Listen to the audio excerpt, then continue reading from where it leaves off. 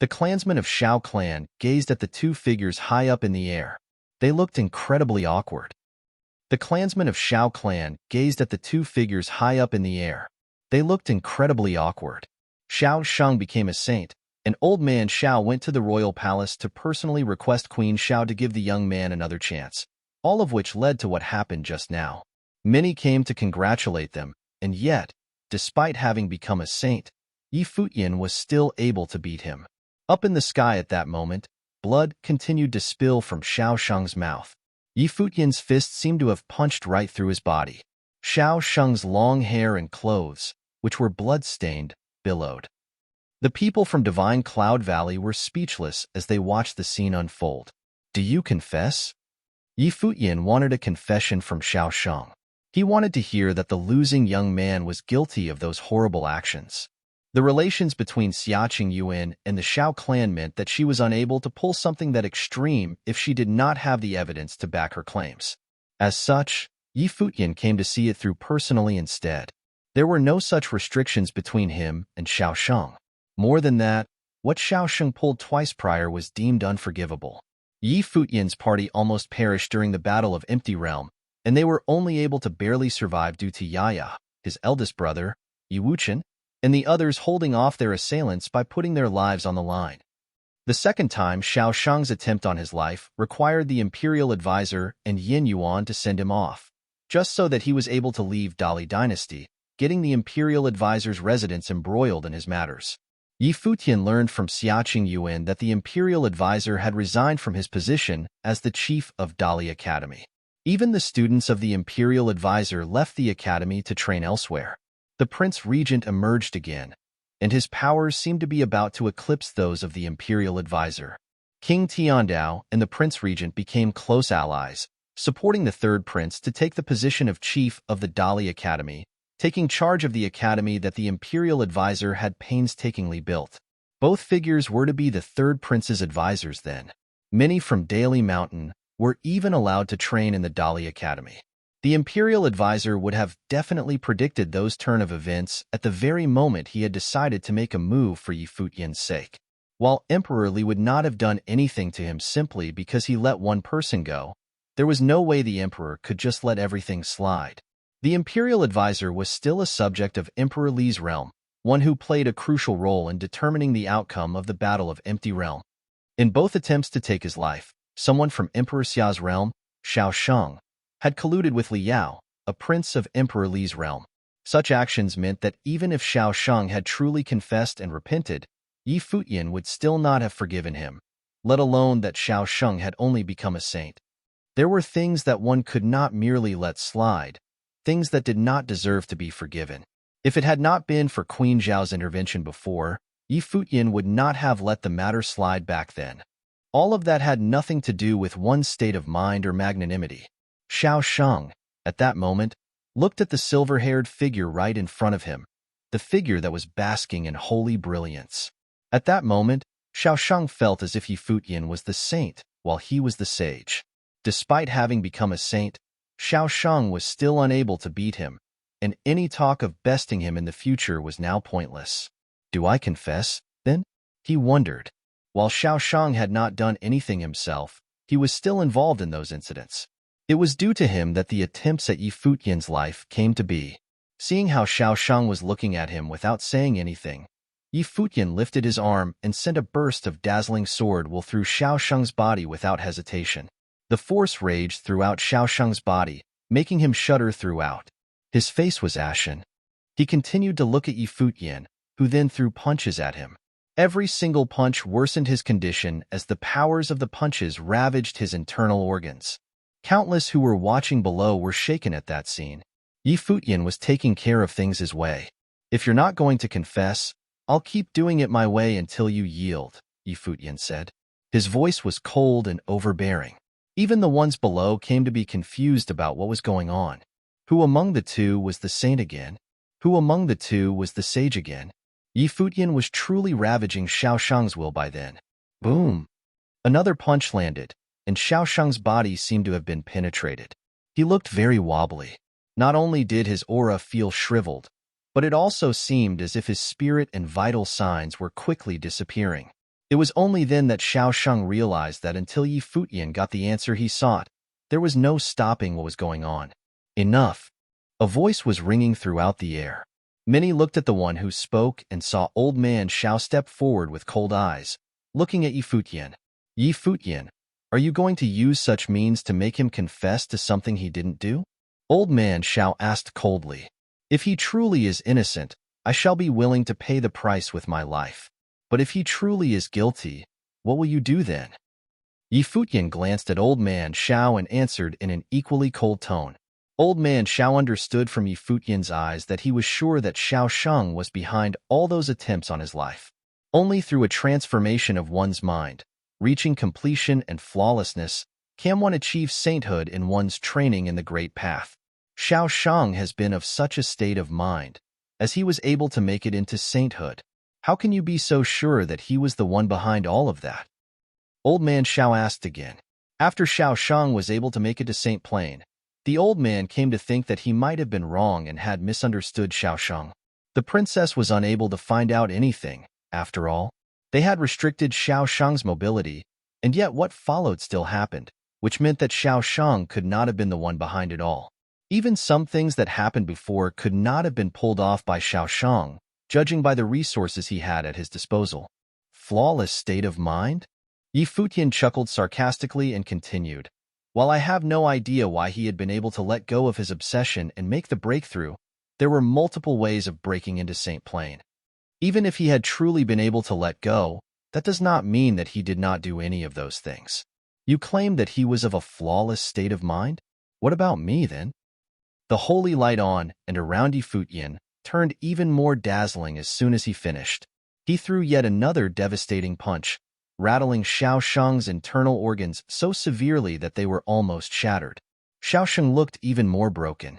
At that same time, Yi Futian's aura intensity climbed to a critical point, and beams of glittering light shot to the heavens. It brought forth a terrifying, stifling aura all of a sudden. It was as if a storm was brewing. The hearts of many were shaken furiously. The beams of light shot to the heavens, and his will seemed to have merged with the great path. His mind seemed to have melded with the world around him. Yi Futian looked up to the sky and said with a brimming voice, I now ask the heavens, is my conscience clear? His voice resonated with his surroundings. Countless heard that voice throughout the vast space. Many outside the Shao clan's manor gathered around. They looked up at that figure in the sky, at the silver-haired man who was a sage yet had bested a saint. Catastrophic clouds rolled about above him. Beams of the divine light of calamity ebbed in the heavens. Black clouds filled the sky, and the scene looked like doomsday. Stifling pressure shrouded the entire place. Old man Xiao looked up. His gaze was fixed on the scene unfolding midair. I now ask the heavens, is my conscience clear? The catastrophe of the great path could not have been evoked if one's state of mind was patchy. Xiao Sheng looked up in the sky at the terrifying might of the gathering catastrophe, which proved even more powerful than the one that he had braved through. He grinned all of a sudden. Yi Futian, a sage, had bested him, a saint. The catastrophe of the great path was evoked soon after, giving the one who bested him a chance to break into the Saint Plain. It was an irony like no other. He had thought himself a truly changed man from head to toe when he broke into Saint Plain, enabling him to start anew. Yet, there was someone who refused to let him do so. The one who refused proved to be better. So much better that there had never been one such person emerging in history throughout all of Emperor Xia's realm. Yi Futian used him as a catalyst to break into the Saint Plain. I, Xiao Sheng, have broken into Saint Plain, but so what? He thought. What he did in the past were things he would have never do again with his current state of mind. Yet, so what? The fact that he had done all those things remained unchanged. Yi Futian kept his eyes on Xiao Sheng and said, I led Emperor Xia's realm to victory in the Battle of Empty Realm, yet someone wanted to see me dead. After the Battle of Empty Realm, I went to Dali Dynasty to train, and the imperial advisor of Dali imparted his ways to me, teaching me the ways of the great path. Yet, someone in Emperor Xia's realm still wanted to see me dead. The imperial advisor knew that I was from Emperor Xia's realm, and he escorted and sent me off back to the 9 states all the same. I would have died in Dali and would have never made it here. Tell me, all of you, does that someone deserve death? Violent clouds of the catastrophe rolled in increasingly great intensity. Even those who watched from outside were shaken to their core. The catastrophe was truly powerful. All of them seemed to have sensed all manners of the might of the great path imbued within. It was as if the catastrophe would bring about doom below as soon as it rained. What Futian said, however, proved even more earth-shattering. His methods were actually imparted to him by the imperial advisor of Dali. He went to Dali dynasty to train, and the imperial advisor took him in. His identity was discovered, and the imperial advisor escorted him to Emperor Xia's realm. It was surprising enough that the imperial advisor of Dali dynasty would have gone to such extents for him, yet someone in Emperor Xia's realm wanted to see him dead. Some irony indeed. All of them seemed to be able to understand what Futian had gone through. It was of no surprise that he went on to ask the heavens if his conscience was clear. If Xiao Shang had truly been the one doing all of that, then he truly deserved death.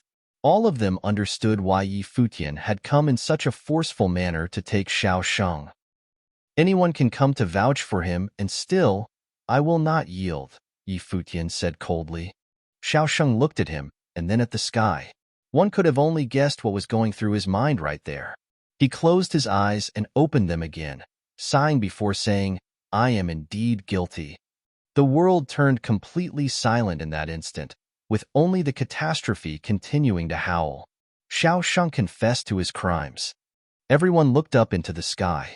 Dark clouds were gathering, making everything more and more frightening. The light of catastrophe was falling from the heavens. Everyone looked up into the sky. Dark clouds were gathering, making everything more and more frightening. The light of catastrophe was falling from the heavens. Futian's light of catastrophe seemed to consist of many different colors. Layer upon layer of will was immersed in the light, as a terrible brilliance flowed out from him. But he still stood there like a statue. In front of him, Xiao Shang was doing the same. And he had admitted his fault. He had admitted everything. Xiao Shang had broken through to the divine path, and the Xiao clan had pleaded to Queen Xiao for his life. They were ready to send him to the army to train.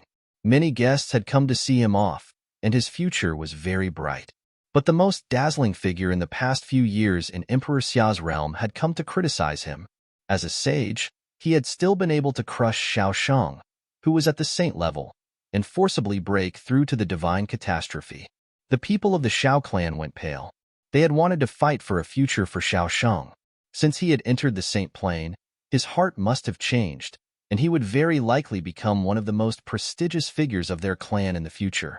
Thus, old man Xiao had once again placed all his hopes upon him. But now they all understood.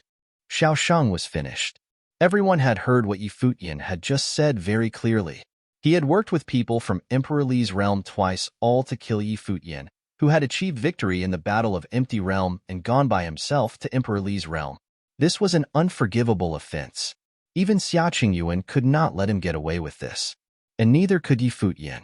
The people from Divine Cloud Valley also looked up into the air. Gongsun and I, Gongsun Zhong, and the rest were all conflicted.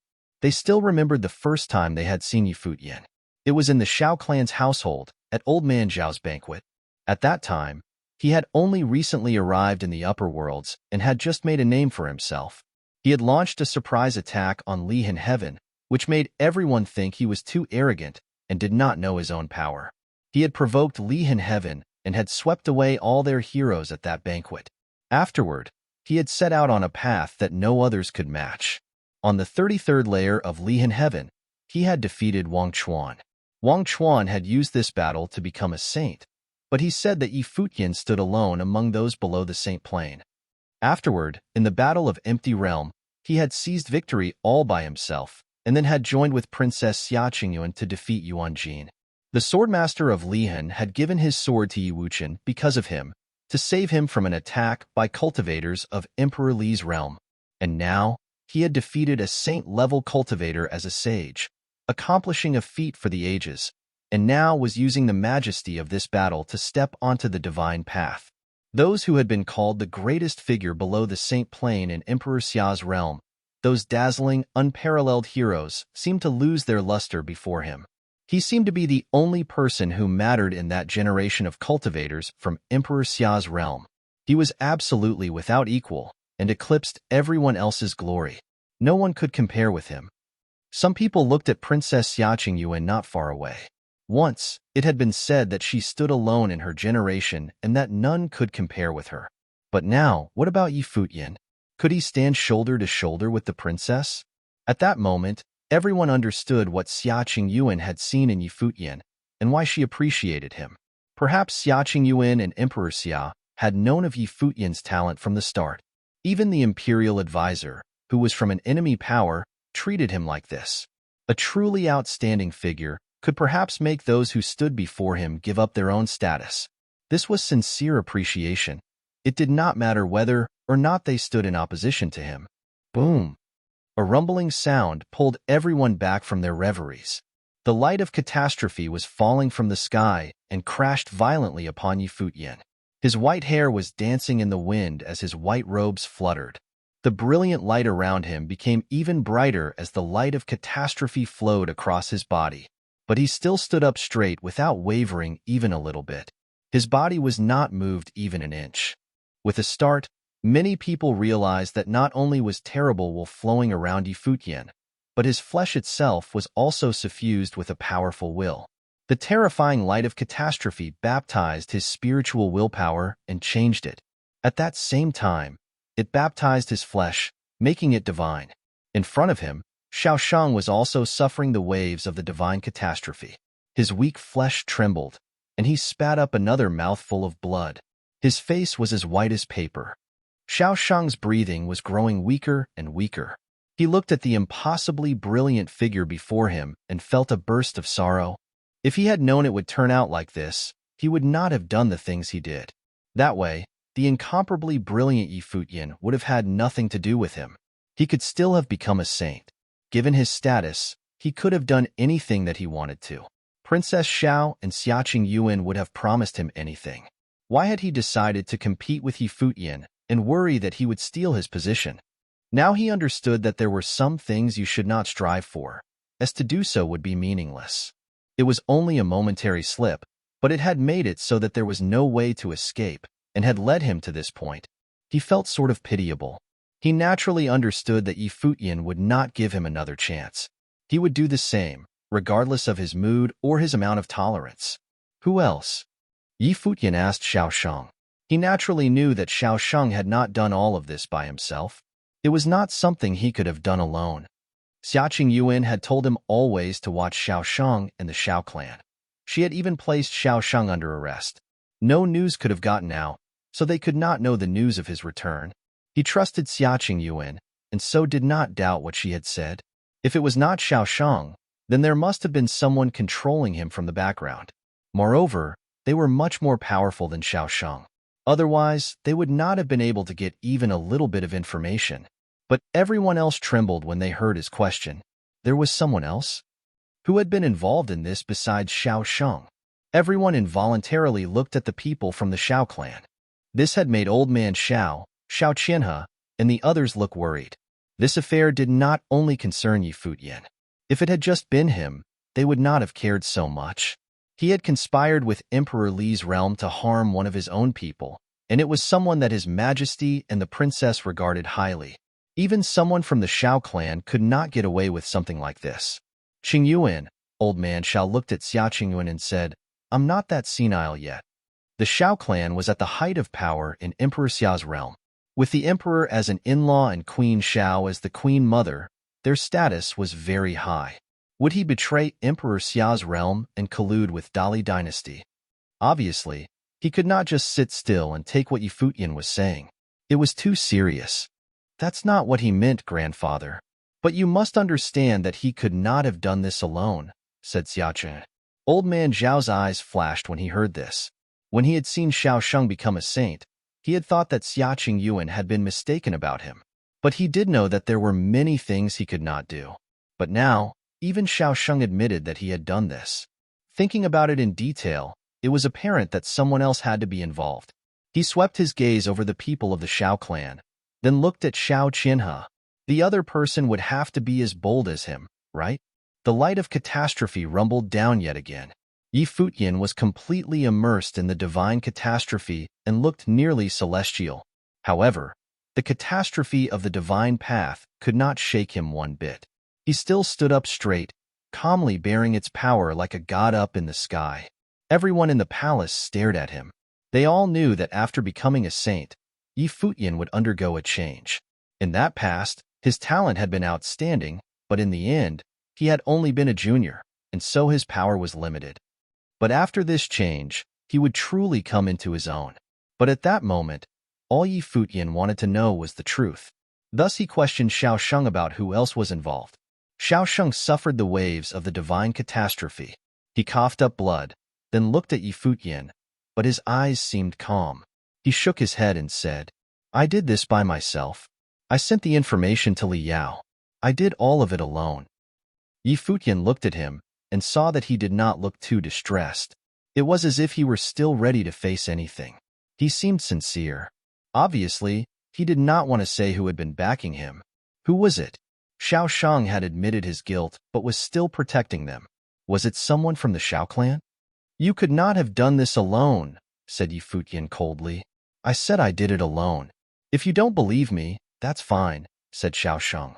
He still would not confess. Futian looked at him. Since Xiao Sheng had already confessed, everything that would happen next was very simple. Saint Shihua had suddenly attacked the palace. Linger and Phoenix had been poisoned. His information had been leaked, including a lot of sensitive details. This was not something that Xiao Sheng could have arranged all on his own. There must be someone extremely powerful in the background controlling everything. This matter was not over. Up in the sky, the light of catastrophe burned brightly. Xia Qingyuan said, "You should become a saint first." Futian nodded. His figure flashed up into the sky. Dark clouds covered everything, making an apocalyptic-looking scene. The divine catastrophe descended, and his spiritual willpower suffered a terrifying assault. But each assault baptized him in the great path. His will became one with heaven and earth, and he could sense will more clearly. That was not all. His body underwent powerful assaults as the light of catastrophe bathed his flesh, making him seem to transform. His flesh became divine. His whole body became the path. Everyone saw Futian sitting there, cross-legged with eyes closed, bearing everything calmly. He was once baptized in medicine, and his spiritual will and physical body were extremely strong. There was no fear that he would not cross through the divine catastrophe. Everyone looked up at the white-robed youth sitting there. As the light of catastrophe fell upon him, his bearing changed little by little. In the end, he was like a butterfly breaking out of its cocoon. Divine light flowed from him and covered everything. Rays of morning sunlight filled the vast sky, dispersing the terrible light of catastrophe. The divine catastrophe grew weaker and weaker. The dark clouds dispersed, and morning sunlight came down from the ninth heaven. The white-haired youth opened his eyes. They were deeper than before, and divinity seemed to shoot out from them. He rose and looked out at the crowd. He was suffused with a supernatural aura. Futian had become a saint. Futian stood calmly in the sky, and with a single breath, he sucked in the chi of heaven and earth. Futian stood calmly in the sky, and with a single breath, he sucked in the chi of heaven and earth. His heart and mind moved together and could roam freely throughout heaven and earth. It was as if everything was moving in conjunction with his spirit. Although it was not as brilliant as before, divine light still flowed across his body. His flesh and his spirit had both undergone the baptism of the divine catastrophe and had changed, becoming better than before. At that moment, he felt his body stabilize. His internal organs had become extremely powerful, and they quivered as he breathed. His limbs and bones were completely unobstructed, and he could see extremely far away with his naked eyes. In his life palace, the world tree swayed with divine radiance. The other life spirits curled around it as if it was supporting them all. After all, the world tree was Futian's original life spirit. The others had all grown out of it. Will flowed around the world tree, and in his life palace, Futian could faintly feel it connecting with his thoughts. It seemed to be in both his body and his mind. The trunk of the world tree seemed to be his body, and it provided him with a constant stream of the breath of life and strength. Yi Futian felt like his life spirit had been set free and could actually touch heaven and earth, turning into an incomparably holy tree that would touch the sky.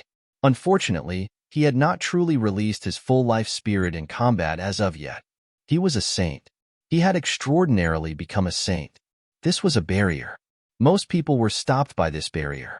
Many people in the world of cultivators thought that advancing through the first 3 tiers of the saint plane was not as difficult as advancing from a sage to a saint. It was a huge test of one's character, and thus it was one of the most important steps. By taking this step, he had stepped over the barrier. From now on, he just had to steadily increase his level. Now that he had reached the saint plane, his state of mind had improved so that he could break through even higher levels. This step was a huge change. From now on, he would be advancing.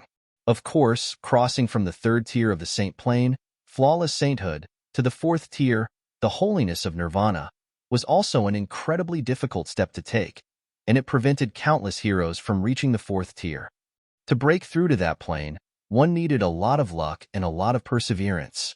After reaching the saint plane, Yi Futian felt much stronger than before. Even though it was only a single step, that single step had brought great changes. Divine radiance shot out from his eyes as he swept his gaze over Xiao Sheng below him. Before starting on the divine path, he had already been able to defeat Xiao Sheng. Now that he had become a saint, he could easily and swiftly crush him. He did not need to expend as much energy as he would have before. Even those below them could tell where Yi Futian and Xiao Sheng stood in relation to each other. Even though they were both saints, the difference in their auras was great. If Xiao Sheng was a supernatural saint and had completely changed, then Yi Futian was like a god who was even greater than a saint. They would never have thought that even after they had both become saints, there would be such a great difference between them. Everyone sighed inwardly. Perhaps this was truly a hero whose name would be heard around the world. Before taking that step, he had been able to crush Xiao Sheng. Now that he had taken it, Xiao Sheng could only despair. They even sort of felt that someone who had been a saint for many years would be crushed if they fought with Yi Futian, even though he had just become a saint. They even wondered about Yi Futian's family background. Could he truly be just a cultivator who had come from the lower worlds? Why would he be so outstanding? His aura was even more powerful than the juniors of the greatest houses of the upper worlds. There was even wonder in Xiaqing Yuan's eyes as she beheld Yi Futian. He was truly dazzling right now. She wondered when she would be able to become a saint. She wondered what he would be like now that he was a saint. If he was like he was now, what would be the outcome? Everyone from the cottage looked on in reverent silence.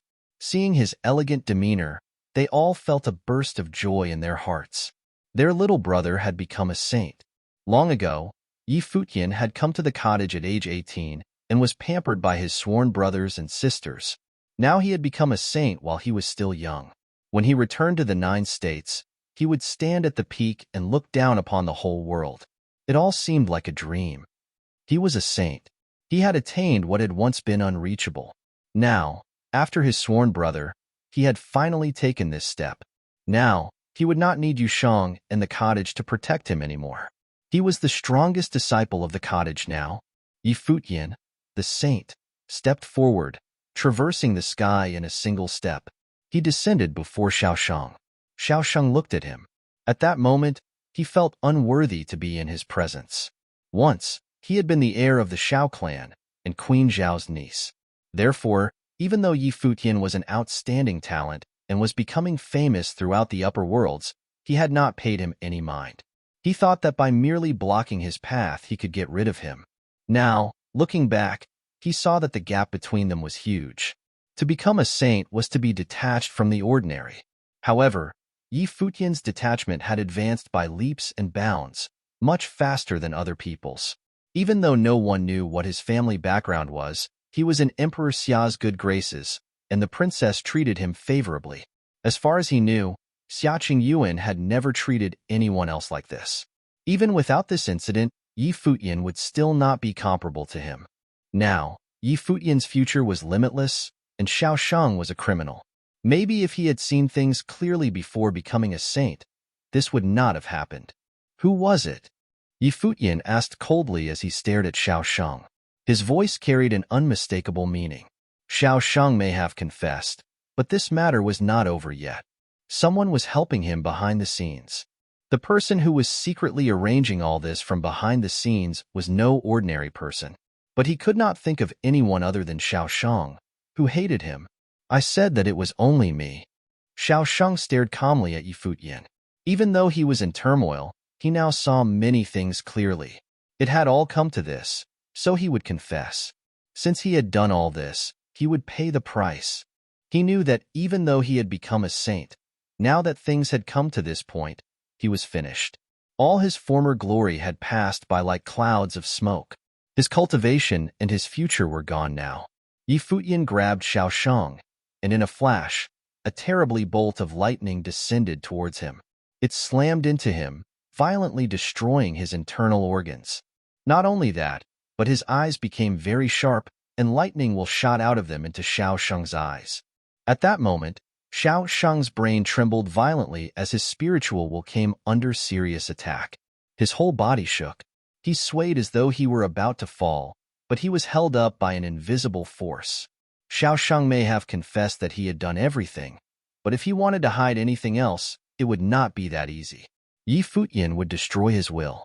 Having confessed to his crime, Xiao Sheng had no right to resist, and the Xiao clan had no right to question it. Below, everyone was looking at the two of them. They saw the terrible lightning flashing around the two of them. The lightning struck Xiao Sheng, destroying his flesh bit by bit and numbing his spiritual will. Who was it? Tell me. Yi Futian's voice was like thunder as he began to crack open Xiao Sheng's mind. His brain trembled fiercely, and it seemed that Yi Futian would completely destroy his will. A voice repeated over and over in his head, telling him to say who it was. Everyone was speechless. At this moment, Xiao Sheng, who had no power resist, could truly be called wretched. But this was the price that he had to pay for everything he had done to Yi Futian.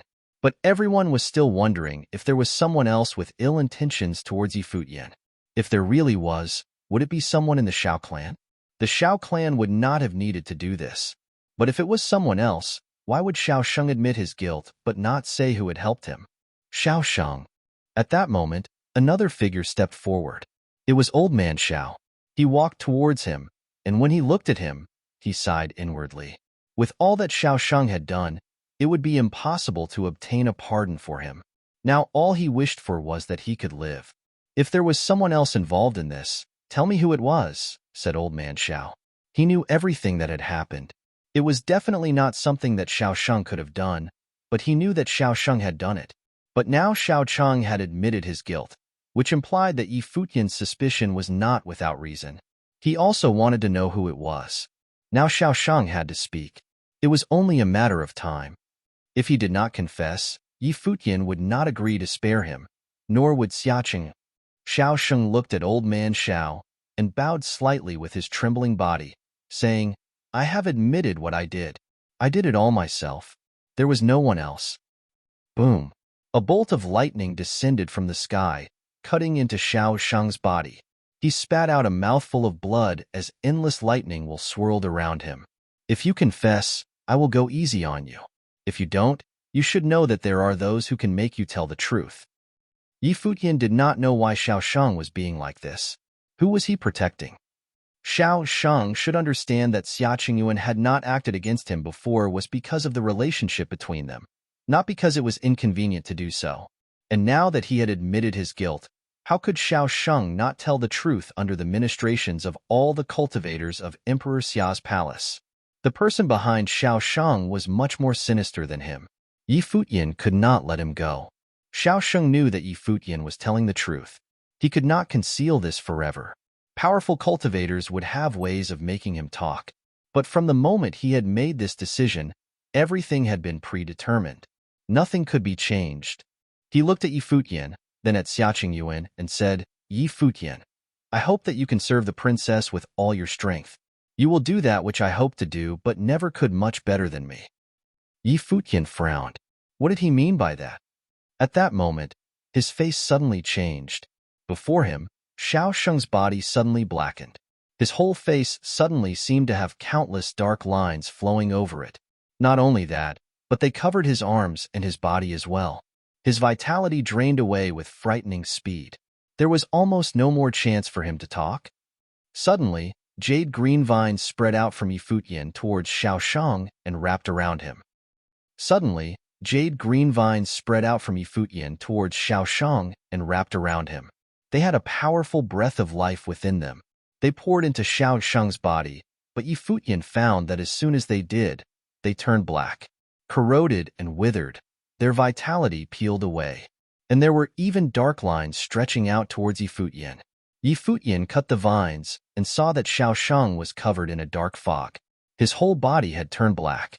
Xiaoshang, Old Man Xiao, Xiao Qianhe, and the other members of the Xiao clan had all gone pale. They tried to rush forward, but Xiaoshang's body was already descending to the ground. There was no breath of life left within him. His life force had been completely cut off. He was dead. Below them, everyone's eyes were fixed on where they were, staring at Xiaoshang's corpse as it fell. He was dead? Futian had not even done anything, and Xiaoshang had still died. They all trembled on the inside. They finally understood. No wonder Futian had come here with so much force. It looked like he was already sure about many things. He did not know who was helping Xiaoshang. And had Xiaoshang killed himself, or had he been killed? But no matter if he had done it actively or passively, Xiaoshang had known everything. He had calmly met his death. He knew that since things had come that far, Futian would never let him go. Even if he agreed to spare his life, he would take something to pay Xia Qingyuan back with. He had collaborated with people from Emperor Li's realm and attacked the greatest contributor to the victory at the Battle of Empty Realm. Even if he didn't die, he would be reduced to a mediocre and unambitious life. To a cultivator, that would be even more miserable than death, especially to a cultivator who had touched the Saint Plane. Xia Qingyuan's figure flashed, and she appeared in front of Xiaoshang, a slightly ugly look on her face. At that moment, she was extremely conflicted. Xiaoshang had died like this. He had obviously been hiding his maliciousness, but she did not know if he had actively done this, or if he had been led into it. But no matter which it was, Xiaoshang had known all along. He had let someone plant poisonous seeds within him, leading him to this violent death. Futian descended beside Xiaoshang. Behind him, Zhuge Mingyue said, Linger and Phoenix were poisoned as well. This was clearly the work of the same person. This person must be a powerful cultivator. Even using someone else, he had almost managed to kill Linger and Phoenix with poison, and in the end, Emperor Xia had gotten involved. Not to mention, Xiaoshang had let them plant toxins within him, causing his death. Linger's admirer had probably died in that same way. But the difference was that he probably did not know he was being poisoned. In his prime, Xiaoshang could maybe have resisted him for a bit, but under Futian's attacks, he was extremely weak. He had lost the power to resist the poison's infection, and so he had died to the poison in an extremely short period.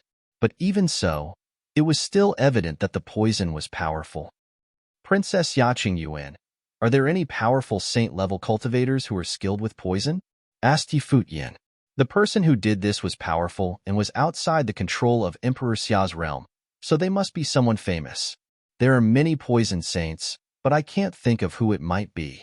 I looked into the affair with Linger and Phoenix, but haven't reached a conclusion yet.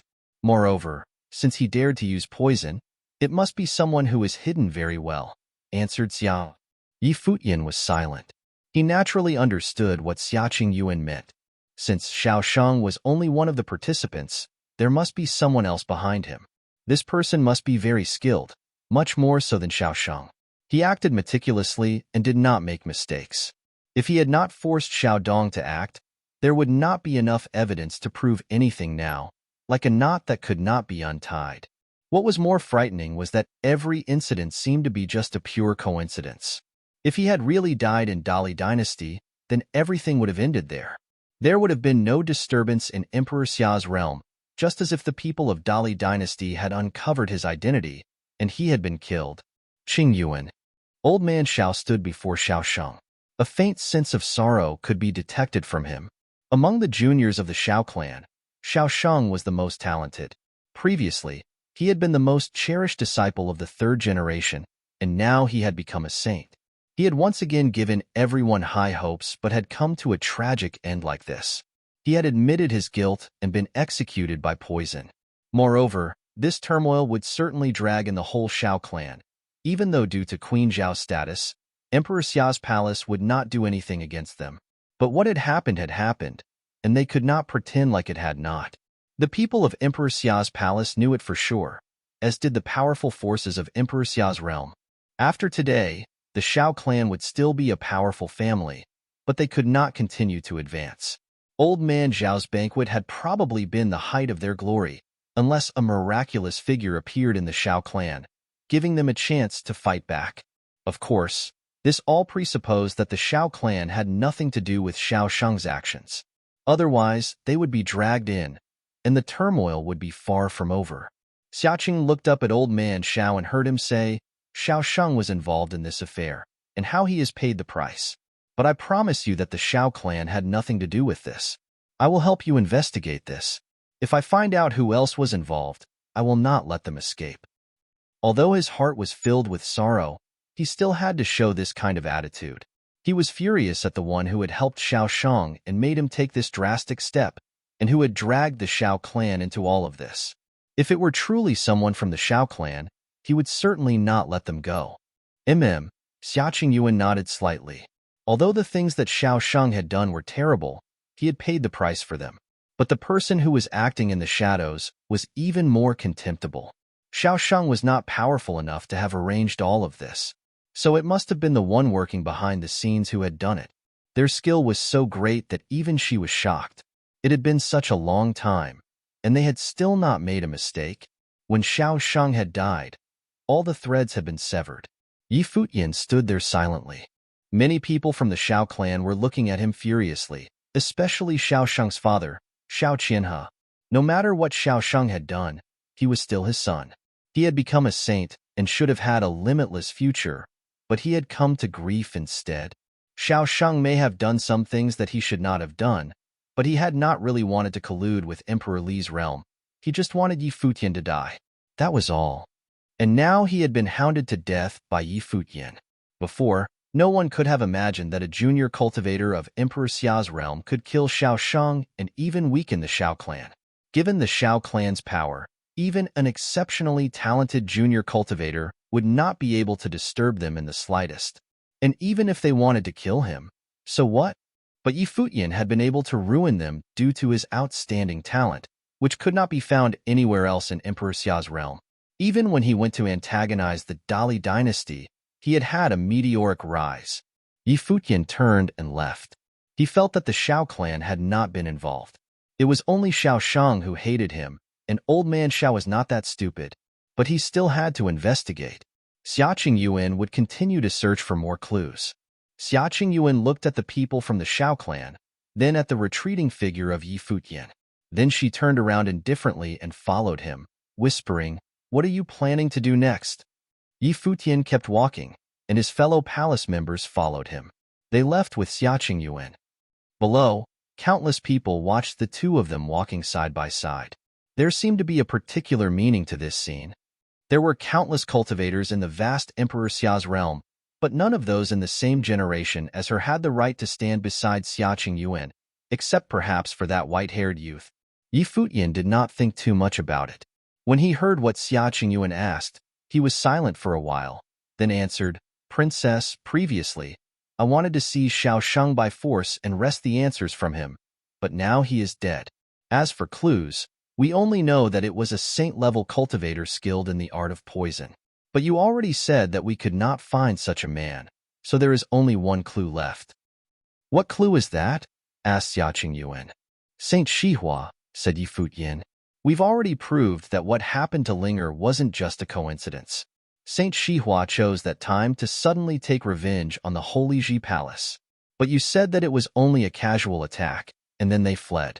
They had no determination at all. So, someone must have been directing things behind the scenes. If it weren't for the things that Linger and Phoenix had encountered, no one would have suspected that there was someone behind the scenes pulling strings. After all, vengeance would have been served. But looking back on it now, things weren't so simple. Everything had probably been to test whether he was there or not. Saint Shihua has had people watching you all along. They must have had a part in this. Let's grab them, said Xiaqing Yuan. They are still in the 9 states now, lying low and cultivating in the endless sea. Excellent. We will go there, said Futian. The endless sea was vast. It was indeed a good place to hide from the world and cultivate. If it had not been for Xiaqing Yuan having people watch them, it would not have been easy to find them. In the sacred war of the 9 states, the great Holy Lands had laid siege to the Holy Ji Palace. The palace had taken heavy casualties. This was all set off by Saint Shihua. At that time, the only enemy of the Holy Ji Palace had been the great Zhou sacred king. Saint Shihua had entered and allied with the great Zhou sacred dynasty, and afterward, the Hall of Holy Light and Jisheng Cliffs had gotten involved as well. As for the palace itself, a terrible holy war had broken out there, and Jieyu had died. Now, Saint Shihua was involved in these matters once again. Old debts and new debts would have to be paid back together. The group continued forward towards Emperor Xia's palace. A great matrix for sending people directly to the 9 states was there, which would speed things up considerably. Not long after, Futian, Xiaqing Yuan, and the others activated the matrix, and amidst a swirl of light, the whole group disappeared from the upper worlds. The sky above the endless sea was as blue as the water. One could not see the end of it in a single glance. The wind and waves howled as a beam of powerful light descended. A group of people was coming from the sky. There were countless islands in the endless ocean. Among these islands were many island cities of various sizes. In the eastern portion of the endless ocean, there was a small, unknown island. People were scarce here, with a population of 100,000 or so. On the mainland of the 9 states, this would amount to only a small village. At that moment, on the eastern edge of the island, an old man was wearing a long robe, sitting peacefully on the rocks fishing. He had a plaited bamboo hat on his head, under which his face was sharply angled. He had his eyes closed as if he were dozing off. "I see you've come here fishing again, old Shi," called another dark-skinned old man from not far off with a smile. He was getting ready to go out into the ocean to hunt monsters. There were countless sea monsters in the endless ocean, and each of them had many cultivation resources. Since these resources were extremely scarce in this island, these sea monsters were the only source of them. The old man, who was sitting there with his eyes closed, nodded slightly. He opened his eyes lazily, then smiled at the other old man and said, "You're getting ready to go out into the ocean? I can see that there are huge waves out there. There must be a big monster out there causing trouble. Why don't you stay in today?" "That's no problem. My son and my son-in-law are quite powerful cultivators. If we run into a fierce monster, that will be excellent." The old man spoke clearly and honestly. He seemed to be very proud of his children. There were several other people behind him. One of them was shirtless, and his skin was dark all over. He was very strong. The other 2 people were a couple, both of them seeming very fierce.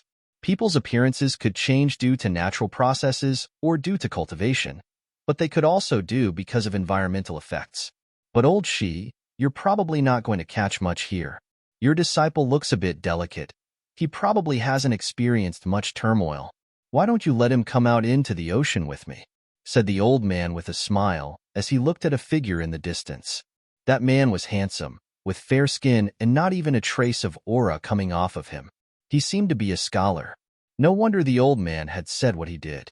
"My disciple is very lazy, so I just let him sit there," said old Shi with a smile. The old man nodded, then brought his son, daughter, and son-in-law into a boat and sailed out onto the sea. They waved to old Shi up on the rocks. When a lone boat went out into the ocean, its fate was determined by heaven. This was a popular saying on the island. As he watched the boat sail away, old Shi whispered, "Sometimes I envy them. They may not know the ways of heaven, but they are still able to smile at everything." The people of the island say that you never know what day you will die, so you should face every moment of your life with a smile. Behind the old man, the young disciple opened his eyes and looked out at the boat. Their environment may dictate their attitude, but it's still a kind of optimism, continued the old man. "I have a bad feeling. You too should leave. Another figure walked towards them from a mountain far away. Brother, he said, if you want to leave, you can. I will stay here and accompany our master, said the young man. Old She sighed, then looked up into the distance. The sky that had once been as blue as the water was suddenly covered in dark clouds, looking very frightening. The sea was vast, endless, and capricious. It could change its face at any time. How could the people who lived on this small island understand?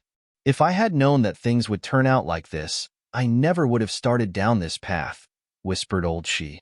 He had once been a giant in the 9 states. He had mastered all heaven and earth, and his voice shouted commands that could lead to the deaths of thousands. But now, he had fallen to this level all because he had tried to get revenge on a junior. Was there anything he could say about that? Who would have thought that that junior cultivator was not just exceptionally talented, but was, in fact, the most talented of his generation? Even since he had gone to the upper worlds, he still commanded the wind and rain. In both the upper and lower worlds, there was no one like him. He vividly remembered the sacred war at the Holy Ji Palace. The youth who gave off dazzling light was still firmly imprinted in his mind. At that moment, he had realized that that man was not simply incredibly talented, and after that, his fate seemed to have been set. But he had not thought that it would happen so fast. The violent wind whipped up huge waves, and dark clouds covered the sky. The lone boat floated in the sea and was swept into the storm by a large wave. A terrible monster appeared in the storm. It appeared to be a flood dragon. It rose into the storm as it stared at the few people in the small boat. It opened its mouth as it struck out to swallow them. At that moment, a burst of incomparable majesty descended from the sky, covering the whole area. Everything seemed to freeze, and the storm slowed. The dragon looked to the shore in surprise, and a fierce sense of fear could be seen in its giant eyes. It suddenly lowered its proud head. The people in the lone boat watched this scene in surprise. They rose into the air, but it seemed that they had been slowed by something. The dragon before them and the terrible storm had been slowed as well. It seemed that the area around them had frozen. "Begone, vile beast," came a voice from the sky. In the next instant, the dreadful power dissipated, and the dragon tuned in fear and fled, diving back into the sea. A giant hand descended from the sky and pulled the lonely boat and the people in it back to shore. When the old man and the others returned to shore, they were a bit shaken. They recovered from their shock and looked at the old man, who had been sitting there, fishing. They saw that the bamboo hat he had been wearing had blown off.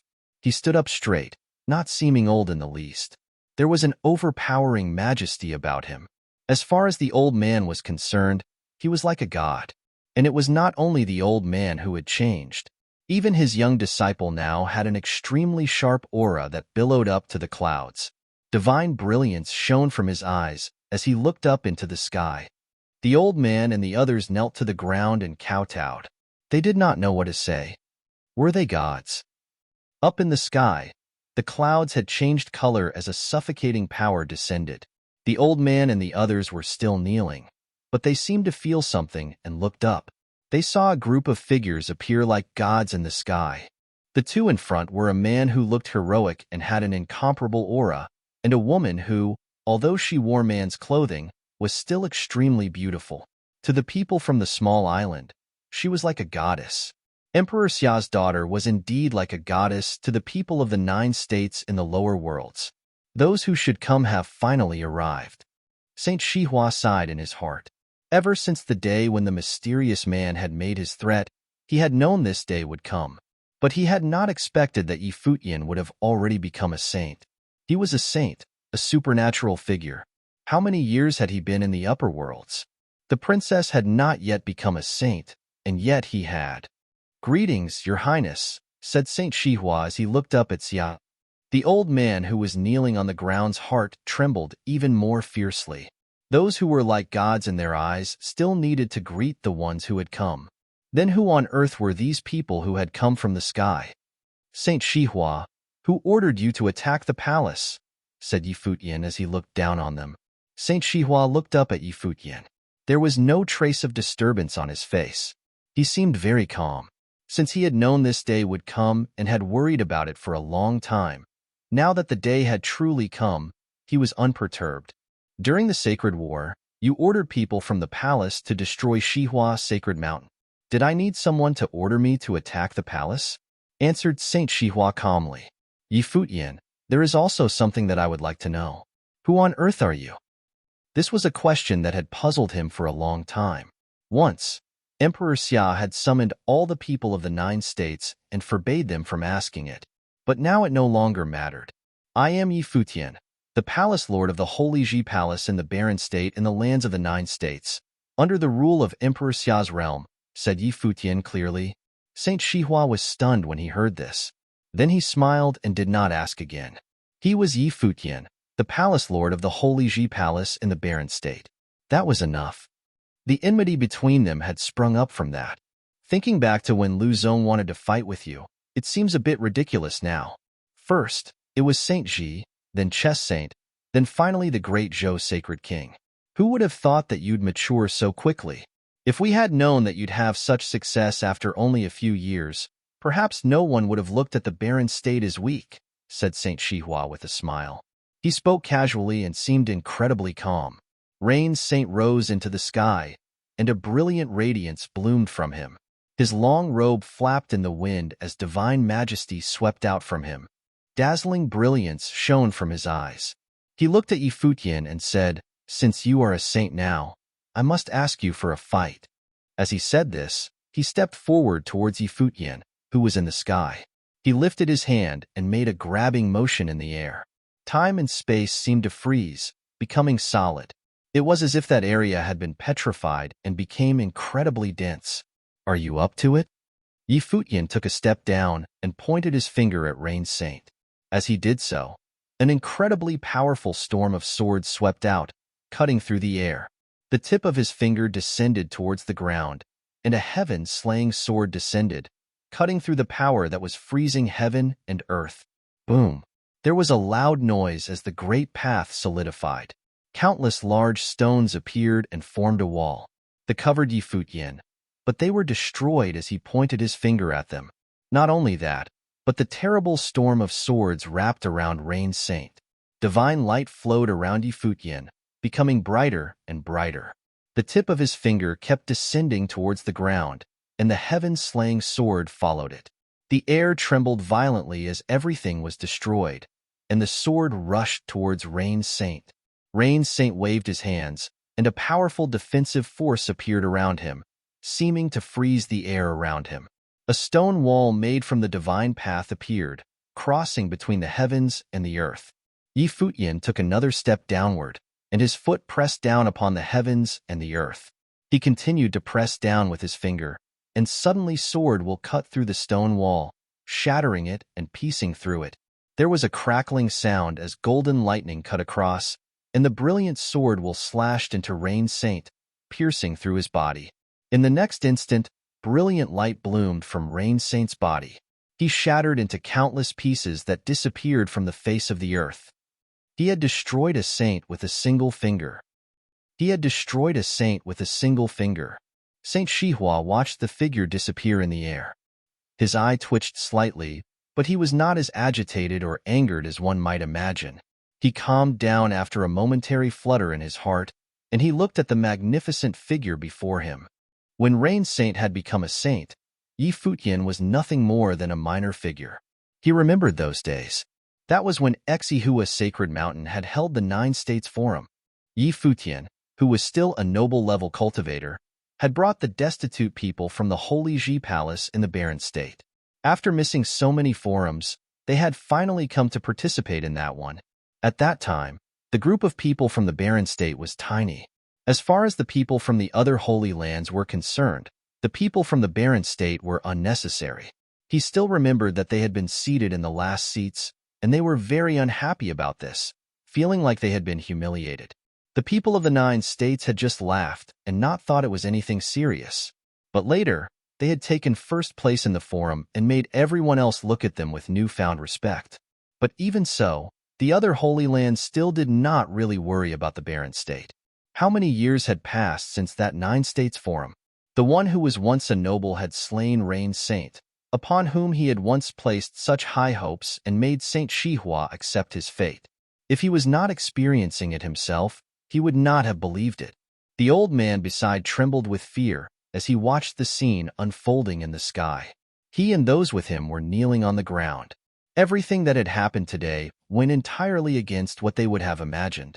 Before, Saint Shihua had saved them from the storm, and he had seemed like a god then. But in a flash, it seemed like this man, who they looked at as a god, would be killed. What kind of person was the brilliant, incomparable figure in the air? And that woman, old she had even called her princess. Was this the princess of the ninth heaven? Up in the sky, Futian looked down on them all. He fixed his gaze on Saint Shihua. Whoosh! Another figure rose into the sky. It was Saint Shihua's sworn brother, another saint-level cultivator of Shihua Sacred Mountain. He had been a saint for a long time, but he was still stuck at the first tier of the saint plane. When they had fled from the upper worlds, they had realized that this day might come, and thus they had left a few people behind in the upper worlds. The reason he had not returned and had hidden away in the endless ocean was so that his juniors would not be dragged into all of this. Since the outcome of all this was already fixed, there was no reason to struggle. He could face it all honestly. He had understood as soon as he saw Futian kill Rain Saint. Although they were on the first tier of the saint plane and had been saints for many years, there was still a gap between them that neither time nor level could fill. Some people were destined to stand out from birth. Although Futian had not been a saint for very long, the combat power that he could bring forth was not something that saints from the lower worlds like them could match. After all, they had relied on outside power to become saints. But Futian had been without match in the upper and lower worlds even before he had become a saint, save perhaps for Princess Xiaqing. They even suspected that even Xiaqing Yuan was not as good as Futian. That day at the battle at the Holy Ji Palace, the divine light that he had called forth was like that of an emperor as it covered the world. Futian saw his opponent shoot into the air, and a powerful airflow surrounded him. His sword whistled as it shrieked through heaven and earth. Xinyuan stepped out, and the sky trembled. He pressed his finger forward, and 10,000 sword wills pierced the sky, shattering everything in their path. Looking down in it, it looked like an endless radiance descending, and right in the middle, there was a giant, holy sword that cut through the sky towards the saint-level cultivator who had rushed towards Futian. It cut through him, killing him in midair. The second saint-level cultivator had fallen, and it had, once again, only taken a single attack. Of the three saints of Shihua Sacred Mountain, Saint Shihua was the last one left. Saint Shihua was saddened by this. Once upon a time, Shihua Sacred Mountain had dominated the 9 states and was even slightly stronger than the Great Zhou Sacred Dynasty in the eastern state. But because of him, it had all been destroyed by one man. It was a tragedy. He raised his arms and suddenly, there was an incomparably fierce airflow in the sky. A bunch of boulders was pulled out of the ground on the beach as loud booming sounds reverberated. The cliffs seemed to be uprooted, and in a flash, huge boulders were floating over a 100-mile area. The old man trembled as he knelt. His heart went numb as he watched this indescribable scene. Saint Shihua rose into the air, and the countless boulders rose with him, high up into the sky. Futian and the others were still standing calmly in that infinite sky, with brilliant light shining from them. They watched this happening peacefully. Several figures stepped forward, blocking the rest of the group. Yaya's long hair flew in the wind, and countless sword wills descended from her, cutting through the boulders. A huge sword matrix was formed that gave off a frighteningly bright light. Numerous sword shadows seemed to be reflected on Saint Shihua's body. The figures behind Glass Saint and Xiaqing Yuan stepped forward, indifferently watching Saint Shihua far below them. Saint Shihua was still moving forward, causing the heavens to tremble. He gave a great cry and shook his hand towards the sky. Everything seemed like it would be buried by his boulders. "Take him," ordered Xiaqing Yuan coldly. As she said this, several saint-level figures acted at the same time. Saint Shihua was the last saint of Shihua Sacred Mountain, so naturally, he could not be allowed to die. There was a brief but violent burst of combat in the air above the little island, which made the whole island shake. Countless people looked up and watched the short but brilliant battle. In the end, Old Shi, who had fished on the cliffs, was captured and taken away, leaving only ruins behind. The man and his family pulled themselves out of these ruins. The waves were beating against the shore, making them shiver from the cold. They looked up into the sky and saw that everyone had disappeared. They were still trembling. What had they just witnessed? This was something they would probably never forget as long as they lived. The Holy Ji Palace in the Barren State could be called the most prestigious Holy Land of the 9 states at that time. There was none like it. The Sacred War had shaken the 9 states. 10 Holy Lands had participated, which made it a spectacular event. Later, at the Battle of Proving Holiness, the palace had produced 5 saints, which was another spectacular event. This was in addition to Yi Futian's fame. Countless heroes from around the 9 states had rushed to the Barren State, wanting to ask to cultivate at the Holy Ji Palace. Later, it was rumored that Yi Futian had helped Emperor Xia achieve victory in the Battle of Empty Realm, making him a highly regarded figure.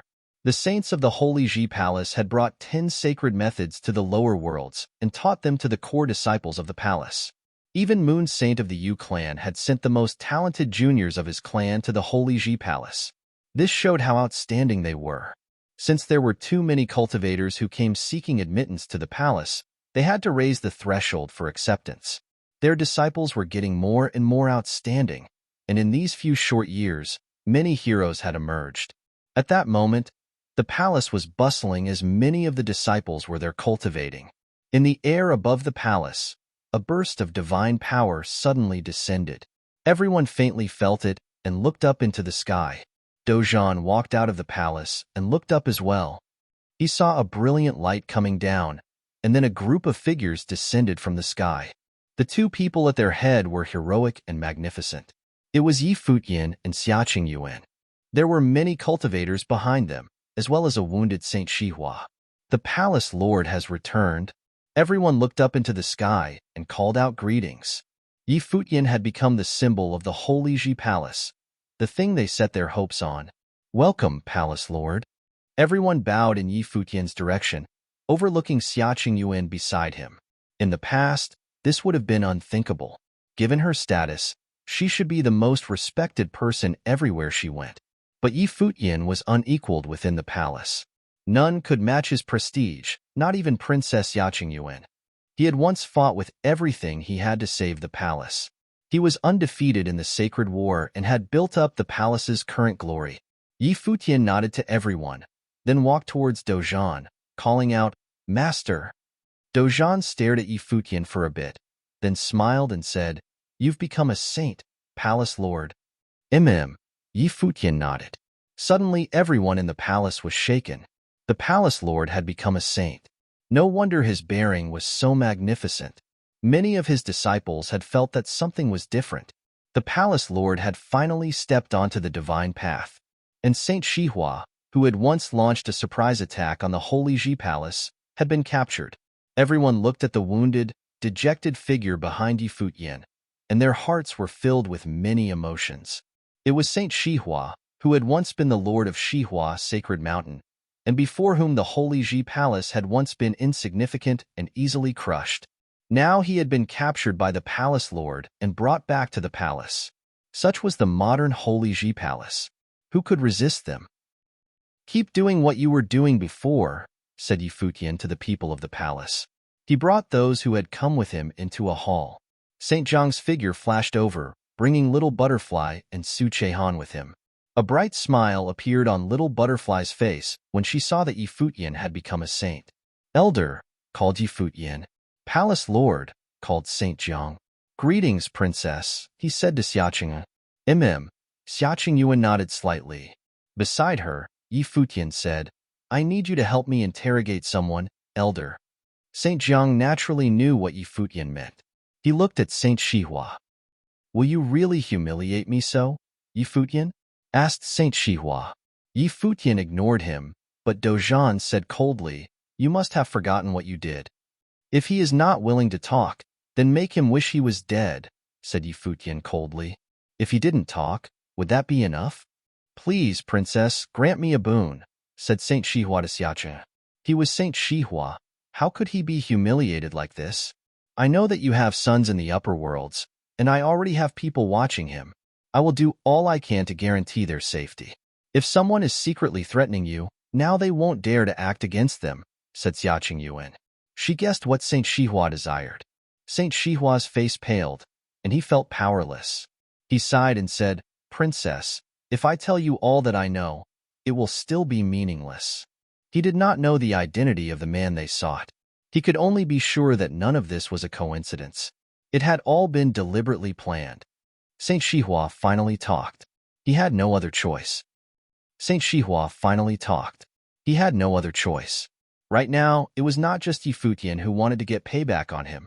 Princess Xiaqing Yuan had brought others with her. There was no escape. There was an area in the Holy Ji Palace where there were usually very few people. The area was filled with tombstones, and names were carved onto each one. These were the names of cultivators of the Holy Ji Palace who had died in battle. Saint Shihua was escorted there and was placed on a punishment platform in the middle of all the tombstones. He knew what was about to happen. His face grew extremely pale. Many people from the Holy Ji Palace gathered there, standing behind Yi Futian. They all looked very solemn. As Saint Shihua was escorted to the platform, chains appeared out of thin air. They were locked onto his body and even directly penetrated his bones, making him unable to stand up firmly. Kneel, said Yi Futian coldly. Yi Futian, no matter what I've done, I was still once the lord of Shihua Sacred Mountain, one of the titans of the 9 states. You've captured me now, so if you want to kill me, go ahead. Why must you humiliate me like this? Saint Shihua snarled. Would he kneel to be punished and then killed? No, he was Saint Shihua, the hegemon of the eastern state. You instigated the alliance between the great Zhou Sacred King and Saint Ji, which caused the sacred war of all the holy lands of the 9 states. Many people died because of this. Even 1,000 deaths would not be punishment enough for this. What does who you are and your status have to do with anything? Said Yi Futian calmly and coldly. Kneel and confess. As he said this, a terrifying sword shrieked past, cutting into Saint Shihua's legs at the knees. His bones snapped as he knelt to the ground. His face twisted as he looked at Yi Futian in fury. Princess, I once held Shihua Sacred Mountain in the eastern state in His Majesty's name. How can you let this happen? He roared. You were defeated and fled Shihua Sacred Mountain without any regard to your honor. What right do you have to call yourself Saint Shihua? Said Xiaqing Yuan indifferently. A group of figures appeared above Saint Shihua. They were Dozhan, Sushang, Zhuge Qingfeng, and the other saints of the barren state. The divine power within them spread out, and a terrible destructive power descended upon Saint Shihua's body. Today, Saint Shihua's blood would be sacrificed to those who had died at the Holy Ji Palace. All the disciples of the Holy Ji Palace gathered together, staring at the scene before them. All of them appeared extremely solemn. Those among them who had experienced several sacred wars all had red eyes. There were many tears, especially from the older people whose feelings ran deeper. Those great wars had been so tragic. The first time, the great Zhou Sacred King had led a great army to attack the palace, threatening to destroy it. At that time, Dozhan had faced the divine catastrophe, not fearing for his own life, to win the battle and ensure the safety of the palace and giving them a chance to recover. This had lasted until the outbreak of the most tragic of all the sacred wars, in which the palace lord's wife, Hua Jieyu, had died. Even though it had been many years since, when they thought back to it, it was like it was happening right before their eyes. They would never forget. Those who had entered the palace later knew of this too. Although the palace was now in its golden era, these events had all become legendary, and every person newly admitted to the palace memorized this piece of history. Now, as they gathered in the cemetery, they were struck by emotion, and all looked very solemn. Terrifying divine light fell upon Saint Shihua's body, just like the light of the divine catastrophe. Shihua looked up at everyone angrily. His eyes were bloodshot. Were they really going to let him die in such a humiliating way? He had waited for this to happen peacefully. He had prepared himself for death. But Yi Futian would not let him die peacefully. He would first carve Saint Shihua's name onto the barren state's pillar of shame. Kill him, spat Yi Futian. Suddenly, The 5 palace lords of the barren state launched devastating attacks at the same time. The sky looked like the end of days was coming as terrible power shot down, piercing right through Saint Shihua's head. Saint Shihua's body trembled violently. His eyes were open wide, still showing his humiliation and unwillingness to die like this. He roared as blood poured from his eyes, ears, mouth, and nose. But the destructive attacks continued to fall on him. This was his punishment. In this way, the life of Saint Shihua, who had once dominated the eastern state, was brought to an end. The life force of a saint-level cultivator was powerful, and so Saint Shihua struggled for a long time. But his life force was eventually completely exhausted. His body fell to the ground slowly and became a corpse. A hegemonic figure had died in the cemetery of the Holy Ji Palace. He was still kneeling there as he died, his head bowed in confession, and his body chained to the tombstone. It was an extremely miserable way to go. Futian watched this all happen calmly. He had no sympathy, no pity. This was the punishment that Saint Shihua deserved for all he had done. Someone behind Futian handed him a glass filled with wine. He dropped the wine glass in front of the cemetery and then bowed to all the tombs. The barren state was not like it had been before, and the Holy Ji Palace even less so. The Holy Ji Palace would one day become the greatest power in the 9 states, an unmatched holy land for cultivation. Its disciples would cover the earth. The cultivators of the palace, particularly those who had fought in the sacred war, would receive their own cultivation resources and would have a bright future. But the dead were dead. As far as he knew, they would never see the Holy Ji Palace's current glory, nor would they ever have a way to experience what that glory would bring. Even saying that they had died contently was nothing more than self-consolation. Death was death. There was only one life. As if affected by this emotional atmosphere, all the disciples of the palace bowed along with Futian. All were serious and solemn.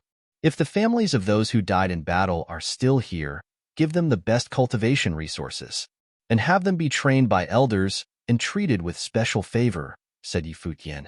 Don't worry, Palace Lord. We have already done so, Sword Demon said as he and a few others came up to Futian. Futian nodded. This would let him rest a little easier. Now, all that is left is Saint Ji and the others from the Hall of Holy Light, whispered Futian. He wanted to see how long Saint Ji could hide for. Waiting for death must not be a comfortable thing to do. Let's go. Futian turned to leave, and the people of the palace made a path for him. At that moment, Futian had a thought. He should pass on the title of Palace Lord. The palace's position in the 9 states was as unshakable as a mountain. No one would be able to threaten them again. Everything was on the right track, and now that he was a saint, it was even more so. The other holy lands would know about what had happened in the upper worlds. And now that Saint Shihua was dead, once he had destroyed the Hall of Holy Light, he would no longer need to be in charge of the Holy Ji Palace.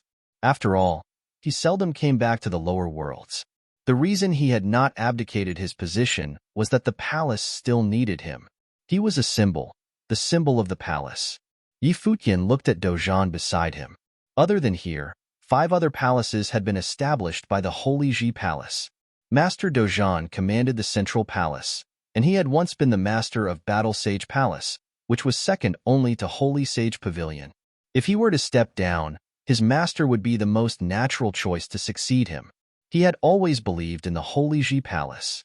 As for what went on in the upper worlds, although Saint Shihua had come clean, he was farther from the end of this matter than he had thought. Saint Shihua had known too little. He only knew that a mysterious person had sought him out and made him get involved. But he did not know who this person was. Moreover, they were good at hiding and being unpredictable. They had arranged everything seamlessly. All that they were sure about now was that someone was pulling strings behind the scenes. They had already known this, so it was not too important. They still had not found any key evidence. It could be said that there were no flaws to be found in their opponent's plan. When Saint Shihua was hiding in the upper worlds, I had people watching him, but he was in contact with too many people. After so long, it would be impossible to have all of them watched. Our opponent is skilled at hiding his identity and can even conceal his saint-level aura. It may be impossible to find him now, said Xiaqing Yuan. Futian nodded slightly. Now, We can only rely on conjecture and the process of elimination. Think, Princess, how many people in the upper worlds of Emperor Xia's realm could play this sort of game? Xia Qingyuan looked at Yi Futian. She naturally knew what he meant. Who could arrange everything so secretly, not leaving any holes, and make an alliance with Xiao Sheng that he did not dare to divulge? There were not many in Emperor Xia's realm who could do this. Only those at the very top could have such power and skill. When we return, I will investigate this in detail, said Xia Qingyuan. Thank you, Princess, said Yi Futian. These days, Xia Qingyuan was indeed doing a lot for him. News of Saint Shihua's death spread quickly throughout the 9 states. Everywhere, people experienced mixed emotions. Saint Shihua was a hegemon whose fame had once shaken the earth. He had called the great Zhou sacred king to attack the Holy Ji Palace in a sacred war. No one could have imagined that, in the end, he would be humiliated and killed like that. Nowadays, the Holy Ji Palace made everyone respected. It was said that Yi Futian had become a saint. On that day, a powerful aura descended upon the Holy Ji Palace in the barren state.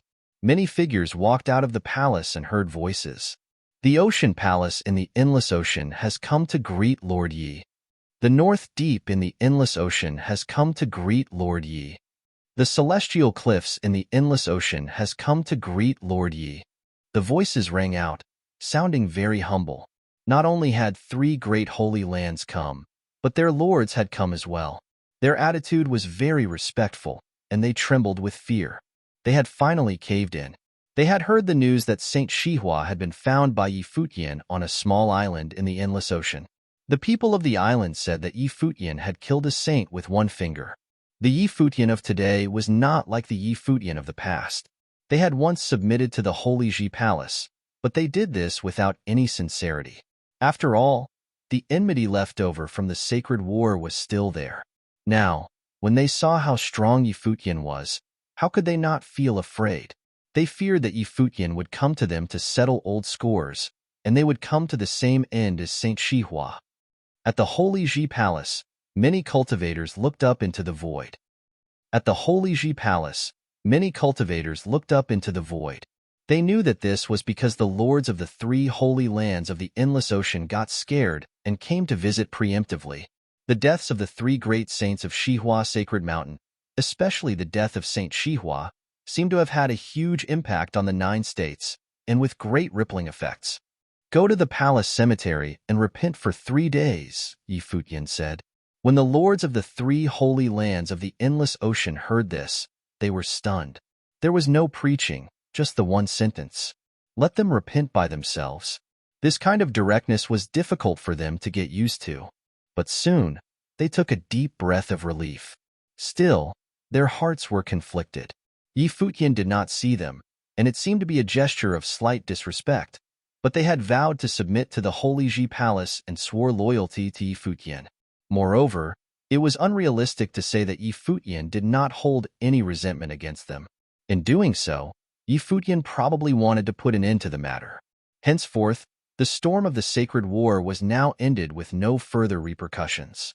If so, repenting for 3 days, though somewhat humiliating, was not a big deal. After all, given Yi Futian's position today in the 9 states, traveling to the lower worlds with the Princess Xia Qingyuan personally accompanying him, this was not usual treatment for someone from the 9 states. Even the highly respected Saint Xia had to pay respect to the little princess when he saw her. In the land of the 9 states, who could walk shoulder to shoulder with the little princess? Only Yi Futian of the barren state. What was the status of Yi Futian in the past, and what was the status of Yi Futian today, and what would be the status of Yi Futian in the future? Once the 3 thought about that, they looked at each other and replied, yes. After that, they stepped out and headed toward the cemetery, prepared to repent. At this time, from a palace, Yi Futian stepped out. Here, Dozhan, Yu Qi, Zhuge Qingfeng, and the others were all here. Yi Futian walked to the front of the staircase and looked down at the vast land of the palace beneath. Lifting his head, Yi Futian looked up at the sky, where a battle of destruction took place once. Many cultivators of the Holy Ji Palace had perished, which also ruined the Holy Ji Palace.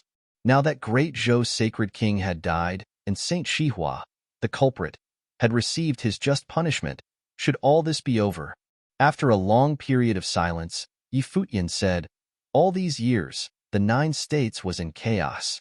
I put an end to the 3 great holy lands. Although the Holy Ji Palace has now risen, the land of 9 states has suffered a setback, especially the eastern state." Dojan and the others listened quietly without saying anything. Of all 3 holy lands of eastern state, the Glass Saint was now with Futian. Shihua Sacred Mountain and the Great Zhou Sacred Dynasty had both been destroyed. Sky Saint came and went as he pleased, without belonging to any place. It had indeed fared the worst. The old palace lord hopes that the Holy Ji Palace will be strong and become a holy land to pass on our crafts in the barren state. Now that the first step has been completed, Master and all you elders will complete the rest, Futian said. Futian. Of course, Dojan and the others understood the meaning behind Futian's words. It seemed that he had an intention to resign. Futian, you have to know that whether you are at the Holy Ji Palace or not, even if you are cultivating outside, you carry the belief of the palace, as long as you keep the title of the palace lord, Dojan said. Dojan is right. As for the day-to-day stuff, you can leave them to your master, Yuchi added. In the past few years, although I bear the title of the palace lord, it was the master and the elders who took care of the palace. There would be no Holy Ji Palace if it were not for all of you. Strictly speaking, it is not I who made the Holy Ji Palace, but it was the palace that achieved my reputation. Futian shook his head. Now, everything should return to their rightful place. I am an incompetent palace lord, but I will do the last bit of things I can for the 9 states, for the palace. Dojan and everyone looked at Futian. It seemed that Futian had already made up his mind. At this moment, Futian looked into the distance and said softly, "Master, I'm troubling you to go to all the holy lands in the 9 states and invite them to come to the Holy Ji Palace in Barren State. The Holy Ji Palace will host a feast to discuss the planning of the grandest martial arts event in the land of 9 states that will surpass the 9-state forum. This competition belongs to the cultivators of the Sage Plain. At that time, I will invite the princess to participate in the discussion, and I hope that this competition will open up the communication between the upper and the lower worlds." Dojan and the others trembled inside. All of them were shocked. They vaguely understood what Futian wanted to do. Today, perhaps in all of 9 states, only Futian could have done it. Even Saint Xia couldn't do it. In this land of 9 states, only he could really influence the princess. Very well. Dojan took a deep breath and then nodded in earnest. If this could happen, it would indeed be a great contribution to the land of 9 states, and it would make the spirit of martial arts in the 9 states that much stronger. Others also nodded earnestly. If Futian could have this ambition, they were naturally willing to work together for this. This event must be widely spread and have participants from all over, and all of the 9 states will need to be informed. Futian continued, "In addition, pass my order on to the Hall of Holy Light of Qi State, and tell them I also invited the Hall of Holy Light to join us in this event. The Hall of Holy Light is also a part of the 9 states as long as those who participated in the war are willing to come to apologize and repent for their past wrongdoings. I, Futian, will no longer look to the past, and the Hall of Holy Light is still one of the holy lands in the 9 states. There is only one person I will not forgive, Saint Ji, Lord of the Hall of Holy Light." Saint Ji was one of the culprits of the sacred war. All the others could be forgiven and their past forgotten, except for Saint Ji, who initiated the sacred war. He would never be forgiven. Of course, the premise was that those who participated in the war must come to apologize and plead guilty and repent in the cemetery. Dojan and the others, as they looked at Futian, who stood there alone with his back facing them. After the initial shock, a smile appeared in their eyes. Futian today was a saint. Yes, Palace Lord. Everyone took their orders then retreated. Soon, they all stepped into the void, heading out for all the places within the 9 states. Soon, the news spread throughout the 9 states. Futian had summoned all the holy lands in the 9 states. The Holy Ji Palace of Barren State would hold an unprecedented grand event. In a short time, the 9 states responded, and all the major holy lands had responded, saying that they would go to the Barren State to participate in this grand event. The Barren State, once again, attracted worldwide attention and became the focal point of 9 states. Within the 9 states, countless people set off to the barren state, wanting to witness this great spectacle. Many people had said that this event would be the most spectacular event of the 9 states in decades. As the appointed day approached, in the land of the summer state, Saint Xia had set off, and Saintly of the 9-state college had also departed. Of course, there was also Moon Saint. Holy lands, such as War State, Vajra region, Holy Temple of 10 Corners, began to set off one after another. In Qi State, the Lord of the Qi clan personally led his group there, and the same with Jixia Holy Palace and Yu House. Only the atmosphere of the Hall of Holy Light seemed a little peculiar. In the past few years, the development of the Hall of Holy Light had been rather fast, and it had become one of the top 5 holy lands in the 9 states. Saint Ji, the Lord of the Hall of Holy Light, ranked 5th on the saint ranking. For a time, he was at the top of the world, dominant and sharp, his force about to surpass that of the Qi clan, the longtime top holy land in Qi State and Jixia Holy Palace. However, after the Sacred War, Saint Ji was put under house arrest, and the Hall of Holy Light was continuously guarded by the Holy Light. He dared not relax for one moment. The grand matrix of Holy Light protection of the Hall of Holy Light was finally opened. The cultivators of the Hall of Holy Light successively walked down and left, actually going toward the direction of the Holy Ji Palace in barren state.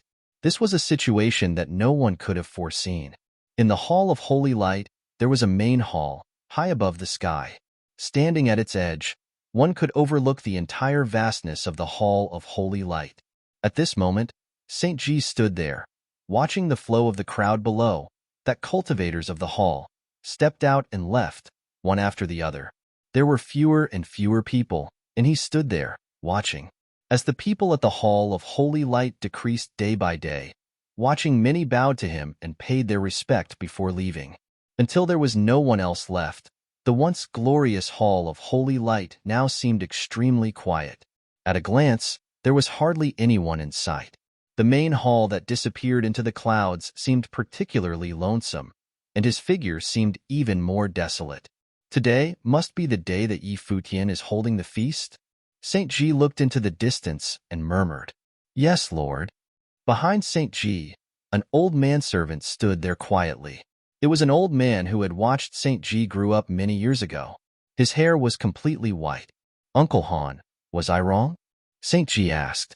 "My lord, in this world, there is no absolute right or wrong," the old man whispered softly. "Why did the people of the Hall of Holy Light all choose to leave?" Saint Ji asked again. "This is human nature. Not to mention, the Lord of the Holy Ji Palace, Yi Futian, was able to let go of the grievances of the Sacred War. He is a man of stature. It is not surprising that the people of the hall would go down to join him. My lord should not blame them," said the old man. "Yes," Saint Ji nodded. "I thought I would wait for his revenge, but I didn't expect him to let it all go instead. And now that he is holding the event of a lifetime in the 9 states, not only trying to promote the Holy Ji Palace of Barren State, but also to promote the 9 states, I am a far lesser man than him in terms of spirit and aspiration."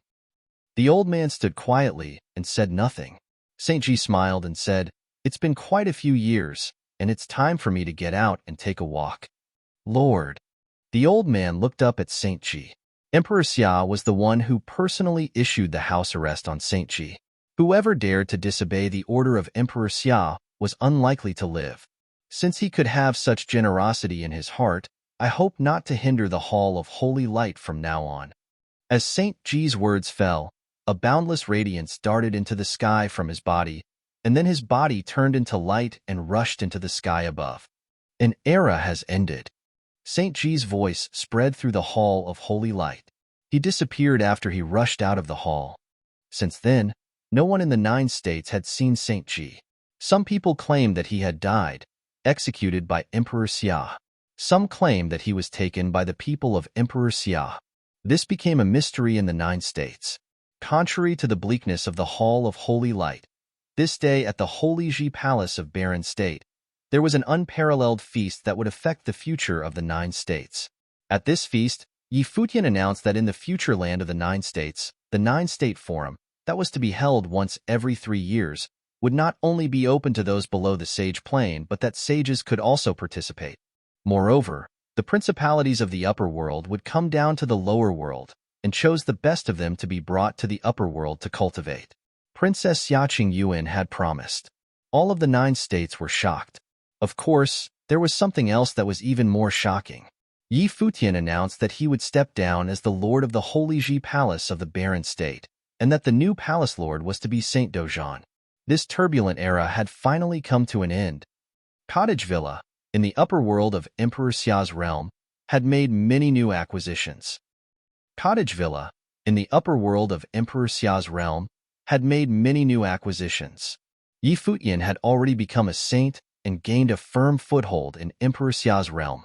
He deduced that the last assassination attempt had been meant to get rid of him in the name of Emperor Li's realm, but now that he had returned, the others would not be bold enough to try it again. Without Xiao Shang as a sacrificial lamb, it would be easier for their scheme to be exposed.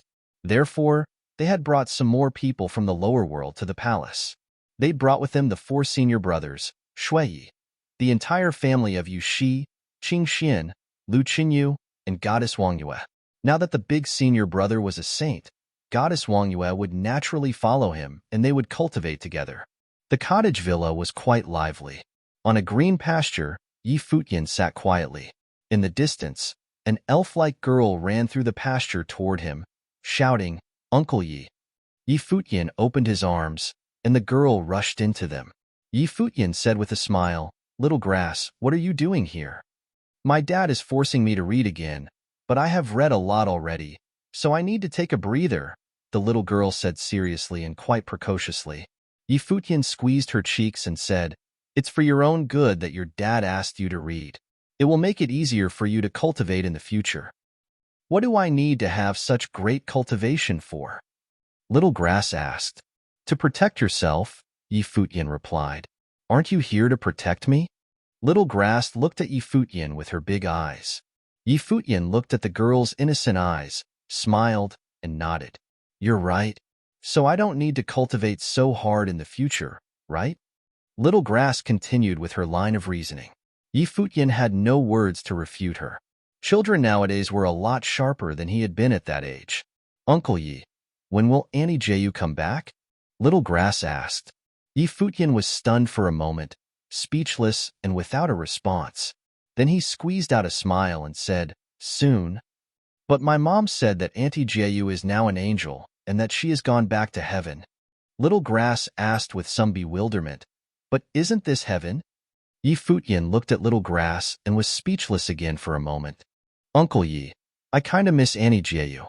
Little Grass's eyes were slightly reddened. When she was little, Yi Futian and Hua Jiu had been extremely good to her. Now she was almost grown, but she had never seen Annie Jiu again. Was heaven a destination that she would never return from? "Little Grass," a voice called out. Yushi was coming toward them. He looked at Little Grass and said, "You are bothering your Uncle Yi again." "It's okay. I was a little bored anyway." Yi Futian smiled and hugged the little girl who was leaning on him and said softly, "Me too. I miss Annie Jiu too. One day we will go and find her together." "Really?" Little Grass looked up at Yi Futian. "Sure. When have I ever lied to you?" Yi Futian asked. "Okay then." Little Grass nodded seriously. Yushi watched Yi Futian and felt some sadness. It had been some years now, but Hua Jiu was still a source of pain in their hearts. For Yi Futian, it must be even worse. Even though he was smiling at the moment, there was no mistaking the faint sadness on his face. Even though he was now a saint, there were still some things and some people that could not be let go of easily. Yushi looked at Little Grass again. The girl was a teenager now, but her mind was extraordinarily innocent. She understood that this was because of the environment where she had grown up. Although Little Grass had experienced a period of turmoil at the palace, because of her age, she had always been protected.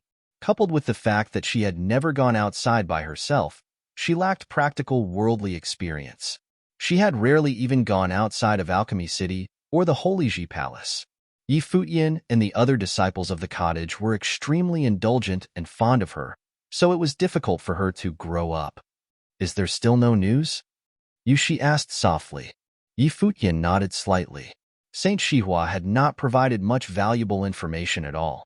The only person who might have known the truth, Xiao Sheng, was now dead. Along with him, all the clues regarding the matter had been lost. Not even Xiaqing Yuan could obtain too many valuable leads in her investigation. These days, Yi Futian had a better understanding of the many top principalities in Emperor Xiao's realm. Although he did not know the truth, he had some hypotheses of his own. However, these hypotheses were unlikely to be confirmed soon. In the past, he dared to go to the Xiao clan to confront Xiao Sheng because he was convinced that Xiao Sheng had participated. Although there was no hard evidence, he was still determined to interrogate him. However, this would be more difficult than it had been before. It would probably be impossible to act like that again. Of course, he would not stop forever. But even if he was unwilling, he would probably need to let it go for the time being. Now, many people at the villa had reached the bottleneck of cultivation just below the Saint Plain, especially the third senior brother, Yushang, and Wuchen. They were already at the peak of the sages, within reach of the Saint Plain. The most important thing right now was his hope that everyone would successively enter the Saint Plain. However, sanctification required the right state of mind and opportunity. There was a figure coming out from the sky with a sword. Yi Futian turned his head and saw Qin Zhuang, clad in black, standing in front of him. He said, "Yaodai Divine Palace has prepared the Yaodai Divine Feast and sends their invitation." Yaodai Divine Feast, Yi Futian murmured to himself. The Yaodai Divine Feast was the grandest banquet held in the Yaodai Divine Palace. The banquet was always held with great fanfare, as everyone who was anyone in Emperor Xia's realm was invited. However, Yi Futian was not very interested in this, so he said, "Decline on my behalf. Just say that I am busy with cultivation and have no time to attend." People at Yaodai Divine Palace mentioned that Goddess Yao, she told them specifically that Master Yi should attend, Qin Zhuang insisted. When Yi Futian heard what Qin Zhuang said, he remembered that the woman with stunning beauty and hesitated for a second. He gave it some thought and nodded, saying, "Very well." Strictly speaking, Yao Shi was a friend. Since she had already told him to attend, he would oblige. He would think of it as taking a short break for some relaxation. Qin Zhuang said nothing more and turned to leave. In Emperor Xia's realm, the news of the Yaodai Divine Feast had caused quite a stir. Yaodai Divine Palace was the highest power in Emperor Xia's realm. The enchanted island of the west in Emperor Xia's realm was known for its beautiful women and dozens of goddesses. It also gave rise to the top force composed entirely of women. The Lord of Yaodai Divine Palace was known as the Holy Mother of the West, and was also the head of all the saints of the enchanted island of the west in Emperor Xia's realm. She was the most distinguished character in the entire realm. The reputation of her beauty had spread throughout the world when she was young. She was an unusual woman who was able to compete with Queen Xiao for the title of the first beauty in Emperor Xia's realm. The Yaodai Divine Feast was not held every year, only once in a blue moon. However, every time the Yaodai Divine Feast was held, it signified a major event happening at Yaodai Divine Palace. Many in Emperor Xia's realm speculated that this year's Yaodai Divine Feast was being held by Yaodai Divine Palace as an occasion to select a path companion for the current version of Yaodai, Yao Shi. Although Yaodai Divine Palace was a principality of female cultivation, it did not reject the idea of path companions. On the contrary, many of the goddesses in Yaodai Divine Palace had path companions and cultivated outside. Even more so, their standard was extremely harsh, and their selected companions were only people of renown. It was said that at Yaodai Divine Palace, there were methods that were suitable for couples to cultivate together. For those who cultivated in Emperor Xia's realm, many had fantasies about the goddesses of Yaodai Divine Palace. Therefore, those who could succeed were rarer still. This time around, people in Emperor Xia's realm speculated that it was Yao Shi who wanted to choose a significant other. As the reigning virgin, Yao Shi's beauty was peerless, and many even claimed that she was qualified to compete for the title of the first beauty in Emperor Xia's realm. Some had even compared her with Princess Xiaqing Yuan, so one could only imagine the outstanding beauty she possessed. For this reason, how could the announcement of Yaodai Divine Feast not create a sensation all on its own? Those who received the invitations were the most powerful figures in Emperor Xia's realm. Ordinary people did not qualify. People from all corners of Emperor Xia's realm set off for the enchanted island of the west to the Yaodai Divine Palace. Futian was prepared to depart and see for himself. However, before Futian was able to leave, someone came to the cottage villa and appeared in front of him. The man who appeared was the guard of Emperor Xia's palace. He'd come carrying orders. Saint Yi. The guard greeted Futian with a bow. Now that Futian was sanctified, Yi being his surname, he could be called Saint Yi, if there was no other specific title. Futian nodded and asked, "What message do you bring?" The princess would like to remind Saint Yi that although Saint Yi has already entered the divine path, the road of cultivation will only be more difficult in the future, and cautioned against complacency. There are many methods for cultivation in the Golden Hall of the Lotus that could aid in comprehension and further cultivation, and there are now divine methods of cultivation that Saint Yi might want to visit for further enlightenment. "Do not forget and neglect your cultivation," said the messenger. Futian nodded and replied, "Many thanks to the princess." The messenger nodded but made no motion to leave. Futian looked at him. The messenger looked back at Futian. The atmosphere was slightly ominous. "Is there anything else?" Futian couldn't help but ask when he saw the messenger making no move to leave. "No." The messenger shook his head. Then, Futian saw that the guard looked strange. The guard asked, "So, Saint Yi is not going to the Golden Hall of the Lotus to cultivate?" Futian understands the message of the princess and will go to visit and cultivate at another time, Futian replied. "Oh." The guard nodded, still showing no intention of leaving. "Then, you may return with my reply," Futian said. "Yes." The messenger nodded, looked deeply at Futian. He finally turned to leave. Futian saw the messenger departing and said to those around him, "We should go now." "Let's go," the black-winged condor muttered excitedly. The master was always so authoritative. Better yet, this time, they would go and collect the Virgin of Yaodai. This thought made the black-winged condor even more excited. The experience of the past was memorable and, to the black-winged condor, downright unforgettable. He had also seen Yao Shi before. Compared to that she-devil in Emperor Xia's palace, Yao Shi was much gentler. If only Xia Qingyuan knew what the black-winged condor secretly thought of her, what would she do with him? She-devil?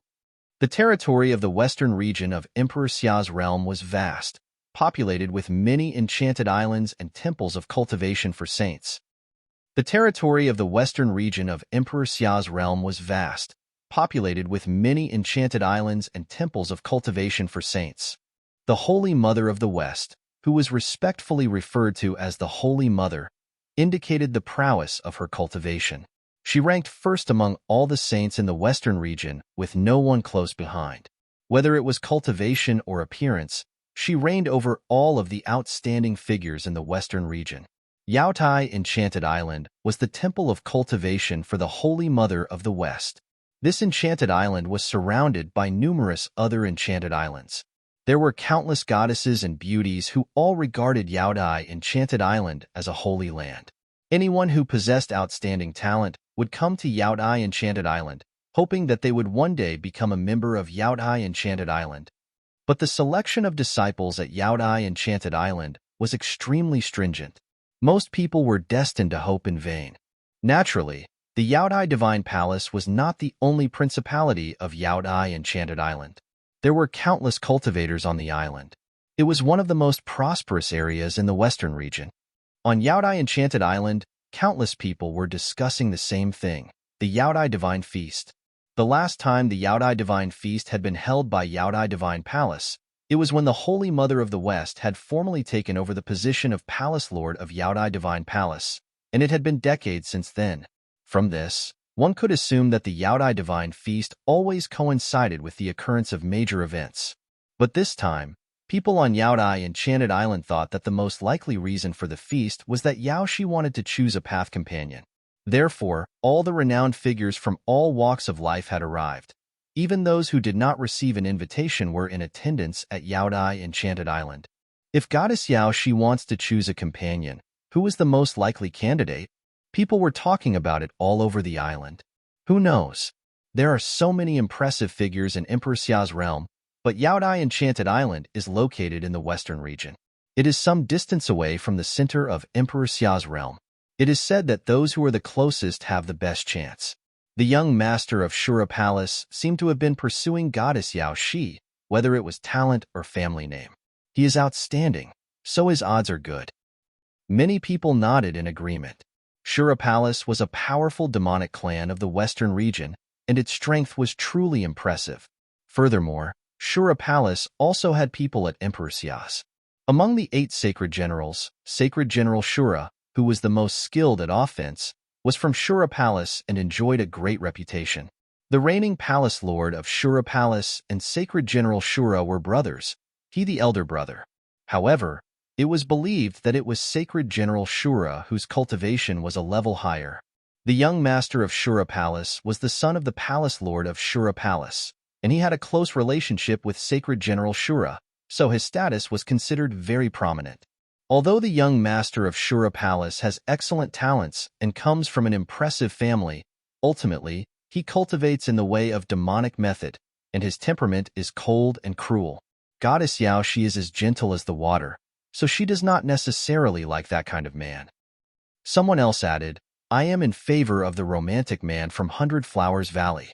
He is considered to be the most legendary person in the western region in recent years. Many people remembered this person when they heard this. Hundred Flowers Valley was a force composed of goddesses, but a few decades ago, the palace lord of Hundred Flowers Valley had found an orphan and raised him in Hundred Flowers Valley. As a result, he became the only man among the many hundreds of female cultivators there. He was handsome beyond words, his looks even hinting of feminine beauty. His talents were excellent, and he was said to have the most perfect character. It was said that he had already arrived at Yaodai Enchanted Island and would be attending the Yaodai Divine Feast. Don't just focus on the cultivators from the Western Region Temple. In the central area of Emperor Xia's realm, there are many noteworthy characters. In the Futian Temple alone, there are countless proud talents, not to mention the many descendants of Master of Futian Temple. Any one of them would be extraordinary. There is also the Xinyuan clan, the descendants of Renhuang, and the swordsmen of Lihan Heaven and Wang Chuan, whose presence is yet to be determined. What's more, don't forget about the most prestigious person in this generation, a cultivator who could slay the saints as a sage. It was rumored that goddess Yao Shi knew him and that their relationship was not insubstantial. He was also invited this time. If he comes, I am afraid that those many excellent figures in the western region will be overshadowed. Don't just build up other people. Is this Futian really that powerful? Someone asked curiously. After all, they had only heard of him and not seen him with their own eyes. This new rising star, since the battle with the Shao clan, was well known in Emperor Xia's realm. Many others had learned of his name. He was able to defeat Shao Sheng while in Sage Plain and force his death. How can that be false? Someone asked. You know, Shao Sheng was not a frivolous character either. Before he became a saint, he was one of the few people in Emperor Xia's realm below the Saint Plain who enjoyed great reputation and recognition as Queen Zhao's nephew. Even so, he was crushed by Futian and was forced to die by his hand. You can imagine what kind of person Futian is. However, many people thought that Futian's endgame would be the little princess. The upper world was vast and endless, but as long as Emperor Xia's palace was involved, it would be a major event. The little princess Xia Qingyuan was an unusual character. Unless they were truly peerless, people rarely struck her fancy. But as her relationship with Futian was a close one, and because Futian had been the only person who could walk shoulder to shoulder with the little princess in all these years, it had caused many to speculate. His Royal Highness, the 5th Prince, has arrived. At that moment, a voice was heard in the distance. Many people were stunned. Someone asked, "What was that you said?" From the Imperial Palace, the 5th Prince has come down to Yaodai Enchanted Island, the man said, looking at the space below. Many people trembled in their hearts. Within moments, the news caused great waves of excitement. Had the prince come in person from Emperor Xia's palace? Emperor Xia had 6 children, and the little princess was his youngest child and only daughter. The other 5 were all a lot older than the little princess. The 5 princes were all in the Saint Plain. Now the prince had arrived in person to attend the Yaodai Divine Feast. What would happen? If His Royal Highness the Fifth Prince had an idea, and if Yaodai Divine Palace wanted to choose a path companion for Yao Shi, then the prince would undoubtedly be the most promising choice. If she married a prince, she could enter the palace and get to the heart of Emperor Xia's realm. However, some others also thought that Yao Shi, as the reigning virgin, would be the future heiress of Yaodai Divine Palace. If she married a prince, she would have to enter the palace and Yaodai Divine Palace would lose Yao Shi. The Yaodai Divine Feast seemed to be getting more interesting by the second. Every prominent figure from all corners of Emperor Xia's realm arrived at Yaodai Divine Palace. The Divine Palace was divided into enchanted islands which were interconnected into a whole. Looking down from the void, they were extremely beautiful. Visitors from many places were put on different enchanted islands. A mighty procession descended. The head of the group was extremely distinguished, clad in a brilliant robe. From Yaodai Enchanted Island, figures flashed and many goddesses personally came to greet the newcomers. All bowed and said, "Greetings to your Royal Highness." "No need for formalities, goddesses. I came at my father, the Emperor's, behest to attend the Yaodai Divine Feast, and am just one of many guests. There is no need for the goddesses to pay so much attention." The fifth prince possessed an extraordinary temper, but his voice sounded gentle and polite like a spring breeze. "Your Royal Highness, please go to the Divine Palace to rest," said the goddess in the lead. The fifth prince nodded slightly, and then followed the goddess to the Divine Palace on the Enchanted Island. He looked around at his surroundings. This place was indeed a spiritual treasure for cultivation. Shortly after the fifth prince entered Yaodai Divine Palace, it caused quite a wave of excitement on the islands. Those who had already arrived from principalities such as Futian Temple, Xinyuan Palace, Qin Palace, Tianji Pavilion, and Lihan Heaven had all heard the news. Many people tried to figure out where the fifth prince had settled so that they could visit him later. After all, he was the descendant of Emperor Xia. Respect must be paid. There was an enchanted island nestled near the Divine Palace where there were many beautiful pavilions and lofty structures. Between the pavilions, there were many lush and ancient trees. The scenery was incredibly ethereal. A group of people sat in a pavilion under a century-old tree, chatting casually. One of them had a head of white hair and a handsome visage. It was Futian. He had been there for a while and had been welcomed to rest on this enchanted island. The Yaodai Divine Feast would be held the next day. On the way over, Futian had heard many people mention that the reason for the Yaodai Divine Feast was to select a path companion for Yao Shi, which made Futian speechless. Although Yao Shi was a perfect woman, he had no fantasies about her and was unclear as to the reason why Yao Shi had deliberately invited him to come. The two hadn't had much contact at all. He could not believe that Yao Shi might have feelings for him. When one reached their age and spiritual state, it was not easy to foster romantic feelings like it was for young adolescents. As mentally stable as they were, it was not very easy for them to move their true emotions. Unless it was to choose the right person, rather than on emotional preferences. Then it was more likely.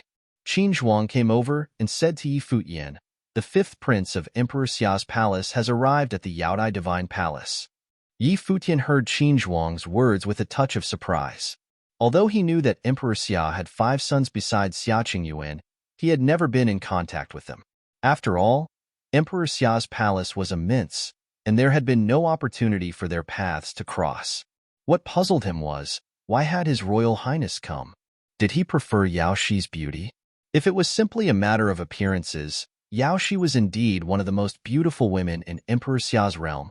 In the upper world, of all the women he had seen, only Queen Xiao could surpass Yao Shi. As for Xia Qingyuan, who he had never seen dressed as a woman, it was difficult for him to judge. "Let's go and pay him a visit," Futian said as he stood up. Even though they'd had no interactions before, when they ended up in the same place, a visit was still expected. Qin Zhuang nodded. As the group got up and prepared to leave, a voice was heard, saying, "Master Yi." The speaker was a peerless beauty. Yao Shi was wearing a long dress today that enhanced her sexy figure to its fullest. Her face revealed a gentle yet charming smile. Master Ye's temperament seemed to have become even more delightful. Since you entered the Saint Plain, you have become even more handsome and extraordinary. Yao Shi's voice was as gentle as the water, and he was moved by her every smile and sound. This was a woman who could satisfy anyone's fantasies without any faults. The goddess flatters me, Futian said. He saw that Yao Shi's temperament had also changed slightly.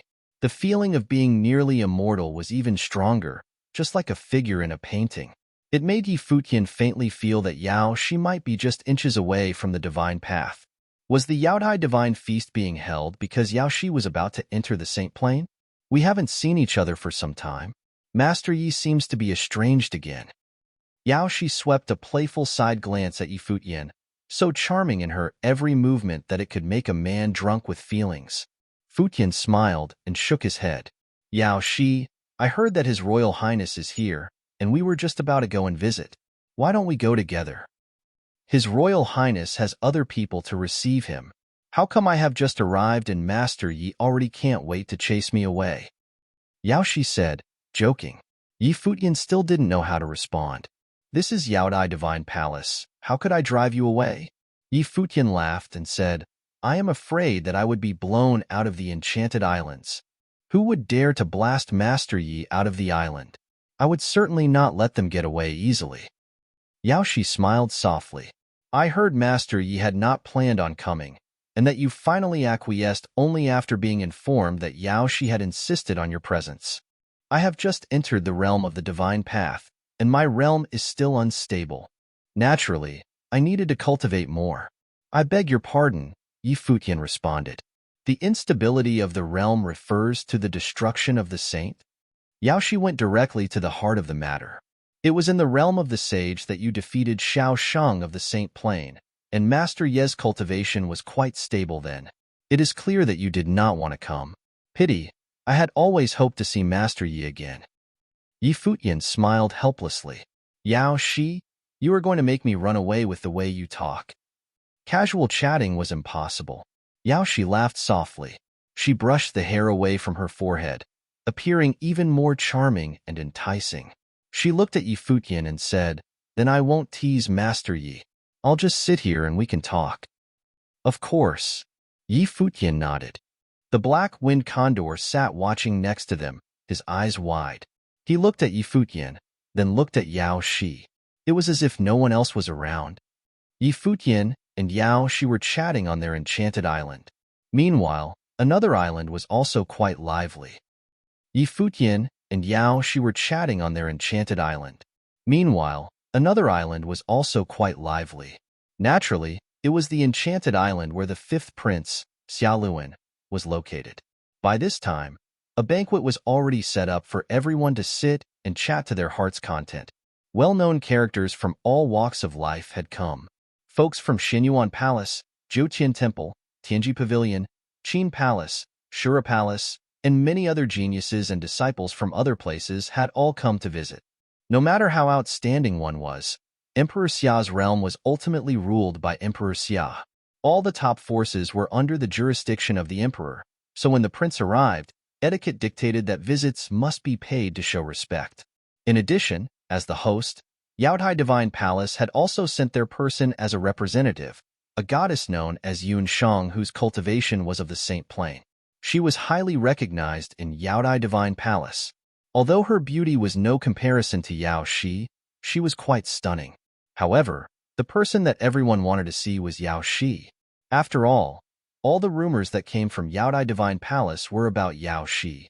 I haven't come out for quite some time.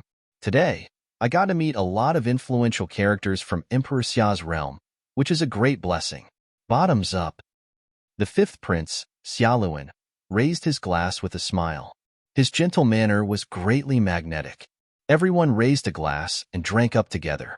After putting down the glasses, someone laughed and said, Most of the known characters in Emperor Xia's realm only have titles bestowed by others. It's just that your Royal Highness and the princess never come out to visit.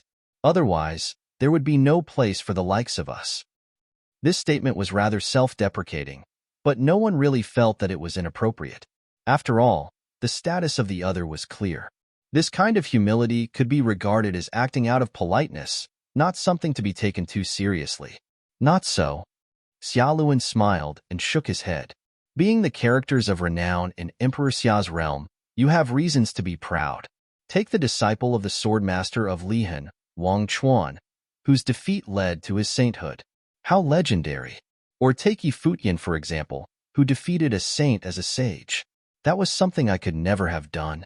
Many of you have already stepped into the saint plane and have caused some sensations in our world. All your fame came from your talents and strength. It cannot be considered vanity. Wang Chuan didn't come this time, but I heard that Yi Futian has already arrived. I very much want to see this unparalleled figure. When is he coming over? A young man who exuded a coolness asked. This person sat not far from Xiaoluan, his eyes narrow and long, giving him a feminine look. His body exuded a faint sharpness. This young man was the young master of Shura Palace, Chu Shi. Having said that, his attention turned toward Goddess Yunshang, and he asked, Goddess, why haven't we seen Yao Shi? Goddess Yunshang smiled gently and responded calmly, Sister Yao Shi had gone to visit Master Yi. They were previously acquainted, so when she heard that Master Yi had arrived, she went directly to visit. We beg the forgiveness of your Royal Highness. Upon hearing Goddess Yunshang's reply, everyone revealed a strange look. Yao Shi had gone to visit Yi Futian. Rumors from the outside said that Yaodai Divine Feast was being held for matters related to a path companion for Yao Shi. What was the meaning of her visiting Yi Futian? Did it mean that Yao Shi's heart had already found the where place it belonged? Moreover, all the influential characters of Emperor Xia's realm had gathered here. As the reigning virgin of Yaodai Divine Palace, Yao Shi had gone to visit Yi Futian alone. Didn't this mean that she regarded Yi Futian above everyone else? What's more, today, in addition to those from Emperor Xia's realm, His Royal Highness was also present. Even if Yi Futian's talents were peerless, he was still a subject of the realm, after all. No matter how one looked at this, both Yao Shi or Yi Futian should be there right now. No matter. Xiaoluan did not show any expression and appeared very casual, as if he didn't care at all. He smiled and said, Since Goddess Yao Shi and Yi Futian are old friends, it ought to be so. Yaodai Divine Palace is the host of Yaodai Divine Feast. I am but a guest. The goddess need not care so much about what I think. Gratitude to your Royal Highness for your understanding. Goddess Yunshang nodded with a smile. The atmosphere at the banquet was joyful. Everyone was chatting casually, but they all had their own concerns inside their hearts. From time to time, Emo, one of Tianji Pavilion, looked at Xiaoluan. His eyes betrayed nothing, but in his heart, he was trying to figure out Xiaoluan's reason for coming to Yaodai Divine Palace. He knew a lot more than ordinary people. Others only knew that there was a competition for the title of the first beauty of Emperor Xia's realm going on between the Holy Mother of the West and Queen Xiao, but they did not know that there was more to the story. It was about Emperor Xia, the Holy Mother of the West, and Queen Xiao. After spending some time at Xiaoluan's place, everyone slowly left, not waiting for Yi Futian and Yao Shi. However, since the fifth prince himself didn't seem to care, the others had nothing else to say. However, when they left the enchanted island where Xiaoluan was staying, they heard faint sounds of ethereal and peaceful strings coming from afar. Because the sound of the music itself contained spiritual power, its ability to penetrate was great and could carry the tune further, causing many to stop and listen. This music is quiet and beautiful. It fits perfectly with the atmosphere of the Yaodai Divine Palace and leads people into its artistic conception. Who is playing it? Someone asked Goddess Yunshang. Yao Shi is the reigning virgin of Yaodai Divine Palace. She is proficient in many abilities, an expert in musical instruments, as well as dance and singing, Goddess Yunshang responded. Judging from the sound of the music, it's coming from the island where Master Yi is staying. Sister Xiao is probably discussing the art of music with Master Yi. Yi Futian's talent for playing the guqing was well known. When old Master Xiao was celebrating his birthday, Yi Futian had swept away the cultivators from Lihan Heaven with a single performance. So it was quite reasonable for the two to discuss music when Yao Shi went a visit. However, this situation was causing some discomfort for many people. They were all guests but were being treated differently. It should be obvious that many who'd arrived there today had certain thoughts about Yao Shi. Among the women of that generation in Emperor Xia's realm, Xia Qingyuan was out of the question. Yao Shi was considered a very outstanding woman besides Xia Qingyuan, and it was rumored that Yaodai Divine Palace possessed a double cultivation method for couples, and would not pose any limit on them. If this was really the case, then there were no other concerns. Perhaps it would even be a lovely story for posterity. But nothing had even begun, and yet it seemed that they were already behind. Chuxi's brow raised slightly. He had courted Yaoshi before, but Yaoshi had never really been close to him, let alone playing instruments with him.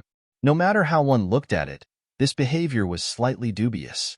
Chuxi stepped forward and landed on a raft on the lake in front of the islands. Many enchanted islands in Yaodai Divine Palace were connected by the numerous lakes. The raft moved forward quickly and sped toward the direction of the music, as fast as an arrow shot off from a bow. When they saw this, many people expressed an intrigued look. Then many figures stepped forward, landed on rafts, and moved forward across the lake. The waves of the lake flowed in the direction of the music. Many small rafts were now moving in that direction as well. On one of the rafts, a handsome young man clad in white clothes sat cross-legged. A guqin had appeared in front of him. He played. The music of the guqin was ethereal and in harmony with the atmosphere. It actually echoed the music from another island. The musical achievements of these musicians were obvious. The two played across a great space, yet they seemed to play as an ensemble, creating a beautiful harmony. Befitting of the name of Master of 100 Flowers, someone said, praising the man who played the guqin. He was the peerless man who had been raised by many goddesses in the 100 Flowers Valley of the western region. He was called the Master of 100 Flowers. He was handsome and elegant, with great talents to boot. It was said that endless young women adored him in the 100 Flowers Valley, but he had never touched any of them.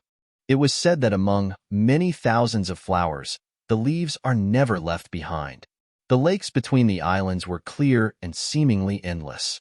Occasionally, flowers fell and floated upon the lake, adding to the landscape there. The leaf-shaped rafts were still floating, but Chuxi's raft had stopped outside an enchanted island. He stood quietly on the raft, looking at the island. The sound of the guqin was coming from there. On the enchanted island, someone looked over there and saw Chuxi's stick-straight body. He was standing there quietly like a statue. His loitering here, was it to provoke the resident of this island? On the enchanted island, Futian listened to the music quietly. There was a beautiful woman playing in front of him, and it was definitely a beautiful picture. He was a bit surprised that Yaoshi could have such accomplishments in music. In many ways, compared to that proud little princess, Yaoshi was even more full of womanly charm. At this time, Qinzhuang walked over. Futian waved his hand at him, sensing the situation outside. Chuxi had released a faint breath which indicated provocation, ever so slightly. What was more, with the music coming from the Master of 100 Flowers, it was impossible for him not to know. At the Yaodai Divine Feast at the Yaodai Divine Palace, there were some who wanted something, and there were some who wanted nothing. Those who wanted something would naturally hold a grudge, but he wanted nothing, so nothing really mattered. Yaoshi had attracted a lot of hostility. After a while, the music finally stopped. Yaoshi smiled softly and asked, "How about that, Master Yi?" "It was perfect," Futian praised. Yaoshi smiled and said, "Yaoshi will be proud for a long time with such praise from Master Yi. I think the goddess had other ulterior motives." Futian smiled and shook his head. Yaoshi understood what Futian was referring to and gave him a charming look. Since this is the case, Yaoshi will not disturb Master any longer tonight.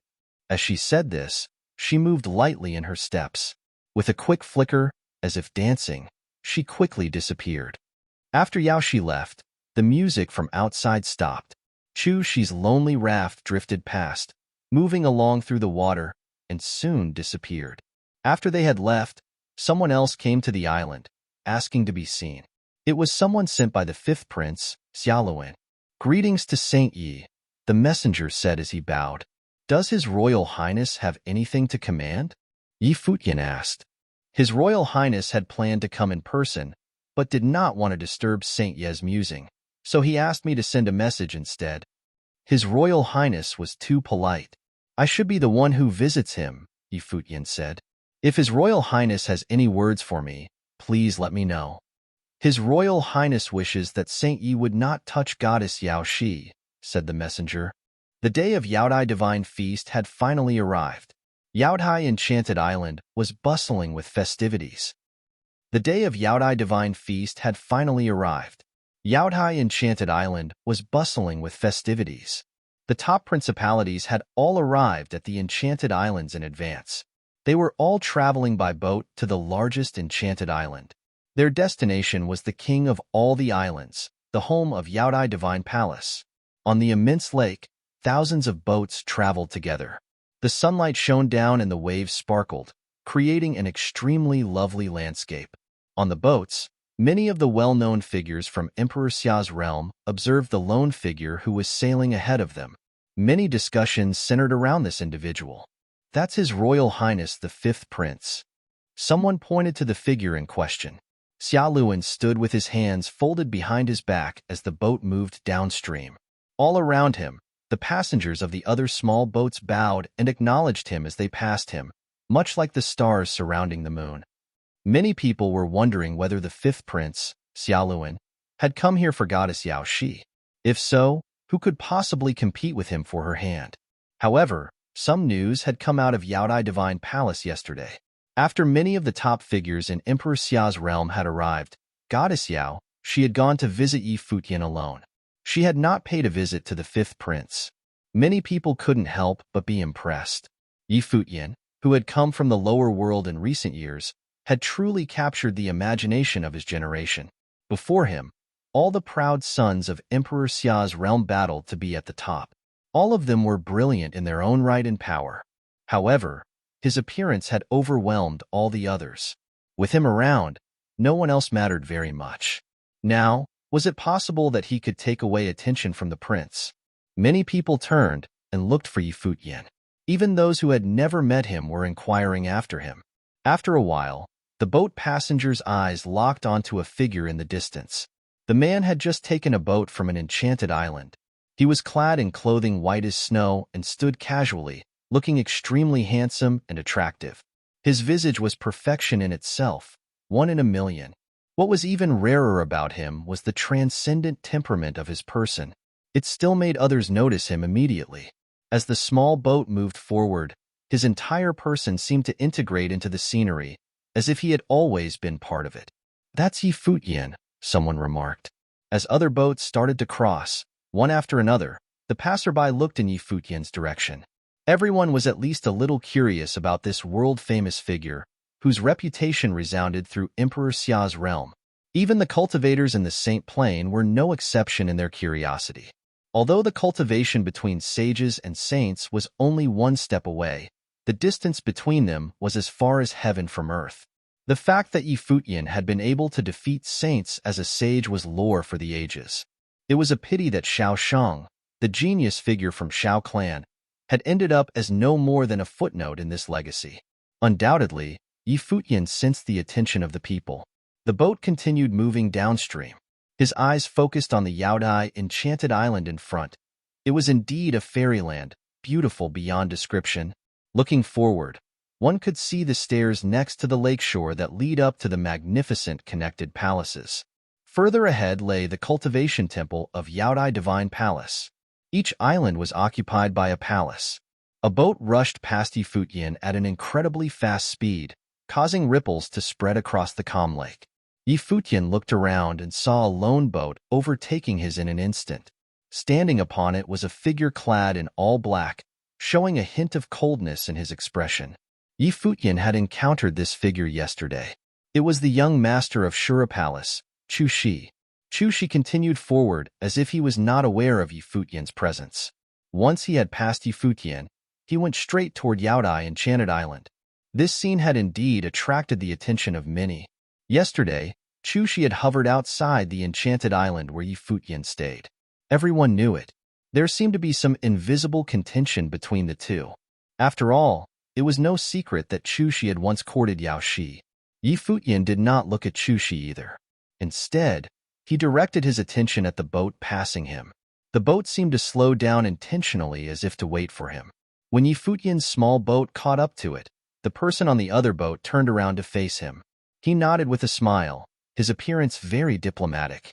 Yi Futian brought his hands forward and bowed slightly in greeting. Yi Futian greets His Royal Highness. The man he addressed was the fifth prince, Xiaoluan. Yesterday, Xiaoluan had sent a message to the island where Futian stayed, the meaning of which still eluded Futian. Given Xiaoluan's status, if he had thoughts about keeping Yao Shi for himself, he need not resort to such a method. Directly competing with Futian would only make himself appear classless. So, what exactly was Xiaoluan's intention? For the time being, he was still puzzled. Although he knew that Emperor Xia had 5 sons, he did not understand the fifth prince. Xiaoluan was the first prince he had met. Xiaoluan smiled winsomely at Futian and said, "Brother Yi, I'm afraid my sister won't like this trip you are taking." Everyone around who heard Xiaoluan's words looked surprised. What did that even imply? Was the little princess truly interested in Futian? If this was the case, Futian already possessed an unparalleled talent. Coupled with this layer of relationship, it would be enough for him to summon all the forces within Emperor Xia's realm. No wonder he dared to challenge the Shao clan head-on. Perhaps Queen Xiao simply could not deny her baby girl. Even so, this guy had still come to attend the Yaodai Divine Feast, which was kind of a shameless act. Although Yao Shi was perfect, if a choice had to be made between her and Xia Qingyuan, most people would choose the crowning jewel of Emperor Xia's possession. After all, she was widely known as the future Renhuang. Xia Qingyuan herself was truly beautiful, the daughter of the first beauty in Emperor Xia's realm. How could her beauty be questioned? Yao Shi had more womanly charm, but wouldn't a proud and untouchable noblewoman like the little princess be a more fulfilling conquest? And even though such an expectation was a long shot, just imagine what would it be like if the little princess dressed in women's clothing of her own volition one day. Moreover, the people also noticed that the fifth prince, Xiaoluan, had addressed Futian as Brother Yi, which paid Futian more than enough respect. After all, Futian's title, for now, was nothing more than the princess's bodyguard. Of course, no one was stupid enough to still consider Futian only as that. Would a bodyguard be able to force Shao Shang to his death? When Futian heard Xiaoluan's words, he also revealed a look of surprise. As a prince, Xiaoluan's words were a little too casual and carried a sense of ridicule. Still, it was surprisingly pleasing to the ears, as if the prince could get close to you in an instant. Surely His Royal Highness is joking. How could my attendance of Yaodai Divine Feast be a source of unhappiness to the princess? Isn't your Royal Highness here also? Futian responded. Xiaoluan was the older brother of Xia Qingyuan, and he could joke with Futian, but Futian had to pay careful attention to the consequences. Xiaoluan smiled at Futian with a profound smile. He continued, "It seems that there is someone even Qingyuan can't control." Futian couldn't figure out a way to respond. Xiaoluan's speech seemed to be a bit too casual. If only Xia Qingyuan knew, what would she think? The two men sailed side by side in their boats. Surprisingly, there was no sense of competition between them. Futian would not take the initiative to compete with the prince. Xiaoluan did not seem to want that either. It was the young Master Chu Shi of Shura Palace who seemed to harbor that intention. However, in the eyes of everyone else, no matter how exceptionally talented the young master of Shura Palace was, if he faced such genius as Futian, he would probably be crushed. If Futian wanted to fight, except for His Royal Highness, no one would stand a chance against him. After all, everyone had witnessed Yao Shi's behavior yesterday. The boats docked at the shore. The passengers alighted one after another and walked up the steps to the Yaodai Divine Palace. Both sides of steps leading to the Yaodai Divine Palace were lined with goddesses clad in pure white. They looked as if they had emerged out of the ether. The place appeared to be a true paradise. Futian had also stepped onto the road. As he moved forward with everyone else, he sometimes felt a look or two being cast his way. On this trip so far, Xiaoluan, the fifth prince, and Futian had attracted the most attention. The mighty group continued moving forward. All those who had qualified to be here were extremely outstanding figures. The Yaodai Divine Palace had a platform set for a huge banquet. After the arrival of all the attendees, goddesses led everyone to their seats. Many found out that the seating arrangement had not been made at random, but had been done in a very deliberate manner. The most outstanding figures had been seated at the front. Futian was naturally seated at the forefront of the Yaodai Divine Feast. There was no one on the platform yet. The top figures of the older generation had not come to the Yaodai Divine Feast this time. In fact, they hadn't been invited, which sent a clear message that the feast had nothing to do with them. Fine wines and delicacies were being offered up. The attendees chatted easily amongst themselves. But the important figures like the Holy Mother of the West and Yao Shi were no-shows so far, so the rest waited quietly. I had heard that Palace Lord Yi entered the divine path. Now that we met again, I salute Palace Lord Yi. Gu Mu of Jiutian Temple faced Yi Futian, toasting him. Beside him were several extraordinary persons who were all children of the master of Jiutian Temple. They, too, raised their glasses to Yi Futian to pay their respects. Thank you very much. Yi Futian raised his glass in return. Once upon a time, Gu Mu had accompanied Pei Qianying to Jiutian Temple. However, that little grudge no longer mattered to Yi Futian, who was now a saint. Unfortunately, there is no saint ranking in the Jiutian Temple. Otherwise, there would be a place for Palace Lord Yi. Mo1 from Tianji Pavilion also laughed and raised a glass to Yi Futian. I also salute Palace Lord Yi, who is now Saint Yi. Yi Futian took another drink and asked, I heard that there was nothing that Tianji Pavilion doesn't know. So do you know who poisoned Xiaoshang? Surely Saint Yi jokes. Omniscience is dependent on the who and the what, so only God could be truly omnipotent. If Tianji Pavilion knew something that even the little princess could not detect, we would report personally to Emperor Xia's palace, Mo1 said with a smile. Indeed, Tianji Pavilion did not know, but through certain clues, some conclusions could be drawn. Even if they knew, they would dare not speak of it. The things that had already been entangled with that palace were not things they were able to participate in. No matter how well the Tianji Pavilion collected its information, it must respect the ultimate authority. All drank and chatted to their heart's content at the Yaodai Divine Feast. All drank and chatted to their heart's content at the Yaodai Divine Feast. A group of goddesses appeared when the banquet was in full swing, dazzling everyone in attendance. 7 figures appeared at Yaodai at the forefront. Every one of them was unique and stunning. The 7 goddesses of Yaodai. All who were present looked at the 7 of them and mumbled excitedly. The 7 goddesses of Yaodai were of extreme renown in Emperor Xia's realm. All previous 7 goddesses of Yaodai had been candidates for the position of Virgin of Yaodai. As such, be it in talent or appearance, all of them were extremely exceptional. 5 of these goddesses were saints. One of them had reached the stage of Saint of True Self. All 7 of the goddesses sat on the ground in a line, their dresses draped over the floor, making the scene look like a painting. What are they doing here? Many looked puzzled. At that moment, several others emerged on the stage. The one in the middle was dressed in a phoenix tail-styled, floor-length dress. It looked as if fire danced on the ground around her. That figure wore a phoenix coronet and robes of ranks, looking elegant and stunning. The dazzling phoenix tail-style dress was tailored to her shape, making her look perfect. She walked to the center of the stage and scanned the crowd. Her smile was enough to mesmerize all who gazed upon it. Everyone present was enamored by her beauty. Yi Futian stood and looked at the goddess as everyone else did. He was rather surprised to find Yao Shi capable of handling such elegant beauty. That figure was none other than Yao Shi, the Virgin of Yaodai. At that moment, she had lost all the charm and gentleness of a lady that she had shown him before. Regal elegance emanated from her like she was a queen looking down onto her subjects. She was someone that no one would dare to defile. At that moment, Yi Futian was unable to help but recall Queen Xiao and Xia Qingyue. Such a bearing should have been something only they were capable of emanating. However, it was obvious that Yao Shi was capable of handling such looks all the same. The aura that emanated from her seemed to be natural as well. Yi Futian was not the only one who had never seen her like this, as not many had come to know Yao Shi of being capable of looking like this. Many were stunned by Yao Shi's beauty, which was different from how she was usually seen, making the impact very powerful.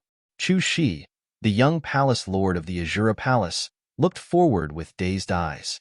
As a saint, there was little doubt about how firm his state of mind was, yet he was nonetheless momentarily dazed. He had always known that there was another side to Yao Shi's beauty, one that no one knew about. Her so-called gentleness was but a facade shown to the world. He had pursued Yao Shi many years ago, Yet he had never been able to truly get close to her. He was able to feel an apparent distance from her, as well as the pride that belied those gentle, amicable looks of hers. Was this the real her? Chushi regained his composure, and a bright smile was seen in his deep eyes, suggesting that he had become even more enamored by Yaoshi's beauty. Only one such woman would have deserved his attention and his desire. He was capable of understanding her. Yaoshi's dress sprawled on the ground as she sat at the stage. Two goddesses of saint level stood by her side. That scene enabled more to understand Yaoshi's status in the Yaodai Divine Palace. Despite being the virgin of the Yaodai Divine Palace, her training was lacking, and she was still one step away from achieving sainthood. Despite her status as the virgin, she should not have been able to behave and be treated this way in front of her Saint Plain seniors. However, at that moment, everything looked so natural that it seemed that she had been deserving of such a position all along. That seemed to mean that Virgin Yaoshi had been designated as the successor to the position of Palace Lord of Yaodai Divine Palace, and that decision was not one that would be changed. In the absence of the Holy Mother of the West, she was the queen of the Yaodai Divine Palace. Futian felt somewhat rattled inside. The scene had proved to be rather shocking to him as well. Yaoshi had only visited the island for the first time the day before. She had been a quiet and modest maiden, looking gentle and beautiful as she lovingly played the guqin. Yet, at this moment, she was extraordinarily stunning and looked like a queen. The greater the contrast, the great the impact. Furthermore, Yaoshi never showed such a side to him when she was around him. He never knew that her status was this high. That position on the stage should have belonged to the master of Yaodai Divine Palace, the seat of the Holy Mother of the West. On that day, it was Yaoshi who sat there. As the Holy Mother of the West was absent, that meant that Yaoshi was able to speak on behalf of the Holy Mother of the West right there and then, in Yaodai Divine Palace. I, Yaoshi, was the one who invited all of you to the Yaodai Divine Feast. It is my honor to see you all here at Yaodai Divine Palace, Yaoshi said, smiling as she addressed her audience. It was only then that the crowd understood that the feast they were at had not been thrown by the Holy Mother of the West. It was thrown by Yaoshi. As had been speculated by the crowd, Yaoshi was indeed capable of speaking on behalf of the Holy Mother of the West. She was even able to throw the Yaodai Divine Feast on her own. With that said, there was little surprise as to why the Holy Mother of the West had not shown up. What is the purpose of holding the Yaodai Divine Feast, if I may ask, goddess? Emo, one of Tianji Pavilion, asked. There were rumors throughout Emperor Xia's realm that the Yaodai Divine Feast was meant for selecting a path companion for Yaoshi. With her taking charge of the event personally, many were wondering if she was there to choose her future husband. Many turned to look at Yaoshi with great interest after hearing Emo Wen's question. They were rather moved to see Yaoshi as she was at the moment. Anyone who was able to conquer her would probably conquer the Yaodai Divine Palace. The Virgin of Yaodai Divine Palace seemed destined to become the future Palace Lord. I'd like you all to hear a song, Yaoshi said. Many looked puzzled at that. A song? What is Yaoshi getting at with this? The Yaodai Divine Feast was a grand event held in the Yaodai Divine Palace. It looked rather random and haughty for her to be the one inviting the geniuses from all over Emperor Xia's realm. What would that song be? Chushi asked. What kind of song would it have been worth Yaoshi throwing the Yaodai Divine Feast? It is a song that my teacher acquired years ago. It has rarely been heard in Emperor Xia's realm, and I can assure you that it will not disappoint, Yaoshi replied with a smile, piquing the interest of many. Judging from Yaoshi's tone, the song seemed to be an extraordinary one. Furthermore, Yaoshi claimed that it was a song that had never been heard in Emperor Xia's realm. That meant that only a select few had heard the song before. Since you put it that way, Goddess Yaoshi, I'm really interested, the Master of the 100 Flowers smiled and said. He was exceptionally handsome, a dandy whose smile could mesmerize many. However, the song will be rather overbearing. Please enjoy the feast without worries, and the song shall be played later. I'm afraid that it would be a waste inviting you all here otherwise, as it might rob you of your enjoyment of the feast, Yaoshi continued. What she said piqued the curiosity of the crowd even more. The song is an overbearing one. Was she implying that there were some among us them would be unable to withstand the power of that song? The crowd was filled with exceptional people from all over Emperor Xia's realm. There were even many on the Saint Plain present. All of them were curious as to how powerful that song might be. "Don't keep us hanging, Goddess Yao Shi. Please play," someone in the crowd said. None of them were there at the Yaodai Divine Palace just to have a feast. Maybe the song was a test from Yao Shi? "That's right. Please, just play, Goddess," someone smiled and said. Xiaoluan sat quietly as he looked at Yao Shi. Despite being the prince of Emperor Xia's realm, he had not been received and honored much by being there on that day. Although a goddess had been sent to receive him the day before, Yao Shi had never bothered to greet him. At that moment, his status meant that the Yaodai Divine Palace should have invited him to a special seat just for him, yet that had not happened either. However, he found none of that to be surprising, taking it all in a stride. After all, he was not there to be served by the Yaodai Divine Palace. Yao Shi heard the cheers of the crowd and smiled, saying, "If that would be the case, then shall I begin?" "Please, goddess." Everyone nodded. Yao Shi waved and Gyukins manifested in front of the 7 goddesses who sat before her. All 7 goddesses were getting ready to play at the same time. "Let's begin," Yao Shi said. Notes were played as soon as she gave the order. The one in the middle of the 7 plucked the strings, and all the others continued to play. The music danced and seeped into the ears of the audience. The spiritual power of many tingled as well. The tune was soft and comforting, making it a pleasure to hear. It was as if one was being steeped in an extremely beautiful painting. One was sitting alone somewhere outside of the bustling world. There were flowing waters and a bridge, as well as beauties playing music all around. It was all leisurely and immersive, making those within earshot feel as if they were about to doze off. Futian found himself inside one such beautiful painting. He leaned on a pavilion, and there were mountains and rivers around him, making him feel invigorated. Jeyu's figure appeared right before him. Her smile made his soul shudder. That image was just too beautiful, making the ones experiencing it want to stay within it forever. An illusion. A thought crossed Futian's mind. He was naturally capable of keeping his senses. The song was able to bring the listeners into an elusive realm, and they were entering the realm willingly. It was as if the song was a dream tailored to the listener, affecting the emotions of those within earshot. Furthermore, the elusive realm that everyone was in differed from one another, as said realms were created based on their thoughts. The notes continued to dance and immerse into the spiritual will of the listeners, seeping in without notice and affecting the emotions of the audience. Urges welled within some people before they knew it. It was the same with Futian as well, and he frowned upon realizing it. It was desire. The song was bringing up the desires of its listeners.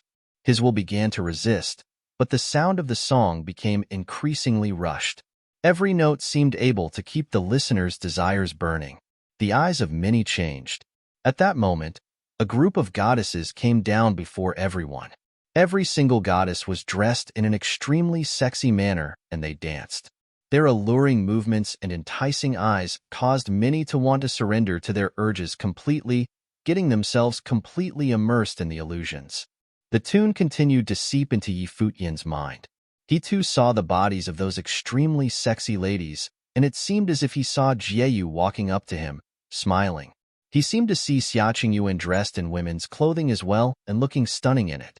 He also saw a very sexy and alluring Yao Shi closing in on him.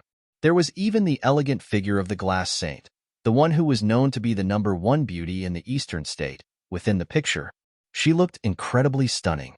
It was as if they would have thrown themselves into his arms, so long as he was willing, and continued to be steeped in the beautiful picture. His spiritual will seemed to be about to give up resisting. His blood began to boil. The tune was still playing, and every note seemed to be out to crush his resisting will, urging him to let himself loose. A terrifying song indeed. A thought crossed Futian's mind.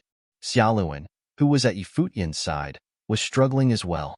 He was wondering if the song was the heavenly demon song of the 6 desires.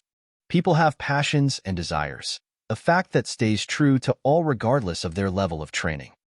People have passions and desires, a fact that stays true to all regardless of their level of training. Not even sages and saints were capable of completely severing their own passions and desires. The thought of bettering oneself was a desire, the want for power was a desire, and the lust for women was a desire as well. The songs seemed to be able to amplify people's desires and bring them to the forefront completely, swaying the emotions of cultivators, robbing people of their self-control, thrusting them into the depths of desires. It even gave birth an elusive realm woven in the minds of the enchanted, rendering them completely under the song's thrall. In the illusion conjured by Futian, not just Jieyu was there. Xiaqing Yuan, Yao Shi, and the glass saint were present. That was not due to Futian harboring feelings for any of those women, but because of the lust sparked deep within him.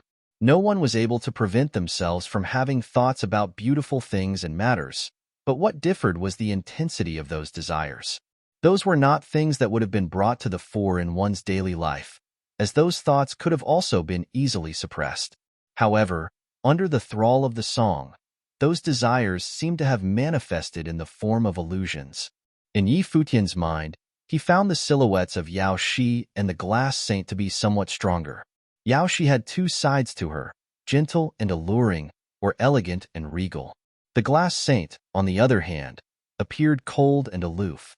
At that moment, those two extreme beauties seemed to be dancing around him with alluring moves. That was not due to him yearning for Yao Shi and the glass saint more than for Jieyu. His feelings for Jieyu were more than love. In comparison, his thoughts for Yao Shi and the glass saint were probably of another unspeakable nature. The reason why Yao Shi had manifested was that she had left a lasting impression on him for the past 2 days. The glass saint's appearance was probably due to both of them having experienced something extraordinary before. Xiaqing Yuan, on the other hand, had always been unusually cold and aloof to him and never dressed in women's clothing around him. As such, he had few thoughts about her. The illusions created by the song had musical notes that constantly seeped into his mind, forming beautiful works of art that made it difficult for the listener to contain themselves. Those notes seemed to have enchanting powers in and of themselves, connecting to the great path and constantly eroding a person's self-control. Futian knew very well that as soon as he gave up resisting and surrendered himself, he would be placed completely under the song's thrall. His demons in the forms of desires would be unleashed and amplified, preventing him from getting out. He looked ahead. His state of mind was clear and untainted. He kept a tight leash of his mental state and appeared unmoved in the illusion. However, the dancing notes continued to make him shudder deep down. The dazzling dance before him was being translated into alluring dance in his illusions. Cough, cough. Someone coughed a little bit in the feast at the moment. They were standing up, their bodies slightly shaking. They cupped their hands and said, "Please excuse me." The person turned around and left right away at blinding speeds. The demonic sound continued to coil around their minds, making it imperative for them to leave as quickly as possible. If that person had stayed around, they might have ended up embarrassing themselves. Those who were present that day were all notable figures in Emperor Xia's realm. There was no way they would willingly embarrass themselves while they still had a measure of control over themselves. Others stood up one after another. Their faces were reddened from the struggle to resist the temptations. All of them rose from the tables before they lost control over themselves and left. They needed to keep their composure and leave with dignity instead of as disheveled clowns. None of them harbored any resentment after they left. They had come to the palace, and yet they were unable to stomach a single song. They had no one to fault but themselves. There were perhaps some who were reluctant to leave, giving up resisting altogether under the spell of the song, succumbing to it and letting themselves lose altogether. None of them seemed to have made buffoons out of themselves. Rather, they felt unprecedented ease during the process of letting themselves loose. The effects of the song continued to work. They surrendered themselves completely and were gradually immersed in the experience as if they have forgotten who and where they were. Despite being of Saint Plain training, none of them had been able to resist the song easily. Some had chosen to leave while some had chosen to succumb. Furthermore, there were some who, while completely capable of leaving, let themselves loose all the same. They wanted to see just how much power the song held, and what would happen if they were to continue losing themselves in it. None of them were worried that the invitation from the Yaodai Divine Palace had been a setup. From their perspective, what was happening at the moment was a rare experience in itself. Hours passed before they knew it. In truth, other than the sound of the song from the Guqin and the dance, The event was an unusually quiet one. Those who left had left, while those who succumbed had succumbed. There was a handful of those who were still capable of keeping a leash over themselves, maintaining their clarity of self, those who had not left and had yet to succumb. Yaoshi continued sitting where she was, looking elegant and alluring. Her beautiful eyes smiled while she spoke. I invited all of you to the Yaodai Divine Feast because I wanted you to hear the heavenly demon song of the six desires. Such a beautiful song should have been savored leisurely. Why the hurry to leave? Yaoshi's voice was alluring and mesmerizing. Futian opened his eyes. There seemed to be two dazzling beams shooting out of his eyes, enabling him to see through the illusions and break through the spell of the song. He then looked at Yaoshi and said, "The song is indeed an intricate one, capable of swaying the will of the listeners. What are your intentions of inviting people to hear the heavenly demon song of the six desires, Yaoshi?" Xiaoluan, who was beside Futian, burst with brimming light. There seemed to be pure light of the lotus glimmering off at him, with whiffs of the will of the Ranhuang emanating from it. As a descendant of the Ranhuang, he'd inherited the lineage of Emperor Xia. He turned his eyes to Yaoshi and said, "Goddess Yaoshi, it seems like there are people who do not wish to hear you play the heavenly demon song of the six desires. Is that so?" Yaoshi turned to look at Xiaoluan and asked, "Who might that person you speak of be, Your Highness?" "You know who it is," Xiaoluan said. "Pardon me, Your Highness, but I do not know indeed," Yaoshi said with a smile. None of the others reacted much when the three of them talked. Only a handful opened their eyes in response. Chu Shi, the young palace lord of the Azura Palace, the dashing master of the 100 Flowers, Qin Bai from the Qin Palace, and Gu Ran from the Joqian Temple, whose brother has had scuffled with Futian before, all opened their eyes. He took a look at Gu Mu, who had obviously succumbed. Gu Mu was not the only one. Sages who had been present had either left or succumbed, not knowing where they were at the moment. There was only one of the sages who had stayed, Emoli of Tianji Pavilion, who was trained in special abilities. There seemed to be constellations shining in his eyes as he opened them. Even so, it seemed that he was struggling with his urges, on the verge of giving in at any given moment. However, he still wanted to keep himself awake, just to see what else would happen. What was Yaoshi up to? While he had been able to speculate on some things, he nonetheless wanted to verify his speculations. Back all those years ago, Yaoshi had deliberately put herself at odds with Xiaqing Yuan at the birthday banquet of Old Man Shao of the Shao clan. No one knew what had happened back then, but he was able to guess some things nonetheless. Futian was surprised to hear the conversation between Yaoshi and Xiaoluan. Was Xiaoluan here for some specific objective? Who was it that Xiaoluan was talking about here? He felt all of a sudden that there was something no one knew about going on in all of that. He remembered that Xiaqing Yuan had always found Yaoshi irksome, and Yaoshi did not seem to be on good terms with Xiaqing Yuan. But then again, the two had never duked it out. The two of them had never been seen going at each other's throats. He thought that all might have only been due to their differences in status. From the looks of things at present, however, it seemed that things were more complex than he'd anticipated them to be. Futian recalled that, before he'd left, Xiaqing Yuan had sent someone to the cottage villa to have him train at the Golden Hall of the Lotus. That should have been meant to prevent him from attending the feast. However, since he had promised Yaoshi first and had given his word to the messenger of the Yaotai Divine Palace, he'd pretended that he did not know anything about it and came to the feast all the same. From the current looks of things, however, there seemed to be something going on indeed. Yaoshi turned her eyes around and looked at Futian, saying with a smile, "Sir, Yi here is someone who is versed in the art of the Guqin, which means that you should be able to understand the extraordinary nature of the song.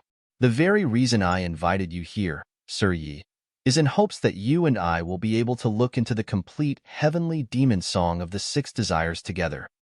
"Goddess Yaoshi, you're saying that there is a chance for us both to do so?" Chu Shi asked. Yaoshi looked at him and nodded lightly, answering, "Indeed. If there is a chance to train in the heavenly demon song of the six desires, I'm fully willing to succumb myself to it, even if it means that I shall be dragged to hell," Chu Shi added. Emoli smirked deep down when he heard what Chu Shi said. Get dragged to hell? Eh? There had been rumors that there were methods for two cultivators to train in tandem in the Yaodai Divine Palace. Yao Shi might have been out to choose her path companion. Getting chosen by Yao, she would never be like getting dragged to hell. It would be more like going to paradise. Yao Shi grinned uncaringly. The song continued to be heard, and all who were still present had intense urges raging inside them as they looked at the woman of immense beauty before them. Even Futian was not spared from having such urges rising inside him, but he was able to hold it back better than most. And that was because he did not want to do it. However, others yearned for it. Xiaoluan sighed deep down. He was able to keep himself in check well enough, and he continued, Yao Shi, it's best to just let go. Yao Shi smiled and rose without paying heed to Xiaoluan's words. She turned around and walked to the back. The wall at the rear of the stage was seen being pulled to the sides, revealing the scene behind. There was a pool before them, and the place looked like paradise. There was an island further forward. Yao Shi's body floated and took to the air. Her dress billowed in the air. She turned around and smiled as she made for that island. She then said, If there is one who can cross the fairy pool by boat, then I shall train in the complete version Heavenly Demon Song of the Six Desires with him. Her eyes looked exceptionally alluring and mesmerizing as she turned them around. The seven goddesses rose at the same time and took to the air, rising above the fairy pool as they continued to play above it. The song sounded even more rushed by then. Someone rose immediately and headed straight for the fairy pool. It was none other than Chu Shi. He took one step and landed on a boat, crossing the pool and heading for Yao Shi. All the others who were still awake rose as well and headed to the pool. However, there were only several of them who did so. Futian took a look at Xiaoluan. He vaguely sensed that something was off at the moment and asked Xiaoluan, Should I or should I not go, Your Highness? Xiaoluan had sent someone to remind him to not touch Yao Shi, which puzzled him. He was unable to tell Xiaoluan's intentions of doing so. From the looks of things at the moment, Xiaoluan had not been doing so to intimidate him. The prince had other agendas. Xiaoluan took one look at Futian and then at the ones who had stepped into the fairy pool. He then said, Go. Xiaoluan knew right there, and then that Yao Shi would not have paid heed to his words. Xiaoluan knew right there, and then that Yao Shi would not have paid heed to his words. If she wanted someone to make it across the fairy pool, she would want that person to be him or Futian, not someone else. While it was the first time he had met Futian, Xiaoluan had heard a lot about him before. The young man had the attention of his father while his little sister, Xia Qingyuan, likewise held him in high regard.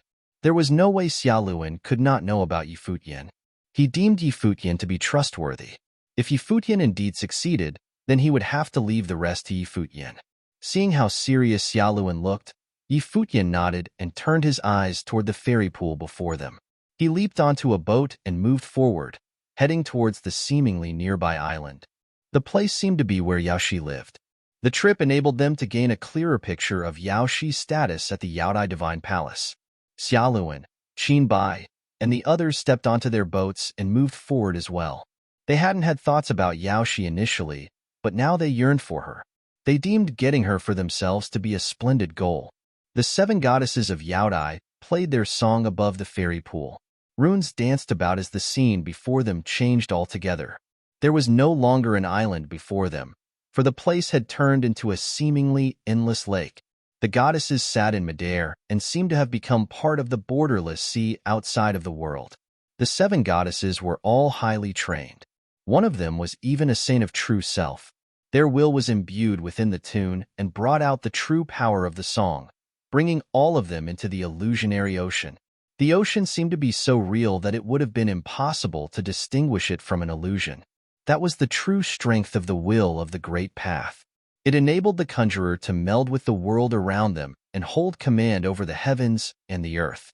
There seemed to be no notable differences between the world of illusions and the true world at all. A beautiful silhouette appeared vaguely in the distance. It was none other than Yao Shi. She looked as if she was just within arm's reach, yet at the same time, she seemed to be somewhere high in the skies and completely out of reach. The boats kept moving forward, yet it seemed as if they had no way of ever reaching their destination. They knew that they had been trapped in an illusion. Futian closed his eyes and let the boat continue to move forward despite not being navigated. Like the boats of the others around him, his boat did not change course, always moving forward. The song became a calm and serene one, no longer the one from before that had made the others succumb to the illusions. However, Futian was still somehow able to sense how terrifying the new song was. An urge seemed to have developed inside him. He felt himself wanting to cross the pool and get his hands on Yao Shi. Furthermore, the thought became increasingly intense, just like a spark of lust that had been hidden deep within his mind. Now, it was being unleashed bit by bit. Said urge compelled him to move forward. It was so strong that he came to see the others as his rivals before he knew it. The influence was sublime, taking over the urges and thoughts of the listeners bit by bit. This made Futian realize how terrifying it was. The heavenly demon song of the six desires was terrifying indeed. If it had not been for the fact that his spiritual will was exceptional, he would not have even been able to notice the sublime takeover at all. At that moment, the others were so affected by the song and their urges were lit up as well. Chu Shi of the Azura Palace gazed at Yao Shi's silhouette before him and burned with desire. He had to get his hands on her. He glanced around him and found that the one who posed the greatest threat to him was probably Futian. Yao Shi had been showing interest in Futian since the day before. Furthermore, her conversations with Futian had also differed from those she'd had with others. Since Yao Shi wanted to pick only one to train alongside her, there was naturally no way that several could make it through the sea at the same time.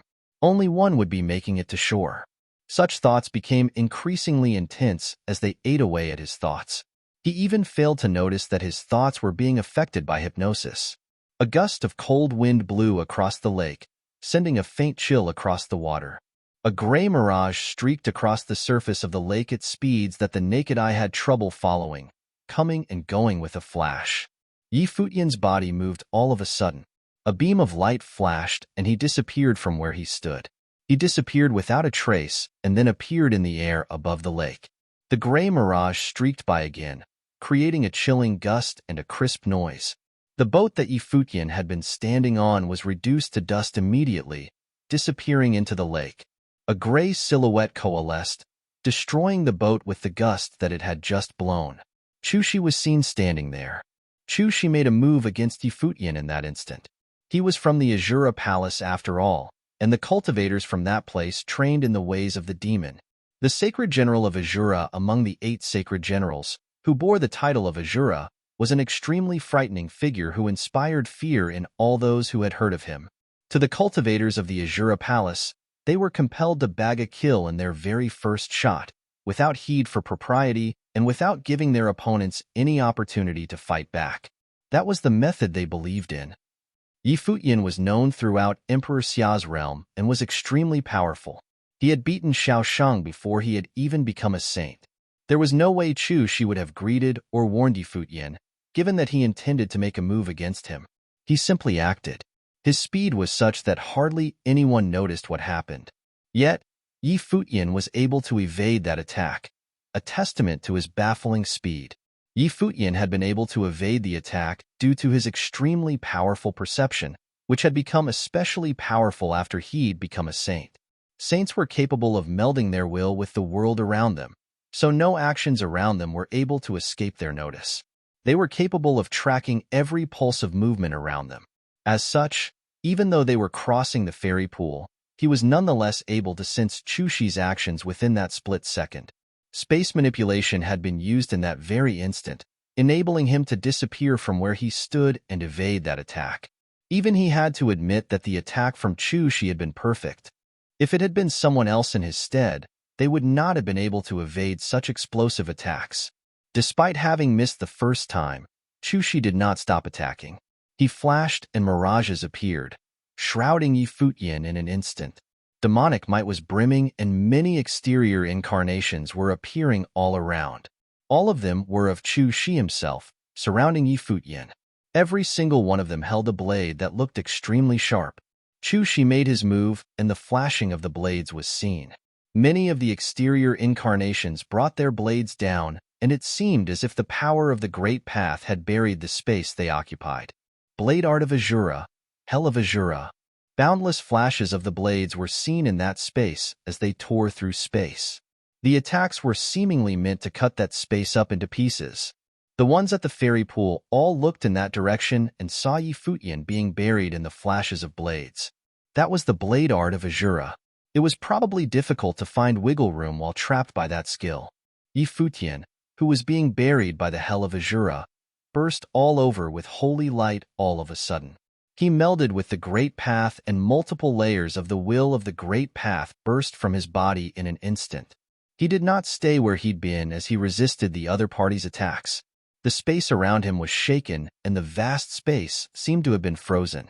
The overpowering footwork of Xianyuan was brought out, and the extremely dazzling light surged into his arms, flowing to his fingers as he pointed forward. Crackling, high-pitched sounds were heard as the blade was bashed against Yi Futian's body. However, the dazzling light that coursed about his body seemed to be indestructible armor that prevented him from being cleaved. The fingers that he pointed tore through the hell of Azura, heading straight for Chu Shi at breakneck speeds. Chu Shi looked at that incredibly dazzling silhouette before him turning into golden lightning and charged forward, feeling that he was in trouble. He was baffled as to how Yi Futian had been able to tell his true body from the illusions with just a single look. He dissipated into a gray mirage and quickly saw a terrifying storm of sword aura whipping up in the air. One dazzling sword after another shot out from the air and headed straight for Chu Shi's body. Chu Shi froze momentarily. Yi Futian arrived at the very next moment. His body descended like a bolt of lightning that was shrouded in holy light. He pointed his finger forward and brought about a terrifying sword will that headed straight for Chu Shi. Chu Shi cleaved a flash of the blade in a hurry, tearing through the space before him. Yet when that finger arrived, the flash of his blade was broken and the light from the finger pierced through his body. Chu Shi's body dropped from above in an instant, falling into the fairy pool and sending splashes everywhere. Yi Futian then grabbed Chu Shi from the water and hoisted him up. He shot a cold glance at his opponent and said, "Get lost." He clapped as soon as he uttered the line, sending Chu Shi flying back to where he'd come from. The light on Yi Futian disappeared, and his body landed on Chu Shi's boat where he stood quietly. The others took one look at him, wondering if that holy light about him had been something he'd learned while training in Dali Dynasty. It was rumored that the unique training method had been something imparted to him personally by the imperial advisor of Dali. The young palace lord of Azura Palace was completely overwhelmed. He struck first, and yet he had been defeated, losing the right to fight altogether. The sound of the guqin was heard again, but it was no longer the heavenly demon song of the Six Desires. On a boat floating on the pool, the master of the 100 Flowers Valley was playing the guqin. His tune seemed to be able to affect the will of others, making it increasingly difficult for them to control themselves. The sound seemed to be attempting to meld with the heavenly demon song of the Six Desires. Auras emanated from the handful of people remaining as they continued to move forward. There was a faint stifling aura on the pool. Yi Futian felt himself growing increasingly irritated and anxious. It was evident that he was being affected by the sound of the guqin as well. He kept his eyes forward and said, "This place is the Sea of Desires and is difficult to wade through. Please, I implore you all to return. It is not worth having your states of mind be affected by the sea." One by one, they turned to look at him and frowned somewhat. Yi Futian had his hands behind his back at the moment. He was heading forward in silence, yet telling the others to go home. Having made it so far, none of them wanted to turn back so easily. Furthermore, all of them were already deep into it and had developed intense yearnings. They each wanted to cross the fairy pool and take Yao Shi as their own. There was no way any of them would simply yield under such circumstances. It seemed that Yi Futian had thoughts about Yao Shi, given how he wanted the others to give up while he continued making his way forward. No one else around him heeded his words. Yi Futian turned his eyes forward and sat cross-legged on the boat. He waved and a guqin appeared in front of him. While he had undoubtedly lost his guqin spirit, he always kept a guqin with him nonetheless. He began plucking the strings and a tune was heard. 3 distinct sounds from guqin were heard mixing, but they retained enough to be told apart. All 3 of the sounds had extraordinary clarity as they seeped into the ears of those within earshot. Yi Futian's mind became exceptionally tranquil and clear as the Yukio song played. It was as if he had entrenched himself in an absolute barrier constructed from his own emotions. The lust dancing in his mind gradually subsided. When his tune was heard by the others, they too were affected, causing the influence of the heavenly demon song of the Six Desires and the tune played by Master of the 100 Flowers to weaken. His tune went from tranquil to raging, as if there was a hot-blooded force welling up within him, taking apart the passions and lust that had developed. Those who were still at the fairy pool had a mystical feeling developing in their minds. Their passions and lusts subsided, which seemed to remind them of their paths and training. At the same time, the notes that were dancing in the world around them seemed to become imbued with the will of the great path of their surroundings. He flicked his arm and caused dazzling blades to swoop through the air, turning them into swords of Cassiopeia that moved with the dancing notes. They then transmuted into terrifying bolts of lightning that shot at the Master of the 100 Flowers. The Master of the 100 Flowers hastened his playing at the same time. The dancing notes turned into terrifying attacks, clashing in the air. However, there seemed to be countless dancing notes around him. Every note turned into swords of Cassiopeia and rained down on him in a frenzy. The Master of the 100 Flowers' fingers sped up and intense clashing sounds continued to be heard in the air. The notes, imbued with the power of the great path, continued to be blown up as the water of the fairy pool splashed. A bolt of lightning streaked by and, with a crisp crack, the Master of the 100 Flowers grunted as the strings of his guqin snapped. He turned to look at Futian and put away his guqin. He took one look ahead before turning around and heading back to where he'd come from. His silhouette quickly disappeared as if he had never been there in the first place. "Are none of you going back?" Futian continued asking. Bai and the others took one look at Futian before turning around and leaving, giving up of their own free will. Before long, only Futian and Xiaoluan were left on the fairy pool. Futian was thinking about what would happen if he just gave up right there and then. "You're invited to the island, Sir Yi," a voice said. The island in question then appeared right before Futian's eyes. It was so near that it seemed like he could reach shore with one step. Xiaoluan was unable to see it and remained on the illusory sea, but he was nonetheless able to hear the voice as well. Futian turned his eyes to look at Xiaoluan. Xiaoluan nodded and said to him, "Go on ahead." At that moment, Xiaoluan felt rather conflicted. He knew that Yaoshi would not have let him get near. If it had to be someone else getting onto that island, he was glad that person would be Futian. He was wondering if Futian had given up right there, and then Yaoshi have chosen someone else as a substitute. It was not something he would have wanted to see. As such, he would have rather had Yaoshi choose Futian. He was unwilling to think about what would have happened from then on out. He simply hoped Xiaqing Yuan would not resent him when she found out. Futian nodded and his boat moved towards the island. He stepped out of the boat and landed on the island. Green covered the island completely. Fairy cranes were flying in the air. Futian was even able to catch sight of a phoenix resting on a parasol tree. There was a woman of striking beauty sitting on the extremely lush and beautiful island, playing the guqin leisurely and looking serene. The scene looked like something out of a dream and felt astounding. The tune stopped when Futian came by. The woman looked up at Futian and smiled brilliantly. "I hoped that it would be you, Sir Yi, that made it here. I knew that if anyone would make it here, that it would be you, Sir Yi. It would seem that you do not disappoint after all." Yao Shi, who was dressed in lavish clothing, did not lose one bit of her alluring beauty as she smiled brilliantly. There seemed to be all manner of beauty manifesting on her, more than enough to mesmerize any man. "Why would you, Goddess Yao Shi, hope that it would be me that would make it here?" Futian asked. Yao Shi took one look at him with sheepish eyes and said, "You're the only one in all of Emperor Xia's realm that I could fall for." Her eyes locked on Futian's when she spoke, looking embarrassed. "I'm afraid you'll be disappointed," Futian said. "Because of Xiaqing Yuan?" Yao Shi asked with a smile. Futian shook his head. "I remember the first time we met. You said that your heart belonged to someone else, and that person was your wife, Sir Yi. However, from what I know, your wife has since passed away. So why would there be a need for you to cling to her? If it is because of Xiaqing Yuan, do you think that there is anything about me that is inferior to Xiaqing Yuan?" Yao Shi asked. I have no such intentions. Yi Futian continued to shake his head. Yao Shi smiled.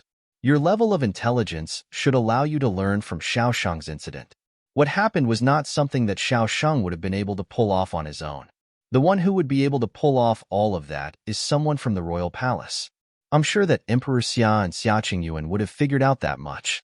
I wonder if Queen Xiao was involved. He was Xiao Shang's aunt after all, and perhaps she did not wish to see you and Xia Qing get too close. Are both Emperor Xia and Xia Qingyuan unable to find out anything, or do they just not want to? You played a key role in winning in the Battle of Empty Realm for Emperor Xia. You ventured alone into Emperor Li's realm, yet you met with all of that. I do not believe that there is anything in Emperor Xia's realm that could have been kept secret from the Emperor if he wanted to find out more. You're not of the Xia clan, after all, Sir Yi. Perhaps they are simply using you due to you having extraordinary talents. Yi Futian took a look at Yao Shi and knew deep down that what she said made sense. He was able to come to such conclusions himself and intended to put the matter to rest. He was unable to do anything like what he had done to Xiao Shang, for he lacked a target. However, he continued to trust Xia Qingyuan, knowing that she definitely would not want any harm to come to him. The news was leaked when she sent people to pick him from the lower worlds. That, coupled with everything else that had happened, meant that the royal palace had something to do with it. That was the only way anything made sense. There could be no other explanation. However, Yao Shi was well aware of his relationship with the royal palace, yet she had chosen to say all of that to him. While none of what she'd said seemed out of place, one could have learned that Yao Shi was not on good terms with the royal palace. Furthermore, she'd gone so far as to mention Emperor Xia and Queen Xiao. If he were to report her to the authorities, he could easily ruin her, yet she did not seem to mind that at all as she chatted away. What had made her so displeased with the royal palace? Why was she always at odds with Xia Qingyuan? Xia Luan had told him to not get near to Yao Shi, yet the prince had then asked for him to come along. It seemed that Xia Luan's objective for being at the event had been to stop Yao Shi from doing all of that. Yi Futian thought that, although what Yao Shi was doing was displeasing, he still had no right to interfere with her matters. After all, he was not someone close to her. If you have anything that you would like to get off your chest, my ears are all yours, Yao Shi. Yi Futian did not respond to Yao Shi's accusations about the royal palace. Deep down he knew about a lot of things already. When the sacred war had broken out in the 9 states, his imperial will had burned and Emperor Xia had locked down the news, forcefully suppressing the matter. For that, he owed Emperor Xia his life. Furthermore, since Emperor Xia knew all of that, he would have been able to develop his speculations. As such, Emperor Xia knew Yi Futian better than many others. Even if Emperor Xia did intend to use Yi Futian, he would not have wanted any harm to come to the young man. Otherwise, it would have been like keeping a hidden threat around him. Yi Futian knew that much at least. As for Xia Qingyuan's temperament, he had a good idea of what hers was due to having been around her for such a long time. Despite being cold and aloof, her thoughts and intentions were simpler than those of Yao Shi. Anything I want to get off my chest? Yao Shi was dazed as she looked at Yi Futian. Her eyes seemed shifty for a brief moment, yet she quickly concealed it with a smile. What kind of thing would I want to confess to you? For example, who your parents are, Yi Futian said. Yao Shi gazed at him without flinching. Yi Futian did not evade her look as he gazed back at her. With all that has been going on as of late, between the attitude of both Yao Shi and Xia Qingyuan took when they were around each other, as well as rumors about Queen Xiao and the Holy Mother of the West, Yi Futian was able to arrive at some conclusions. All of that, coupled with what he had learned of Yao Shi's status at the Yaotai Divine Palace, enabled Yi Futian to develop a very wild, bold guess. It was speculation that involved the royal family. The space they occupied seemed to have ground to a halt and turned extraordinarily quiet. Yao Shi shook her head lightly, and her eyes became somewhat reddened as she forced a smile onto her lips. All of that made her look sad and beautiful at the same time. Xia Qingyuan is your sister and His Majesty is your father, correct? Yi Futian asked as he looked at Yao Shi. I have no father and I do not have what it takes to be a sister of the high and mighty princess. Yao Shi looked at Yi Futian and continued. You have heard the heavenly demon song of the 6 desires. Do you know why such a tune appeared in Emperor Xia's realm in the first place? It was because someone enjoyed the song alone, yet they'd forbidden the owner of the song from playing it ever again. That someone thought the song would embarrass him. Furthermore, he turned around and married another woman and made her the queen. Do you think such a person would be qualified to be someone I call father, serene? Despite not admitting to it outright, what she said had undoubtedly verified Futian's speculations. As such, he was able to understand why Yao Shi had done what she did, and the resentment that she harbored deep down. When he was invited to the Yaodai Divine Feast, he'd heard that the last time the event had been held was decades prior. The Holy Mother of the West had taken leadership of the place back then. He was wondering if that event had been held after Emperor Xia had made Queen Xiao queen. Everyone claimed that the Holy Mother of the West had lost to Queen Xiao in the contest of the title of the #1 beauty in all of Emperor Xia's realm. In truth, however, there were other reasons for it. Reasons that had changed their lives from then on out. If the people of Emperor Xia's realm had to choose between Xia Qingyuan and me, who do you think the people would pick? Yao Shi asked Yi Futian. Yi Futian did not reply, but then again, there was no doubt about the answer. It would be Xia Qingyuan. The people would have naturally wanted you to choose the high and mighty princess, due simply to the fact that the girl in question is the princess. Yao Shi chuckled in a self-deprecating manner. After all, she'd grown up hearing of Xia Qingyuan's name. Yi Futian looked at Yao Shi and sighed deep down. Despite being of the same background in the sense that both were daughters of Emperor Xia, Xia Qingyuan was born in the royal palace and was doted by Emperor Xia. She was known by all since birth. It was rumored that her talents were unparalleled throughout Emperor Xia's realm. She was lauded as the future empress of the realm. In contrast, Yao Shi's status as the virgin of the Yaodai Divine Palace paled by leagues. But then again, if she were to simply be the virgin of the Yaodai Divine Palace, she might not have so many thoughts about things and would continue being the elegant virgin in peace. However, with comparison, came pain. She too was the daughter of Emperor Xia, yet she grew up hearing the name of another girl instead. She knew deep down that regardless of how exceptional she could become, that other name would forever shine brighter than hers. It was a fact that she was unable to change. All of that was naturally somewhat cruel to Yao Shi, but that was how fate was, and there was nothing anyone could have done about it. It was for that very reason that princes of the imperial courts fought over the throne. The princes were all brothers from the same father, yet there could be only one who could ascend to the throne. Yao Shi was even more pitiful than the princes who were fighting each other for the throne, as she never had a father by her side. It was obvious that Yao Shi intended to resist, but given that her father was Emperor Xia himself, there were very few ways she could do that. As such, she had gotten to Yi Futian. Of course, there was also the Yaodai Divine Feast. Perhaps that was her way of resisting fate. It was not Yi Futian's place to chastise Emperor Xia, and it certainly was not his place to chastise Yao Shi either. Yi Futian sighed, looking at the woman before her. I went to the Dali dynasty to train not long ago, and I think you know about that too. I studied under the imperial advisor of Dali when I was there. I thought that the imperial advisor would be someone filled with ambition, yet the imperial advisor that I came to know was someone who was able to see through everything. His greatest wish was that his daughter could have a normal life. There was one of his students who resented him and even wanted to take his life, but he did not mind any of that. He remained willing to escort me and send me off, even knowing who I really am. He did not have any thoughts about that student who saw him as the enemy taking revenge against him. He did not dwell on whether or not I would become a threat in the future if I returned to Emperor Xia's realm. He let go of the past, thought little of the future, and did what he could in the present. If there is nothing you can do to change anything, why not try putting it all down instead? Yi Futian continued, I know that it's not my place to ask you to put it all down. It's easy to advise others, but it's something else altogether if those things are happening to you.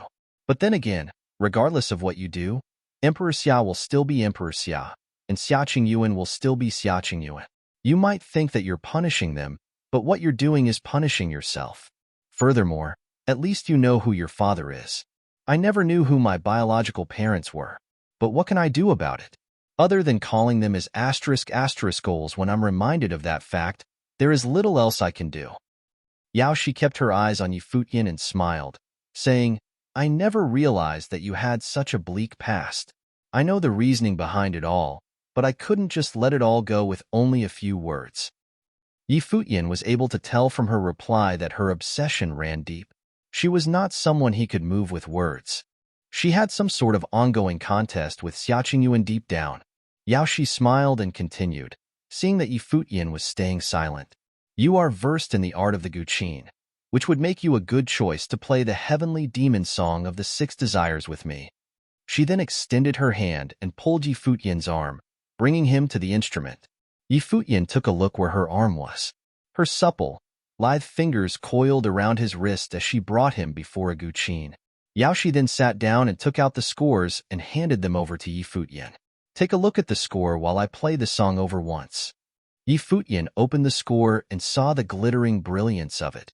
The score's countless notes seemed to be imprinting themselves into his mind and dancing, which was a result of Yaoshi's playing. The tune was soothing and gentle. It made one feel amicable and at ease, as if they were about to enter a beautiful place. Futian continued to read the score as he listened to the tune. The tune seemed to have melded with the score itself, sucking him in and immersing him completely in the music before he realized it. The heavenly demon song of the Six Desires was not a demonic song that enthralled people using lust as he had imagined was the case.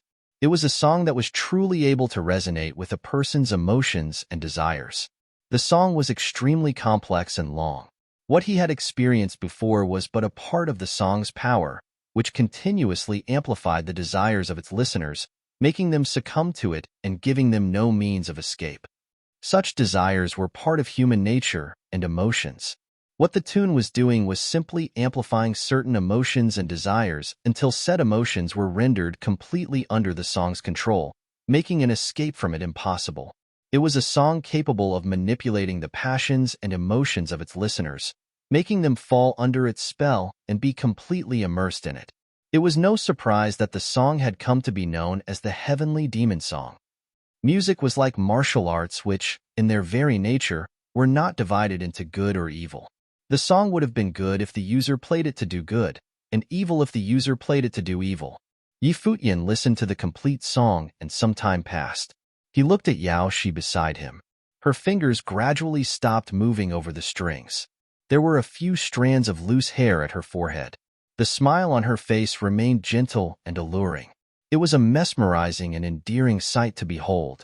Futian was even able to see Jieyu in her. The two faces seemed to have overlapped with each other, making him feel an urge to pull her into his arms. What's wrong? Yaoshi turned around and smiled, looking at his eyes as she asked, Are you mesmerized by the song? Somewhat. Futian did not deny it. At the moment, Yaoshi looked really endearing, making him want to cherish her. You're of an extremely stable state of mind to be able to come this far.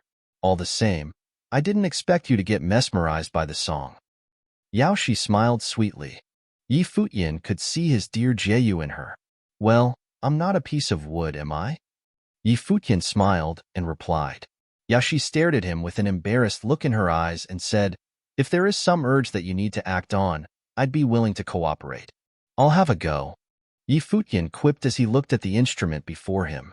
All right. Yaoshi moved to the side, and Futian sat where she'd been sitting, putting his hands on the strings. He began to slowly play the tune. Yaoshi listened beside him. The sound of his playing was beautiful. While it was his first time playing the song, he was getting the hang of it already. The tune could be heard throughout that paradise, and there was a beautiful lady at his side. The scene looked more beautiful than anything found in pictures. The song finally ended after quite a while. Futian took a look at Yaoshi by his side, recalling the times when he had played the instrument for Jieyu. It still seemed as if the faces of the two women overlapped. Is the tune incomplete? Futian asked, looking at Yaoshi. Indeed, that was only half of the heavenly demon song of the Six Desires. The remaining half was something that was never brought to the Yaodai Divine Palace. Yaoshi then continued, You're getting over 70% of the tone and feel right on your very first try. If you were to play it several times more, I'm afraid you would be better at it than I am. When you completely master the song, I'll be happy to dance to the tune for you. Very well. Futian smiled and nodded before continuing to practice the song. Time passed, and Futian played again and again. Shi went up to him at times, and both of them would collaborate and write songs. Both of them seemed to be like one entity in that picturesque scene, looking natural and beautiful. An unknown amount of time passed, and Futian's tune was still being played. Shi leaned against him, and the lower part of her dress sprawled on the ground. Endearment and love were seen in Shi's beautiful face as if she too was immersed in the picture. Her fragrant scent continued to attack Futian's senses, making him feel urges that he was not supposed to be feeling. When the song was over, Shi circled her arms around his body and hugged him gently. Her gentle, supple body pressed close to his body, and Futian felt a fire burning inside. Futian called gently. Serene, the heavenly demon song of the six desires, is a spiritual type song, capable of affecting the passions and emotions of its listeners. There is no need to suppress yourself when you're under the song's spell. Unleashing your desires would be beneficial to the training of spiritual powers. Shi's voice sounded like something from a dream, working its mystical magic in Futian's ears and tugging his heartstrings. If I'm not the one you like, you are free to see me as someone else and I'd be totally fine with it, Shi said. Futian looked at the face right in front of his eyes. It was as if he was looking at Shi, Jiu, the glass saint, and some others at the same time.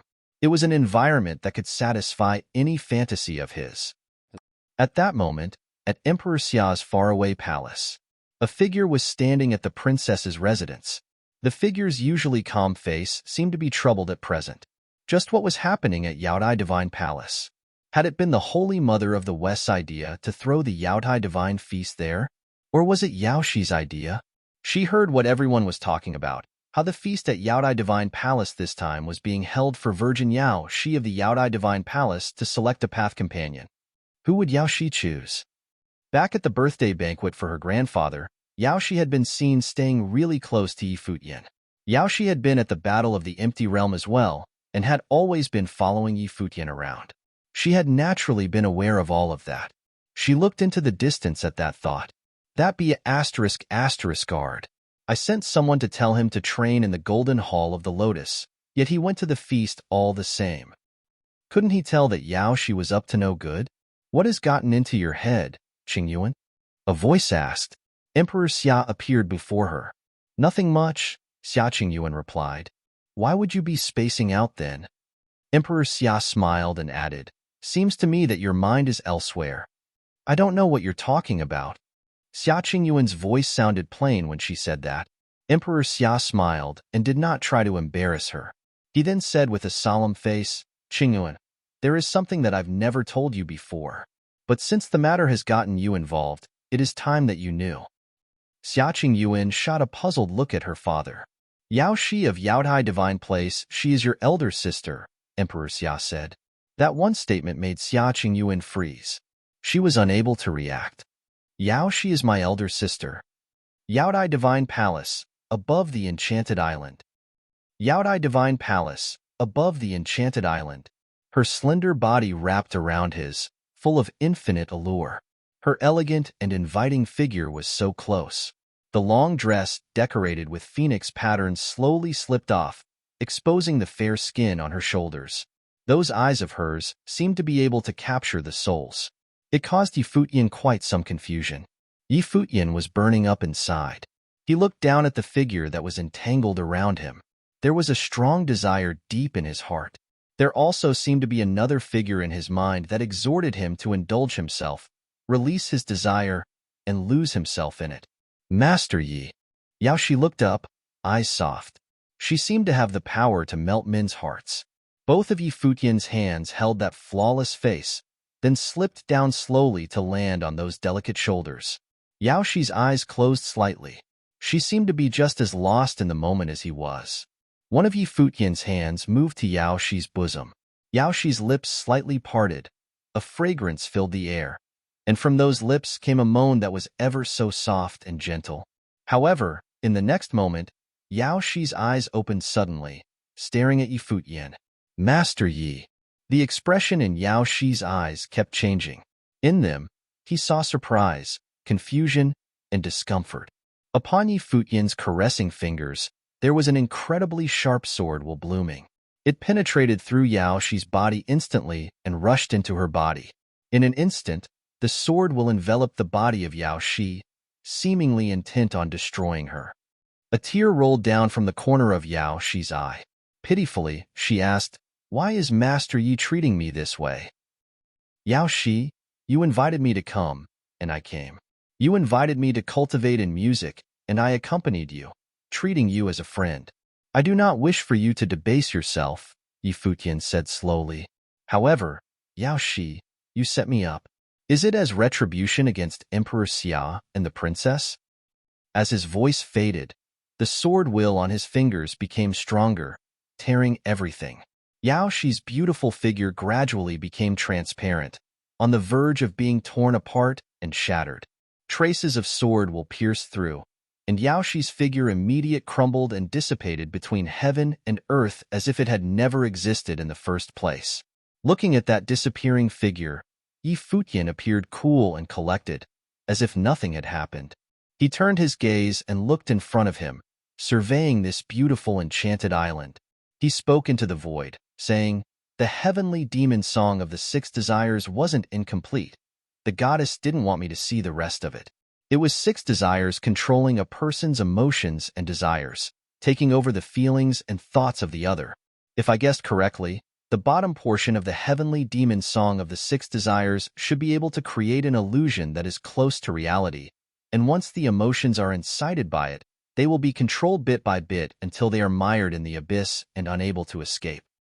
When crossing the fairy pool, as I stepped onto the enchanted island, it appeared that the illusion had been lifted, but it was not so.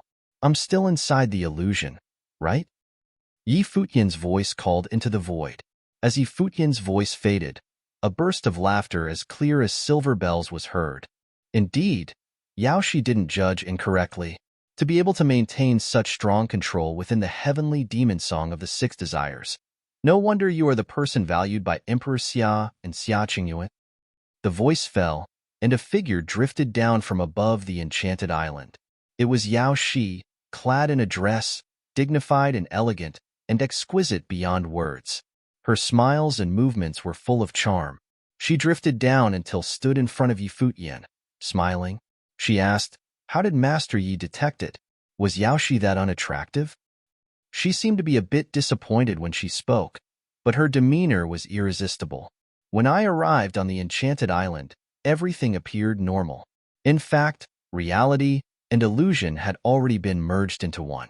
Goddess Yao, she taught me to play the guqin, attracting me little by little. It even caused a hallucination at one point, and I confused the goddess with others.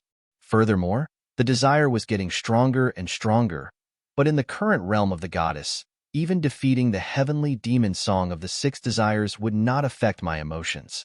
In my realm, it should also be impossible for me to experience the multiple hallucinations that I did. Therefore, the only possibility was that the heavenly demon song of the 6 desire had never really stopped playing. It was just that I could no longer hear the melody because I was always inside the illusion. In his realm, for a moment, he had really been tempted to indulge and give in to his desire. That, in itself, was a weakness.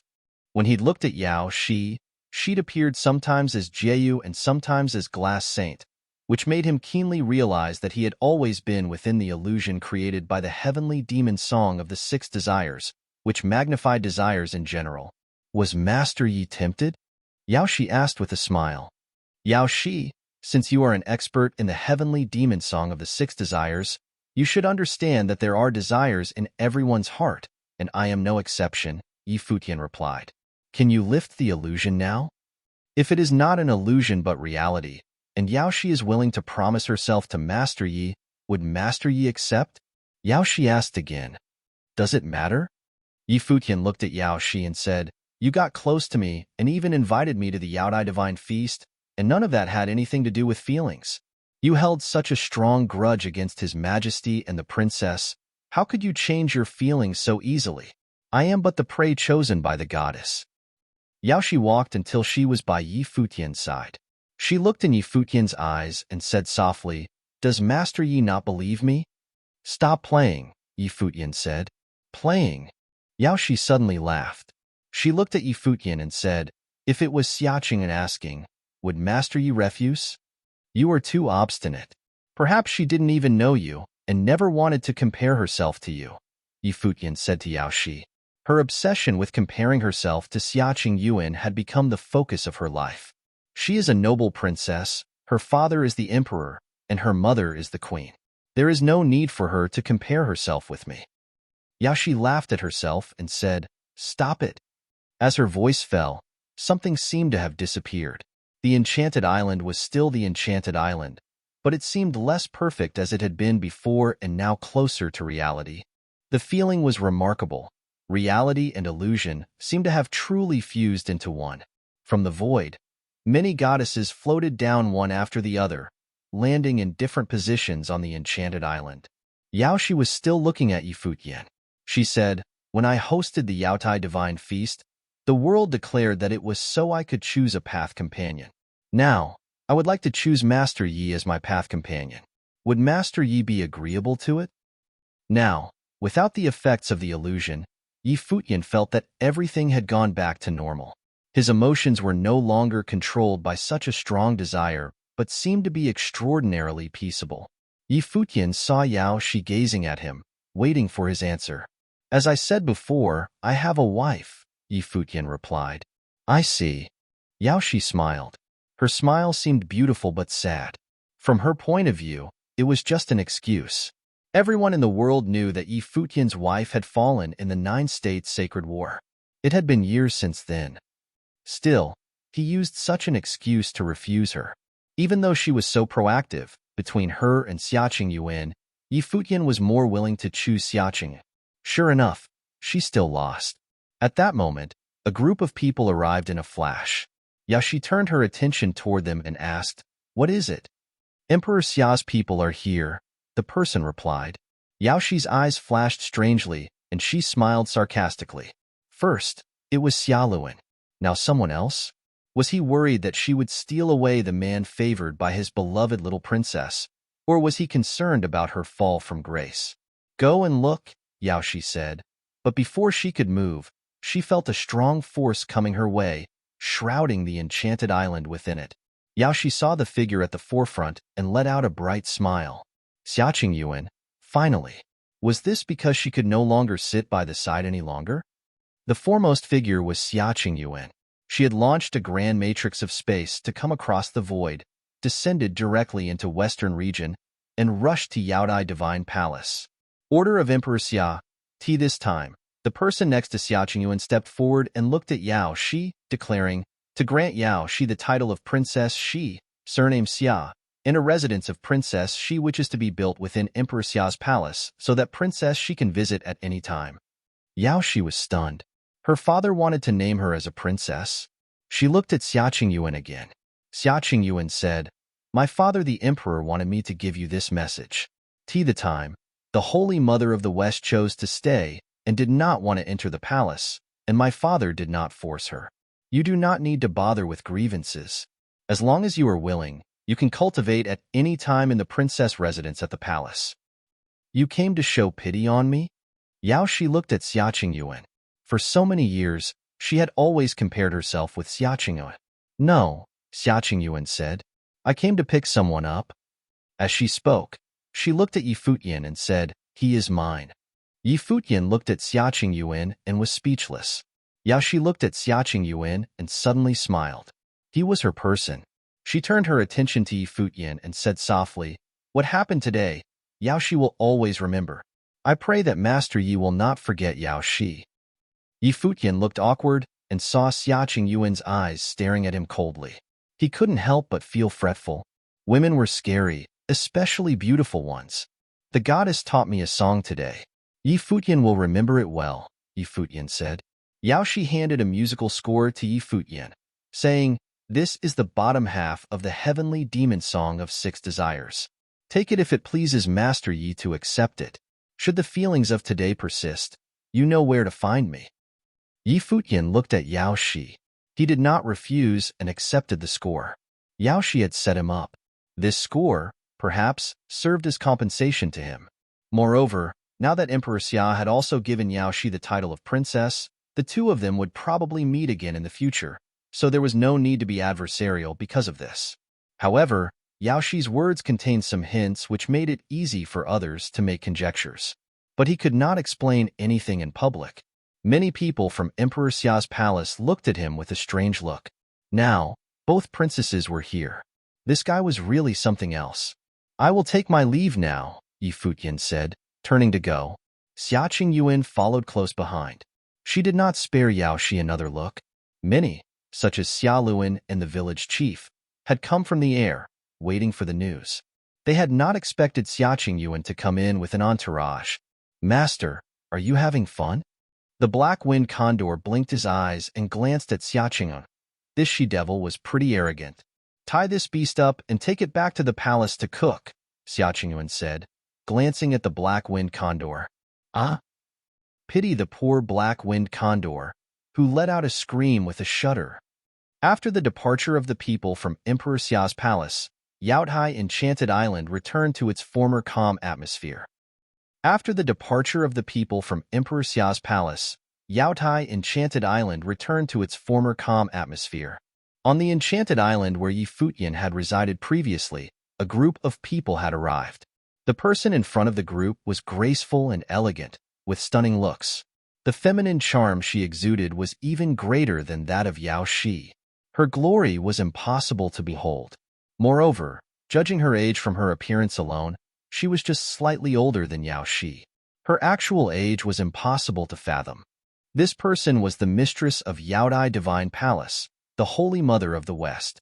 Yao Shi looked up at the Holy Mother and called out with a smile, "Mother, I remember that I told you once that the heavenly demon song of the 6 desires can truly stoke human desire.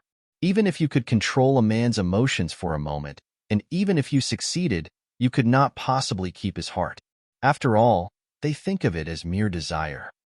The Holy Mother of the West said to Yao Shi, "In the future, don't do it again." Was this the reason why Mother lost to Queen Xiao? Yao Shi smiled and said, "Mother cultivated in peace and was detached from matters of the heart with no more arguments. But did he pay more attention to you?" Xia Qingyuan was right. He asked me to go to the palace, and I refused because I wanted to cut off the past. It was my choice. There were no regrets. As Ren Huang, he had his pride, continued the Holy Mother of the West.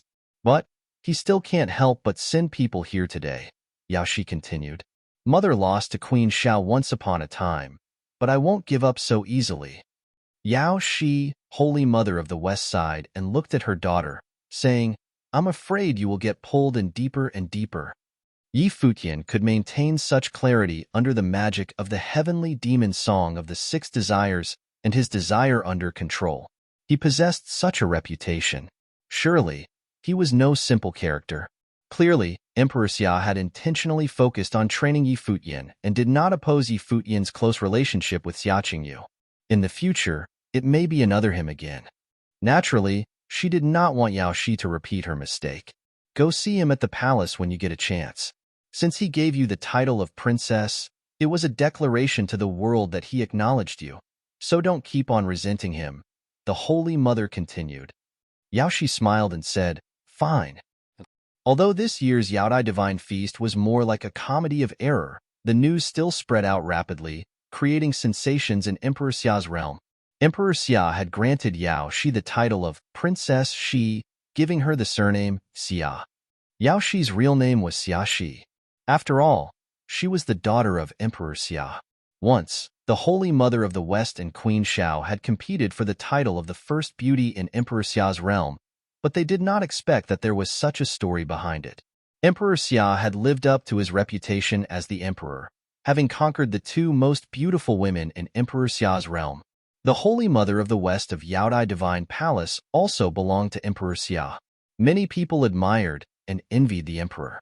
His Majesty was nothing if he did not desire the most beautiful women in the world, despite his cultivation. However, all most people could do was only use their imagination. But today, someone else had exhibited similar tendencies. Yi Futian. On the enchanted island of Yaodai Divine Palace, did something happen between Yao Shi and Yi Futian? Xiaqing Yuan, the little princess, actually came in person to pick up the one herself. This? What else could there be but envy? Xiaqing Yuan, Yi Futian, and the rest were traveling in the direction of the Emperor Xia's palace. On the way back, Xiaqing Yuan remained silent and did not speak, but Xiaoluan and Yi Futian were chatting rather delightfully. The black-winged condor had been hiding behind Yi Futian, trembling, his mouth closed tight. He dared not speak any more nonsense. He couldn't afford to mess with her. He was still thinking, this she-devil wouldn't really play for real, would she? She was way too scary. Follow me to the palace. When they had arrived at the center of Emperor Xia's realm, Xiaqing Yuan turned her head and spoke to Yi Futian. Very well. Yi Futian nodded and asked the people of the cottage to return to the villa first. As soon as the black-winged condor heard Yi Futian, he started sneaking toward the back, getting ready to slip away. Did I say that you could go? Xiaqing Yuan stopped and stared at the black-winged condor. The wings of the black-winged condor stiffened. If this she-devil was displeased with the master, why take it out on him? He was only asking if the master was happy or not, and she had a problem with that. He turned, trembling, and said to Xiaqing Yuan, whatever the princess commands, little condor is at your service, through hell or high water. Yi Futian looked at the black-winged condor with contempt. This was as much resolve as this useless thing could muster. Then come to the palace with me, Xiaqing Yuan said. The body of the black-winged condor stiffened even more. He looked to Yi Futian pitifully and said in his head, Master, help me. This she-devil was playing for real. He could never go to the palace, not even if they killed him. The princess asked you to go, so go. She won't really roast you, Yi Futian said with some despise. The black-winged condor blinked and stole a glance at Xiaqing Yuan again. Why wouldn't I? Xiaqing Yuan said. The black-winged condor's hair stood up on his back, sensing murderous intent. Yi Futian was at his wit's end. He looked at Xiaqing Yuan and said, What angered the princess? What did the little condor do? What angered her? Xiaoluan glanced at Yi Futian and silently turned in another direction. Best not to get involved in this matter. The others who were following them also stayed far away. They saw nothing and knew nothing. His eyes were disrespectful. Can't I punish him? Xiaqing Yuan asked, looking at Yi Futian. Then punish him, but there is no need for the princess to terrorize him. Yi Futian continued. And since when did I become the princess's person? My father, the emperor, commanded you as my imperial bodyguard. Is there a problem? Xiaqing Yuan said coldly, I sent a messenger to tell you to go to the golden hall of the lotus at the palace to cultivate. Why didn't you go? If I hadn't gone to Yaodai Divine Palace, were you planning on staying? Yi Futian looked at Xiaqing Yuan and said, I don't like restraint. If the princess thinks I don't obey orders, I will resign as the imperial bodyguard. Do you think your resignation is up to you? Xiaqing Yuan's voice was a little colder. She looked furious. She stared at Yi Futian and said, I refuse your resignation. In the distance, Xiaoluan and the others stayed out of the way, but couldn't resist listening in. This was war. For as long as he had known her, Xiaoluan had never seen his sister throw a tantrum. Was this because she was antagonized? When they left, Yaoxi's words had a lot of hidden meaning. On their way back, Yi Futian didn't even offer any explanation. Others who had followed Xiaqing Yuan also felt it too. Though the princess was mostly quiet, she was rarely angry. Never mind on account of a mere imperial bodyguard who dared to talk back to the princess. But only an idiot or moron dared to treat Yi Futian as a mere bodyguard. Yi Futian looked at Xiaqing Yuan and said lightly, Thank you, princess, for coming to my rescue this time, but I could not possibly serve the princess forever. Perhaps, in a little while, I will inform Emperor Xia of my intention to travel and do the things I need to do. Xiaqing Yuan was stunned for a moment. She looked at Yi Futian, then asked, What things do you have to do? Look for someone. Yi Futian looked into the distance and said. When Xiaqing Yuan heard what he had to say, suddenly, she was silent. She, too, looked into the distance and said quietly, Very well. As she was speaking, she continued forward, and everyone was a little bewildered. What was happening? Why did the whole thing suddenly come to an end? Master, can I go now? the black-winged condor asked in voice transmission. Yi Futian glanced at him, then stepped forward, leaving the poor black-winged condor to decide whether to follow him or not. Finally, he gritted his teeth and caught up to them. Xia Luan and the others followed in doubt, bewilderment written all over their faces. In the palace, the group retired to their respective quarters. Xia Qingyuan took Yi Futian somewhere. This was the palace above the 9th layer of heaven of Emperor Xia's palace, ethereal and ever sacred. When Yi Futian saw that Xia Qingyuan had brought him here, he knew who wanted to see him. In front of him, on the steps that disappeared into the mist, a figure stood quietly. It was as if he had been waiting for him. "Go," Xia Qingyuan said and left. Yi Futian walked forward and saw the figure turn around to look at him. "Your Majesty." Yi Futian bowed to pay his respect. This was the first time he had met Emperor Xia in the truest sense. At the earliest, he had seen the projection of Emperor Xia in the lower world. Now that he had seen the true body of Renhuang, although there was no discernible breath, it gave out a feeling of giant, akin to a god, similar to the impression that Emperor Li had given him. Likewise, Emperor Xia was also sizing up Yi Futian. Although he had noticed Yi Futian for a long time, this was also the first time he had seen him up close. This guy was audacious. When he was in the 9 states of the lower world, he had turned that world upside down, causing Emperor Xia to have to deal with the aftermath on his behalf. Now in the upper world, he was equally as bothersome. "Did you touch Yaoshi?" Emperor Xia stared at Yi Futian. Yi Futian shivered, but fortunately, he had not. "No," Yi Futian replied resolutely. His voice had just drifted off when the feeling of the pressure on his body weakened. Emperor Xia stepped up and came to Yi Futian, patted him on the shoulder, saying, "It's impossible for young men to behave themselves. When I was your age, I had many romantic adventures as well, but don't be excessive, kid." "Ah." Yi Futian looked up at Emperor Xia and blinked, revealing an innocent look. Excessive? He had no idea what that was supposed to mean. Seeing Yi Futian's innocent look, Emperor Xia wanted to give this guy a beating but thought better of it and stopped himself. Instead, he patted his shoulder again.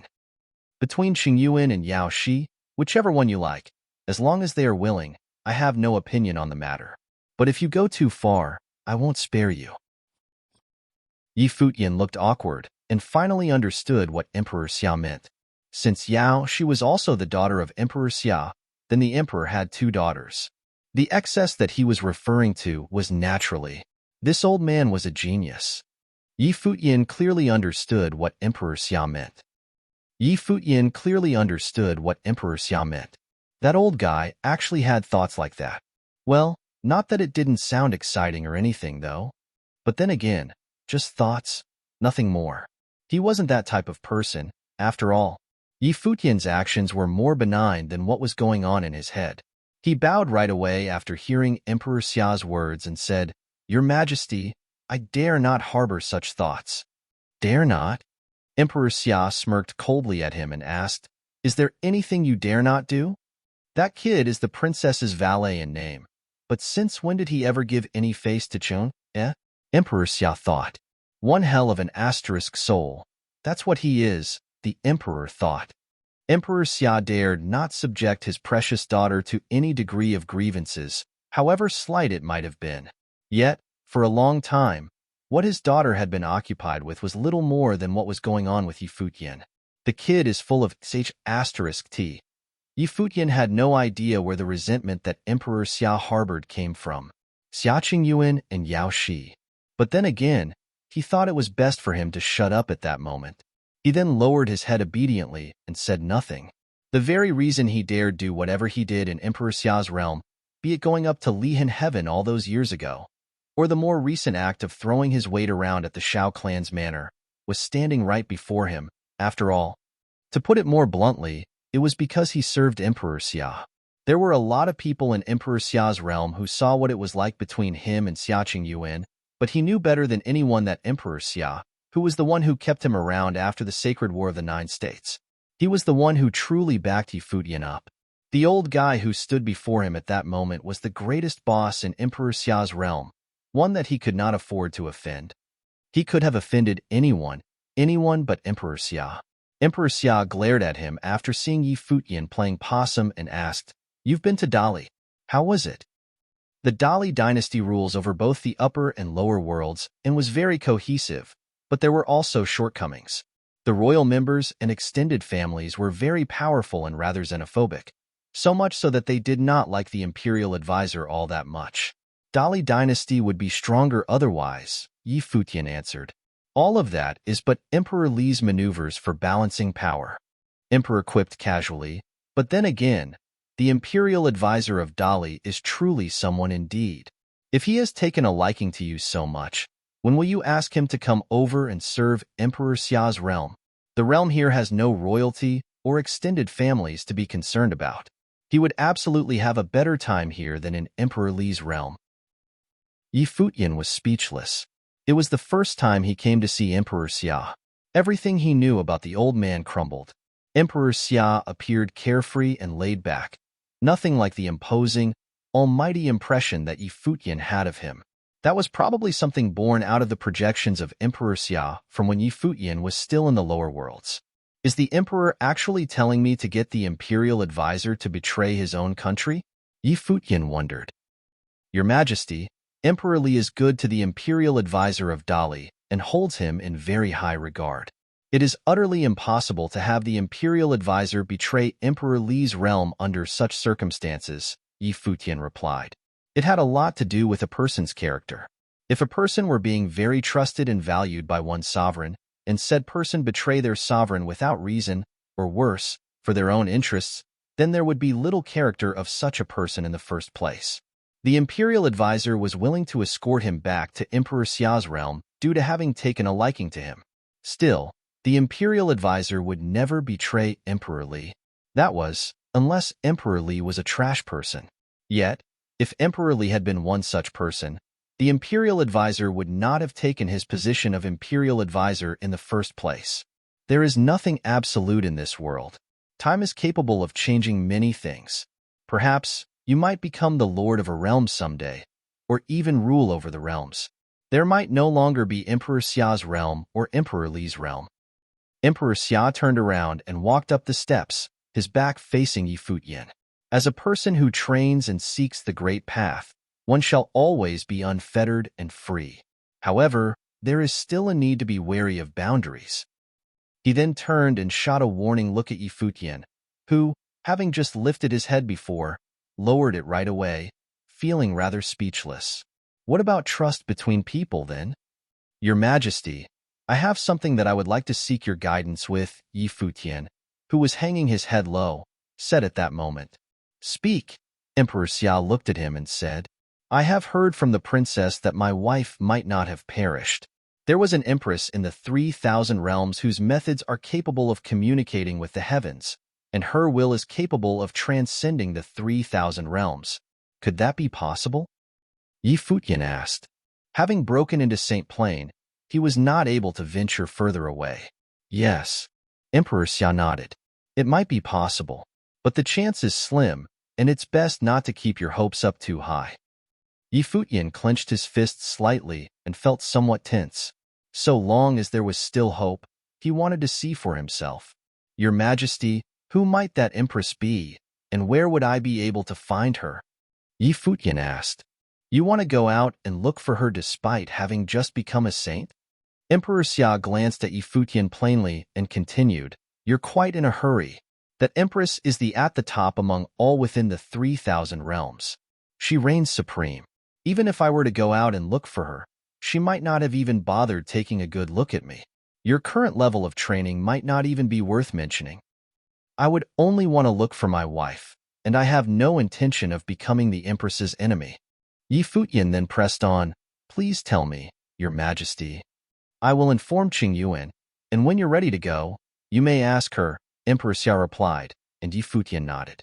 Thank you, Your Majesty.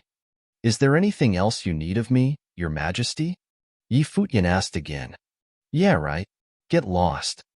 Emperor Xia waved his hand dismissively at Yi Futian and said, I didn't even bother settling the score with him, and he is already in a hurry to get out? The emperor thought. The kid is indeed full of sh*t. Futian felt rather speechless at Emperor Xia's attitude and said, "I shall take my leave then." He then turned around and left, still feeling rather speechless. Emperor Xia was indeed totally different from how Futian had expected him to be. But of course, Emperor Xia indeed felt more approachable that way, due to the lack of distance stemming from the lack of that high and mighty attitude. High and mighty, that was how he felt Emperor Li was like. Even when he was telling Futian that he intended to marry his daughter to the young man, the emperor still seemed so distant, looking down at the living beings from the clouds above. Futian returned to the cottage villa right after he left the palace instead of getting snorted at in the princess residence. Xia Qingyuan found him to be incredibly irksome at the moment, and it was best that he did not go anywhere near her. The news of Yao Shi being made a princess spread throughout Emperor Xia's realm several days later. On that day, a group of people arrived at Emperor Xia's palace, serving as escorts to Yao Shi. It was a happening that caught the attention of everyone in Emperor Xia's palace. There would be 2 princesses of Emperor Xia after the emperor made Yao Shi a princess. Everyone wondered how Emperor Xia would treat a princess who had been out there for so many years. However, during the Yaodai Divine Feast that day, Emperor Xia had sent Xia Luan before sending someone with Xia Qingyu. That meant that the emperor was still concerned about Yao Shi, nonetheless, or he would not have been paying so much attention to her. Yao Shi came straight to the Emperor Xia's palace high in the clouds and was able to see the biological father that she had always wanted to see for all those years. The man who stood at the very pinnacle of Emperor Xia's realm. Both of them looked at each other and said nothing. The scene in the fleeting clouds was unusually quiet. Emperor Xia finally sighed after some time, breaking the silence. He said, "Do you hate me?" "I dare not hate you, father," Yao Shi said. Emperor Xia was able to hear the distance between the two of them from the tone that she had taken. It was something that had never been there when he was talking to Xia Qing, but he was able to understand. As speculated by all, if Emperor Xia did not care about Yao Shi, he would not have concerned himself with the Yaodai Divine Feast. She was still his daughter, after all. "I had sent Xia Luan to stop you in hopes of preventing you from punishing yourself for what happened all those years ago.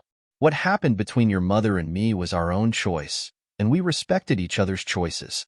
You could hate me, but there is no reason for you to hurt yourself."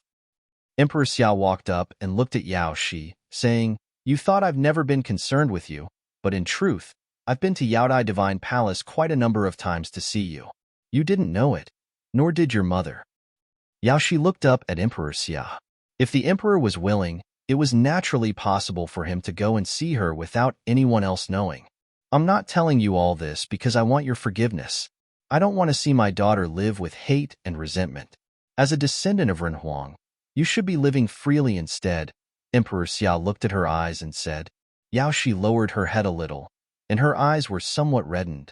She was unable to understand how the man she had hated for decades was standing right in front of her eyes, yet she was unable to bring herself to hate him. She was his daughter, a daughter of a Ren Huang, a princess of extremely high prestige in all of Emperor Xia's realm. "I have tried letting it go, but perhaps I still need time," Yao Shi sighed and said. "I will give you time." Emperor Xia nodded and continued, "Do you have any other wishes?" "If I do, would you grant them?" Yao Shi asked. "So long as it is something within my capacity to grant," Emperor Xia said. "Of course," Yao Shi said with a smile. "Speak." "I want a valet." Yao Shi looked at Emperor Xia and said. Emperor Xia was dumbfounded. His brows twitched slightly as he looked at Yao Shi and asked, Futian, would you be able to grant that?" Yao Shi looked at him and asked. Emperor Xia was unable to come up with an answer. It was apparent that Yao Shi had not been able to let it all slide. Futian was the valet of his other daughter. Futian might be a valet, but he is not required to fulfill any of a valet's duties. He is a valet in name only. While he might be Qingyuan's valet, he never stayed in Qingyuan's place or acted as a valet. If you want him to be your valet, you'll only need his approval. Emperor Xia knew that Yao Shi was very sensitive at the moment. If he were to tell her that Futian belonged to Xia Qingyuan, it would have incited her instead. Every word he said right there was the truth. He had not lied to Yao Shi. "Thank you, father. I shall try."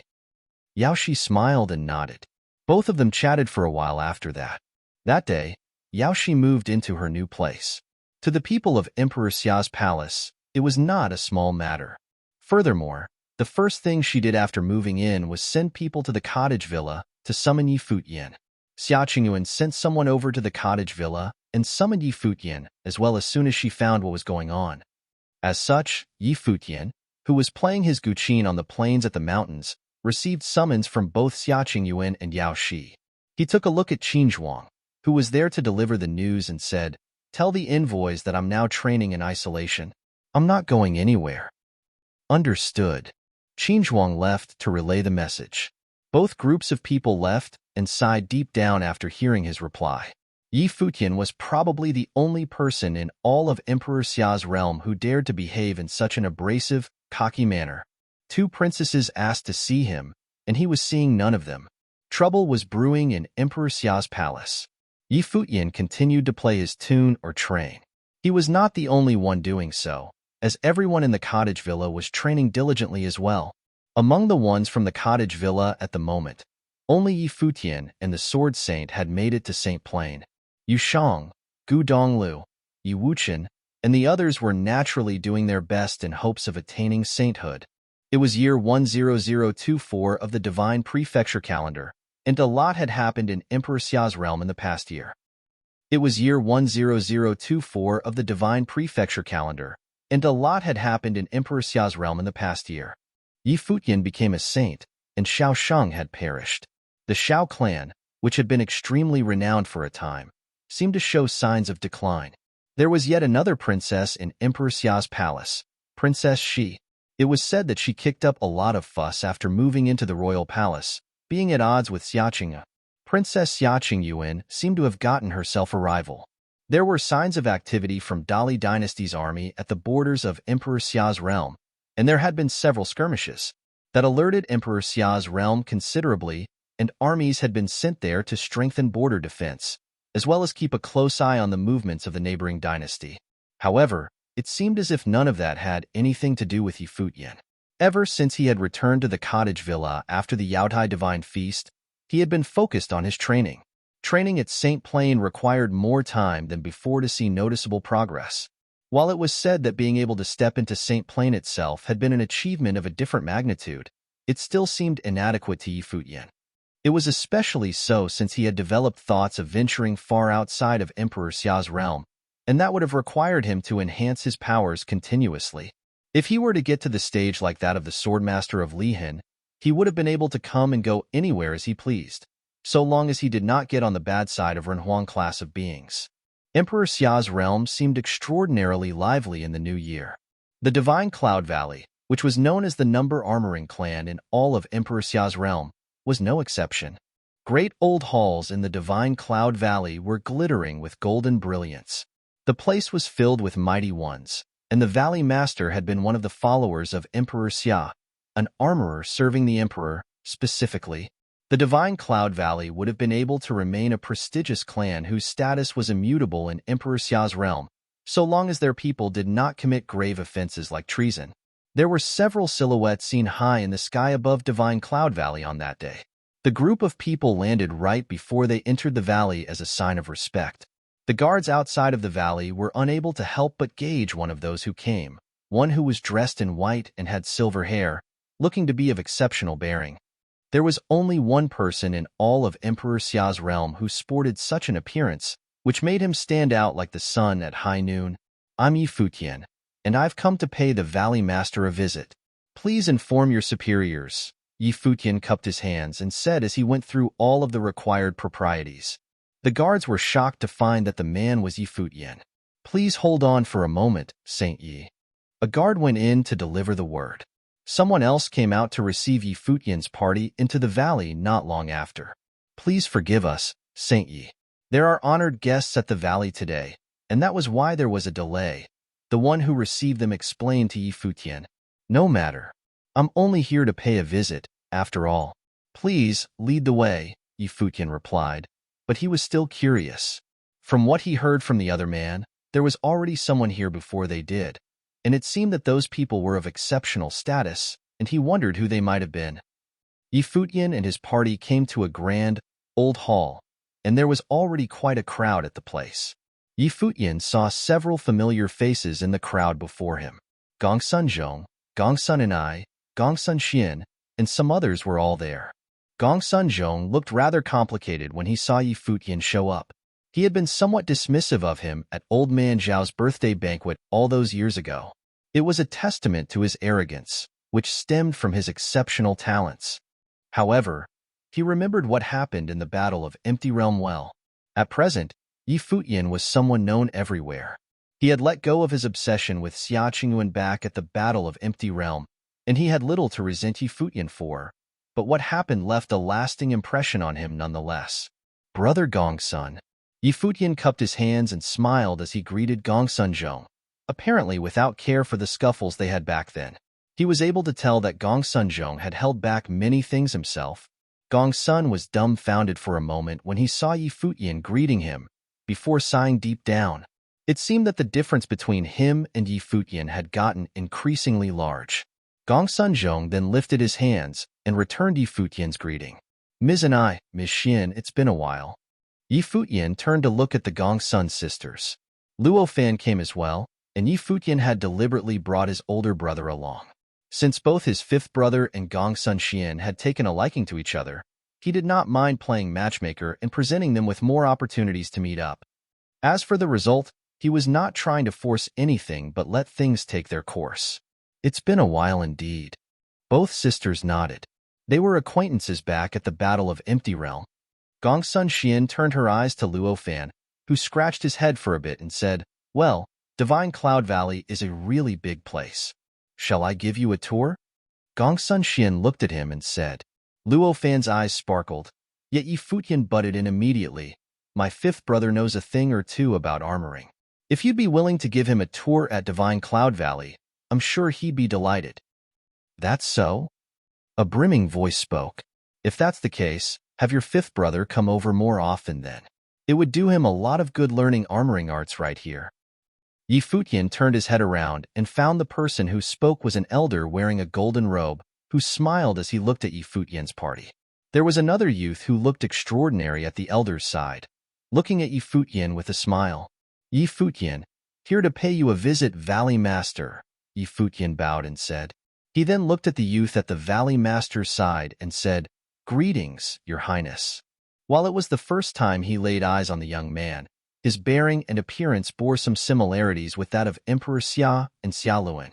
Furthermore, he was an honored guest whom the Valley Master attended to personally, which spoke volumes of his status. That young man was none other than the fourth prince, Xiakuan. Xiakuan took a look at Yi Futian and smiled, saying, "It's no wonder that my sisters are getting at each other's throats in the royal palace. You really are the number one in my generation in Emperor Xia's realm." "You're too kind, Your Highness," Yi Futian smiled and said. "His Highness is correct, though. There is indeed none among your generation throughout all of Emperor Xia's realm who would be able to overpower you." The Valley Master then added with a smile, "Anyway, what brings you here to Divine Cloud Valley today?"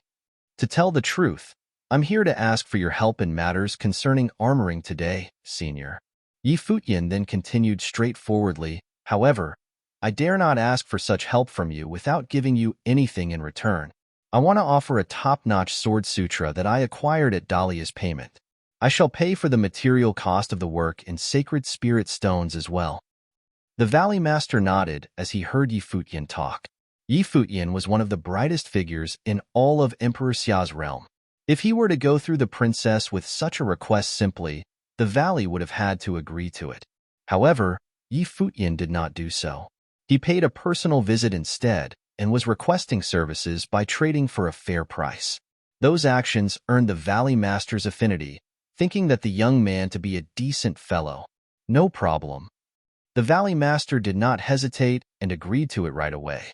Since Yi Futian was giving him due respect, he was willing to return it with the same amount of respect. "Thank you, Valley Master." Yi Futian extended his hand and handed the sutra to the Valley Master, saying, "This is a top-notch sword sutra that was previously lost in Dali. It's called the Sword of Kasayapa." The Valley Master took it over and flipped the pages nonchalantly, finding it to be something decent. He then turned to Yi Futian and said, this is indeed a precious piece. What kind of implement would you like forged? Swords. Futian said, I would like a sword capable of incorporating my life spirit into it, as well as a batch of swords of space. Those swords were something he wanted made for Yaya. Yaya's training had yet to be restored to its pinnacle state. The last battle cost her considerably, and he was unwilling to see something like that to happen again. As such, he wanted a batch of swords crafted in order to help her in future battles. If he were to request something like that of the Valley Master, he was naturally expecting the products to be top of the line, which would have definitely come at considerable costs. They were things that conventional armorers were incapable of crafting. After all, no problem. The Valley Master then asked, when would you like them finished? The sooner, the better, Futian answered. The Valley Master then took a look at the fourth prince, who then said, it's completely fine to attend to his request first. I'm in no hurry. Are you here for matters concerning armoring as well, Your Highness? If that's the case, it's completely fine for my request to be finished later, Futian added. It's all right. Let's get yours made first, Xiaokuan smiled and said. Thank you, Your Highness. Futian thanked the fourth prince. Well, in that case, let's get to it right away. If you'd like a ritual implement capable of incorporating your life spirit, it would be best that you stay around and help with the crafting process. I'll be bothering you at Divine Cloud Valley for some time then, Senior, Futian nodded. Valley Master, I shall take my leave then, Xiaokuan then said. Very well. Goodbye, Your Highness. The Valley Master nodded and ordered men to send the prince off while he brought Futian elsewhere and ignited the forge. Several days later, golden flames shooting up to the heavens were seen at the forging tower of Divine Cloud Valley. Many were watching the Valley Master himself at work. There was a terrifying great matrix at the front where sword aura of their world manifested in a frenzy and melded within the matrix.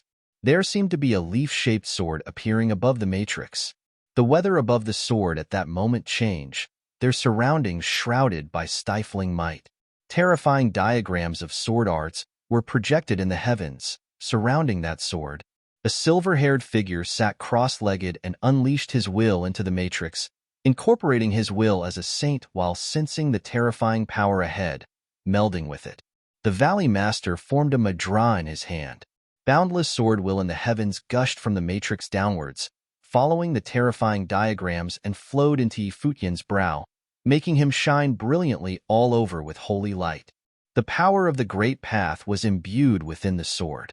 How much of the weapon's power could be brought out became solely dependent on Futian's power. Boundless light flowed into Futian's brow after quite a while. Sword will coiled around him before their surroundings returned to their usually quiet state. The Valley Master brought the spectators and everyone else away, leaving Futian sitting cross-legged over there. Extremely holy light glittered in his mind, causing imperial will to ebb at his brow, which was then incorporated within the sword.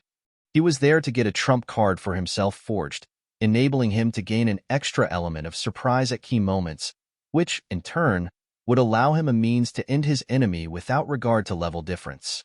The sword will around him gradually dissipated after a while. The light on his brow disappeared as well, and it was only then that he rose and left. The Valley Master then began to forge the other swords the next day. The process had taken even more time, and only ended when he had finished crafting multiple swords of space for Futian. He put the swords away and looked at the Valley Master, saying, Thank you for all your hard work, Valley Master. I'm forever in your debt. I'm just doing what I can. No need for such gratitude, the Valley Master replied. If there shall be anything you'd need in the future, please do inform me, Futian said again. Will do. The Valley Master nodded with a smile and did not refuse. Futian then brought his people and left. The Valley Master of Divine Cloud Valley had a lot of thoughts as he watched Futian leave. The trip seemed to be one where Futian requested for him to make things, but it was actually one to forge good relations between the two of them. At the same time, it undid the scuffles between Futian and Gongsun all those years ago. No one knew whose Emperor Xia's realm it would be in the future. After all, Futian was playing the Guqin at the cottage villa. Futian was playing the Guqin at the cottage villa. Someone walked up to him at that moment, It was Gu Donglu. How is training, third brother? Yi Futian looked at Gu Donglu and asked. Saint Plane bottleneck, Gu Donglu answered. His plane had been higher than Yi Futian's a long time ago, and his state of mind had always been superb. However, he remained incapable of making the breakthrough. He needed some opportunity to make the breakthrough. You're getting ready to leave? Gu Donglu asked. Yeah. Yi Futian nodded. I've been training in isolation for some time, ever since I made it into Saint Plane. It's time that I venture outside. Furthermore, you guys probably need your turning points. If isolation isn't doing you guys any good for making the breakthrough, why not try and venture outside instead? Gu Donglu nodded and said, What about the villa? I'll get the princess to look after the place. There shouldn't be any surprises for us at this point, Yi Futian replied. When will we be departing? Gu Donglu asked again. I'll go to the royal palace for a bit. We'll get ready to depart after that. Yi Futian got up and said, I'd get the others to get ready. Gu Donglu did not say anything further, turning around and leaving. Yi Futian took to the air and headed for the royal palace. It has been quite a while since the last time Yi Futian went to Emperor Xia's palace. He had never stepped foot into the royal palace ever since he met Emperor Xia personally last year. He went to the princess residence in the royal palace that day. Xia Qingyuan looked rather displeased seeing Yi Futian show up. She asked coldly, What brings you here? When I last met His Majesty, he told me to look for you when I was ready to leave. Yi Futian then continued, I hope you'll tell me what I need to know, princess. Xia Qingyuan stared at Yi Futian. She knew what he was there for. It seemed that he had gotten ready to leave. Empress Qin. Xia Qingyuan looked at Yi Futian and said, Empress Qin? Yi Futian looked at Xia Qingyuan. The person you're looking for. She is Qin Gu, an empress of the 3,000 realms of the Great Path. Xia Qingyuan looked at Yi Futian and explained. She was a legendary empress. However, the empress is at the Supreme Path realm, which is extremely far away from Emperor Xia's realm. Despite having made it into Saint Plane, getting there will take you an untold number of years. Xia Qingyuan looked at Yi Futian. She waved her hand, and a jade scroll flew at Yi Futian. Yi Futian extended his will inside and found a map. The 3,000 realms of the Great Path were scattered all over the place and spread out in a cascading manner, seemingly without rules and making them look like stars. Every single realm was like a star in itself. Yi Futian found where Emperor Xia's realm was and found Emperor Li's realm, and the Demon Peacock Emperor's realm at its left and right, respectively. Other than that, there were also other Renhuang's realms, clustered together like a region of stars, and there was actually a curved line circling them as if to mark them deliberately. There were words denoting the region, the Crimson Dragon region. The region you see Emperor Xia's realm in is known as the Crimson Dragon region, which includes Emperor Xia's realm, Emperor Li's realm, and many other Renhuang's realms in it. All of them are parts forming the Crimson Dragon region, and the topmost realm was the center of the Crimson Dragon region, the Crimson Dragon realm. Xia Qingyuan then elaborated. The Crimson Dragon realm is also the liveliest, most bustling realm within the region, attracting all manner of mighty ones there. Furthermore, it is a nexus connecting other regions. Every realm within the Crimson Dragon region has a grand teleportation matrix leading to the Crimson Dragon realm. Yi Futian's eyes sparkled. What Xia Qingyuan meant was that there should have been one such matrix leading straight to Crimson Dragon realm in Emperor Xia's realm. If you want to find the Empress, you should use the Crimson Dragon realm as your springboard before venturing into other realms. Xia Qingyuan continued. Yi Futian nodded, saying, Thank you, princess. Is the royal palace capable of sending me straight to Crimson Dragon realm? It is. Xia Qingyuan nodded. If that is the case, I'm afraid I'll have to trouble you again, princess, Yi Futian said. No need to thank me. I'm going out on a pilgrimage myself as well, and I'll be heading to Crimson Dragon realm as well, so I'll be taking you with me, Xia Qingyuan said coldly. Yi Futian blinked. I'm afraid that would be rather awkward, princess. Yi Futian's eyes looked shifty. No one knew what the trip would have entailed, and Xia Qingyuan's status was special. If you're not going with me, then you figure out how to get there yourself. Xia Qingyuan shot a cold glance at Yi Futian. Yi Futian felt as if he was being crushed between her fingers and said in an exasperating tone, Sorry to trouble you then, princess. Xia Qingyuan looked at him coldly. Since when did Yi Futian get so polite? I'll head back and finish my preparations, Yi Futian said, and left right after. However, he stopped after taking several steps. He remembered that it was his actions of making use of the matrix before that led to all that had happened afterward. Now, he halted his steps and seemed to be steeped in deep thought. Xia Qingyuan looked at Yi Futian's back and felt puzzled. What is he thinking now? She wondered. Yi Futian stopped for a bit before turning around. He looked at Xia Qingyuan and asked, Princess, may I ask for a favor? Speak. Xia Qingyuan had no idea what was going through Yi Futian's mind. This trip might be somewhat dangerous, and I think you should stay where you are, Yi Futian said. Speak. Xia Qingyuan's tone turned even colder. That be asterisk starred. Yi Futian spoke his mind, and Xia Qingyuan looked rather puzzled. Thoughts seemed to be running behind those bright eyes of hers, and she looked at Yi Futian, saying after a while, I'll do the setup. Yi Futian nodded before walking out of the princess residence. However, he was unable to make it far before someone else had gotten in his way. Princess Shi! Yi Futian looked at the alluring figure before him and cupped his hands, greeting her. Why don't you come to visit my place since you're here at the royal palace, Sir Yi? You're telling me that you've forgotten all about me so quickly, Yao Shi said as she seductively looked at Yi Futian. I have business to attend to. Help yourself around, Princess Shi. Yi Futian cupped his hands and said, disappearing as soon as he finished. Emperor Xia had warned her before. They were in the royal palace and directly under the scrutiny of Emperor Xia. Yao Shi would not have dared to do anything to harm him. Best not get on the bad side of this woman, though. You afraid I'm going to eat you up or something? Yao Shi called out without caring where she was. Her eyes were sad and resentful.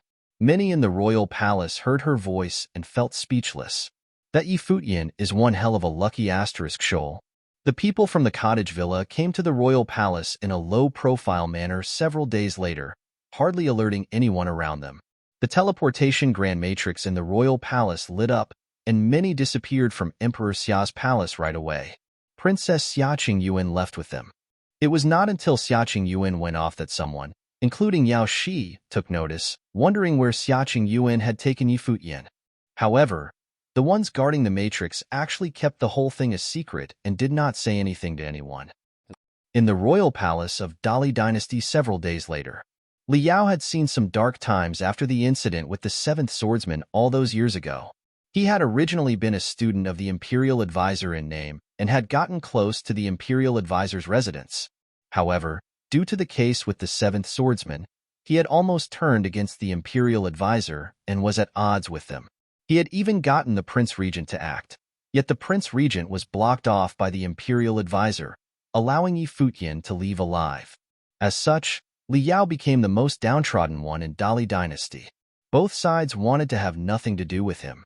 Li Yao reflected on himself and trained in isolation since then, and was actually able to make it into Saint Plain at the start of year 10024 of Divine Prefecture calendar. That caused quite a commotion, and even Emperor Li took notice of him, thinking better of him. The third prince came to show goodwill as well. Li Yao began to get close to his third brother and the side of the royal members, cutting off contact with those from the Imperial Advisor altogether. Of course, it went without saying that the Imperial Advisor's residence was having quite a hard time. They were keeping a very low profile. Your Highness, a servant girl came to report. Who was it that allowed you to disturb me? Li Yao, who was training, opened his eyes and shot a cold glare at her. Having one's training interrupted was something extremely irksome. Your Highness, there is news from Emperor Xia's realm.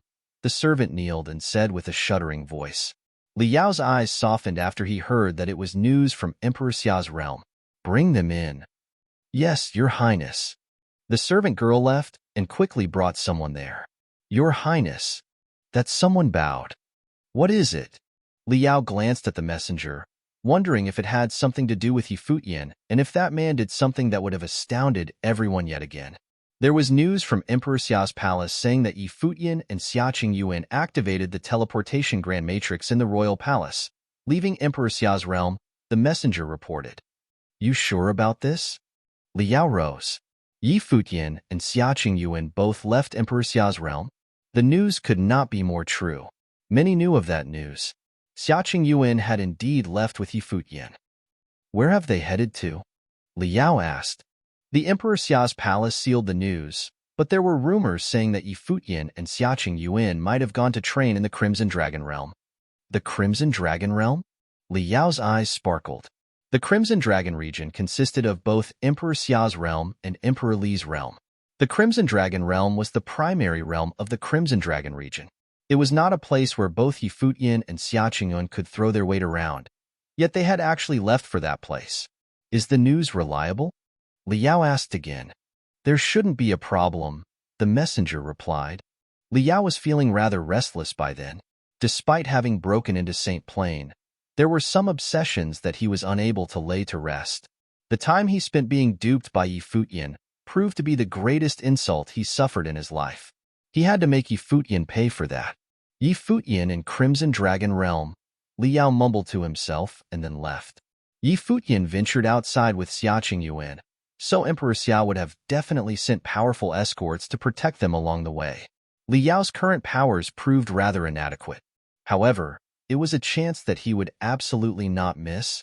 The Crimson Dragon Realm was the primary realm of the Crimson Dragon region, and the central areas of many regions were connected to many realms, making them extremely prosperous and bustling with people.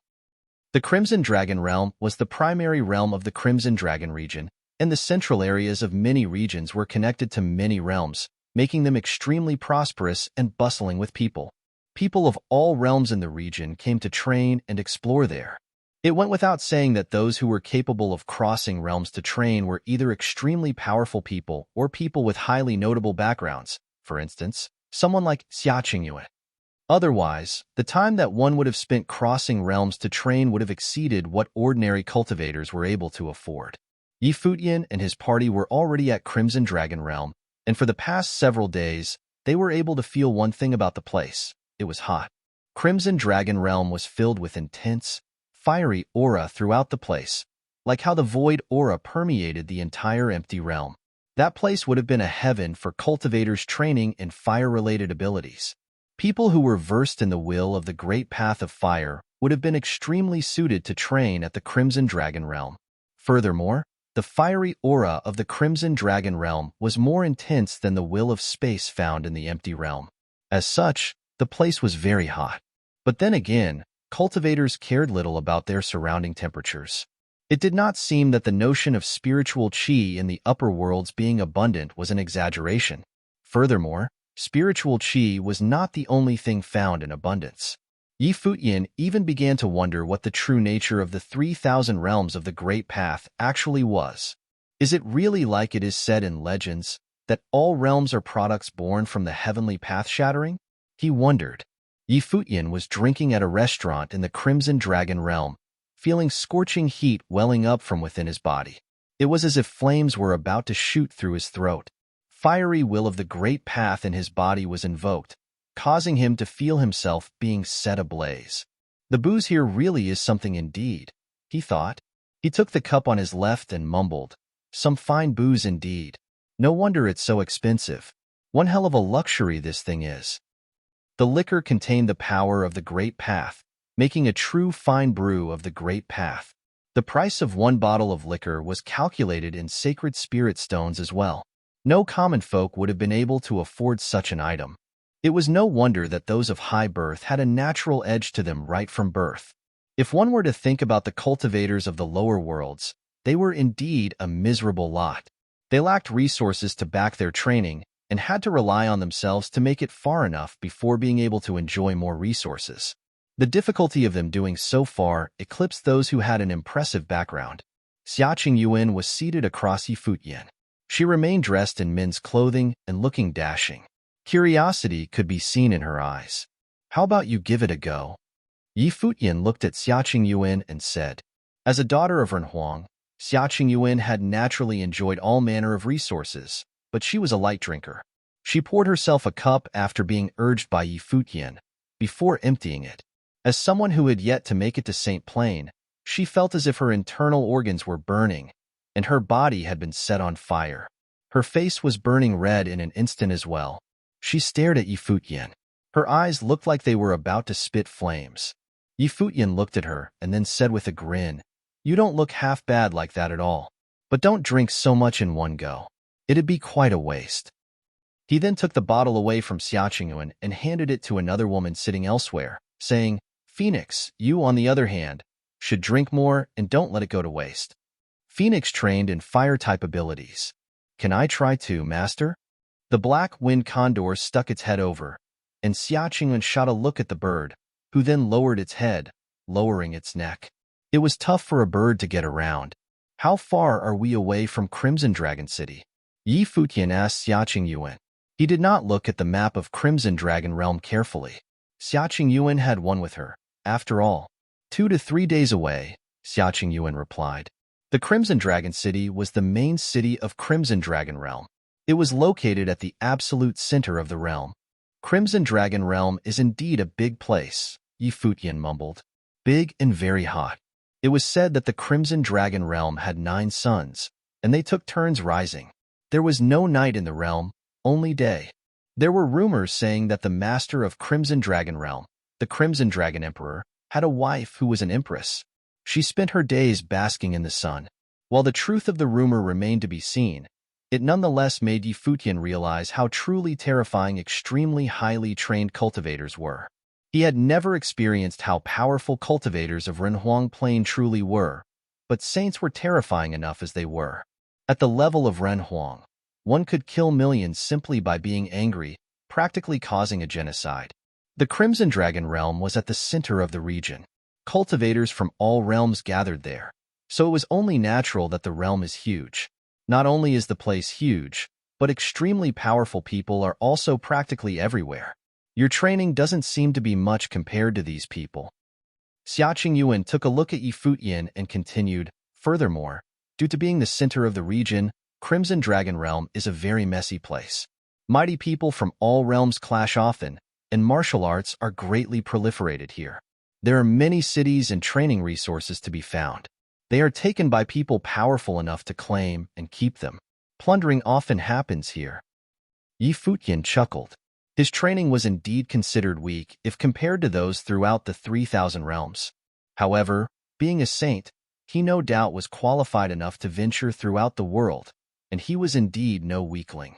His powers had surpassed most people. After all, saints were always able to find a place where they belonged in any realm. For instance, in Emperor Xia's realm, the Jueying Sword Saint was but an ordinary saint, yet he was nonetheless able to establish the Jueying Palace. Due to him usually being surrounded by people from top-notch forces, his sainthood training did not seem to stand out all that much. In truth, however, any saint would have been regarded as powerful people in any realm. While the place is messy, it presents a lot of opportunities. A voice was heard at that moment.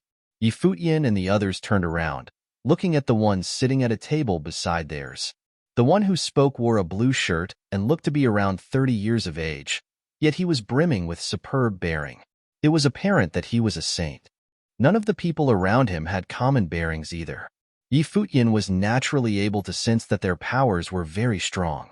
He had taken notice of the group a while ago. However, with the Crimson Dragon Realm quite literally overflowing with powerful cultivators, they did not seem to be out of place. "I take it that you all are from other realms then?" the young man asked Futian and his party. He was gauging the party as he asked. There was little need to say much about Futian's bearing. Despite being dressed in men's clothing, Xiaqingyuan was nonetheless a beauty. The Glass Saint was, too, a top-class beauty. Yaya looked very young, but he was unable to tell what level her training was actually at, but she was definitely very powerful.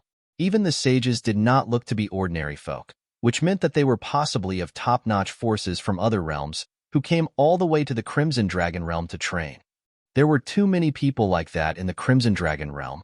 Many cultivators were coming from all realms to train every day, and every single one of them was of top-notch forces in their respective realms. "Yeah," Futian nodded and said, "We're from other realms. The name's Shun Jun, from Qinya City. I just came from training at Fusang Valley. I'm getting ready to head back to Qinya City. If you guys are heading to Crimson Dragon City, I'd say that it's quite a coincidence since we're heading there as well." The young man smiled and said, "Fusang Valley? Xiaqing Yuan turned her eyes at Shanjun. So are the rumors concerning the Fusang Valley true? Xiaqing Yuan looked at Shanjun and asked, I have heard that there is a Fusang tree in the Fusang Valley that shoots up to the heavens. 9 suns revolve around the tree as they rise and fall in sequence. The suns are, too, bathing in Fusang Valley. My level of training does not permit me to enter the center of Fusang Valley, so I have never seen it myself. But it might actually be true. Shinjun smiled and continued, What plans do you have at Crimson Dragon City, by the way? Have you found a place to stay? We're venturing out far away on a pilgrimage and have no specific goals. We plan to settle down at Crimson Dragon City first, Yi Futian replied. In that case, why don't we head there together, then? You could all settle down at Qinya City. That would save you a lot of trouble. Qinya City is not far away from Crimson Dragon City, after all. Shinjun extended an invitation. There are many small cities surrounding Crimson Dragon City, and it is said that most are private estates. Xiaqing Yuan looked at Shinjun. And you are looking at the young city lord of Qinya City, Shinjun smiled and replied. Xiaqing Yuan nodded. Things sounded normal in that case. Since you're so kind to extend such an invitation to us, Brother Shin, we shall not be standing on ceremony then, Yi Futian agreed to the proposal. They saved themselves a lot of trouble with someone leading the way, and they did not need to look for somewhere to settle down. Xiaqing Yuan took one look at Yi Futian, thinking that he might have been too eager to accept such a proposal. Resources at the central region of Crimson Dragon Realm are all taken up by top-notch forces around. All of the cities had their masters, and they possess absolute rights in determining how their cities are run. The Crimson Dragon Emperor does not concern himself with any of those, and lets the people of Crimson Dragon Realm quarrel among themselves. Being a young city lord means that Shunjun has some kind of background. He might be up to something, inviting us to the city, Xiaqing Yuan said to Yi Futian telepathically. You're of some kind of background yourself, princess. Yi Futian replied. With this Shinjun guy leading the way, we'll be saving ourselves a lot of trouble. Regardless of his motives, I do not need to worry about anything, since you're around. After all, princess. Xiaqing Yuan glared at Yi Futian. Just what does that be asterisk starred take me for? Who is the valet here? She thought. Yi Futian ignored Xiaqing Yuan's glare. You're the one who insisted on coming after all. I'm not going to hold back then. That was quick. How may I address you? Shinjun asked. Name's Yi Futian. Shinjun smiled and nodded, saying, You, your wife, and the others will be pleased when you reach Qinya City. My wife. Yi Futian was dumbfounded. Xiaqing Yuan saw Shinjun looking at her in a peculiar manner and retorted coldly, I'm no wife of his. My bad. Shinjun cupped his hands and apologized. He was able to tell from how the two looked at each other that they had a solid relationship. He was simply testing things out by calling them husband and wife, and it did not really matter if he was right.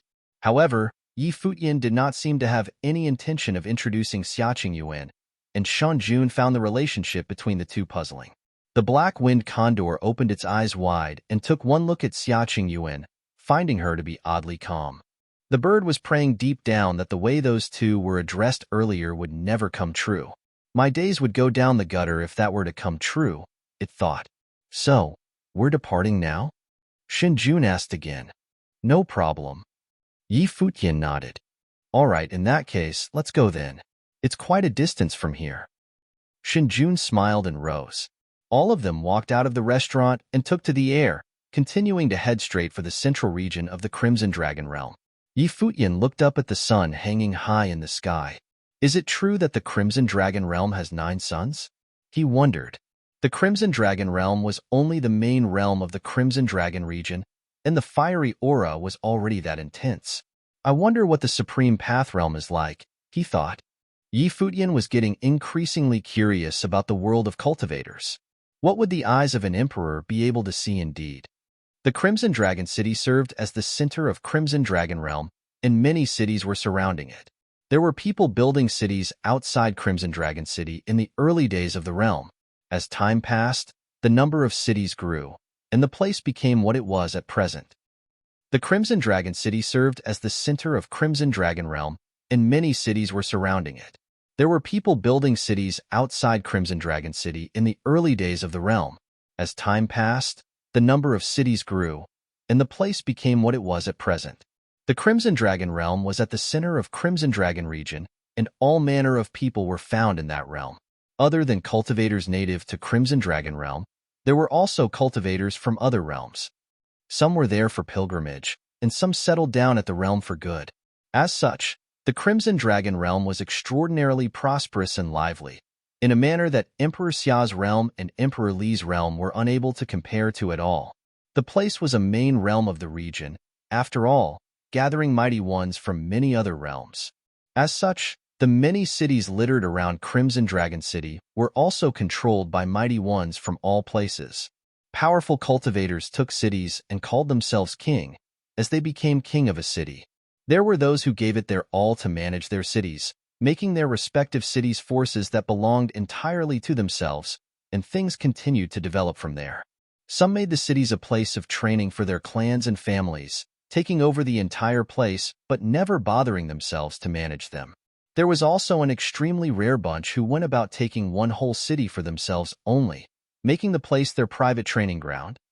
The Crimson Dragon Emperor did not concern himself with any of that, and simply let things take their own courses. The turnaround of those cities was intense. Qinya City was one of those cities and had been around for many years, becoming quite a place in itself. Two groups of people came from the air high above Qinya City. It was the young city lord of Qinya City, Shunjun, and Yi Futian's party, coming to Qinya City. Xia Qingyuan introduced what she knew about the Crimson Dragon realm in detail to Yi Futian along the way. Yi Futian developed some knowledge about the realm. The main realm of the Crimson Dragon region was far more chaotic and intense than places like Emperor Xia's realm. The notion of the strong preying on the weak was shown in a more clear manner. Shunjun turned his eyes to Yi Futian and the newcomer's party at that moment, saying, "You are here from other realms. Do you have any plans to stay here for long? If you people are indeed planning to stay here for some time, would you mind being the City Lord's office's guests, then?" "Thank you, Brother Shin, but we're only here for training and we'll be leaving before long. There is no need to bother you any further." Yi Futian refused. The way Shunjun put it, it seemed that he intended to get them to side with the City Lord's office. However, there was no way they would become a part of other forces at the Crimson Dragon realm. It was apparent that Shunjun had good eyes for gauging people, wanting to make them his people. Very well. Shunjun smiled and did not mind. He then continued, "We met at a restaurant out there, and since we're all now here at Qinya City, I'll be your host. Let's go to the best restaurant in the city." "Thank you, Brother Shen." Yi Futian smiled and agreed to it. Xia Qingyuan, who was at his side, glared at him and said telepathically, "This Shunjun guy is a young city lord and has quite a background.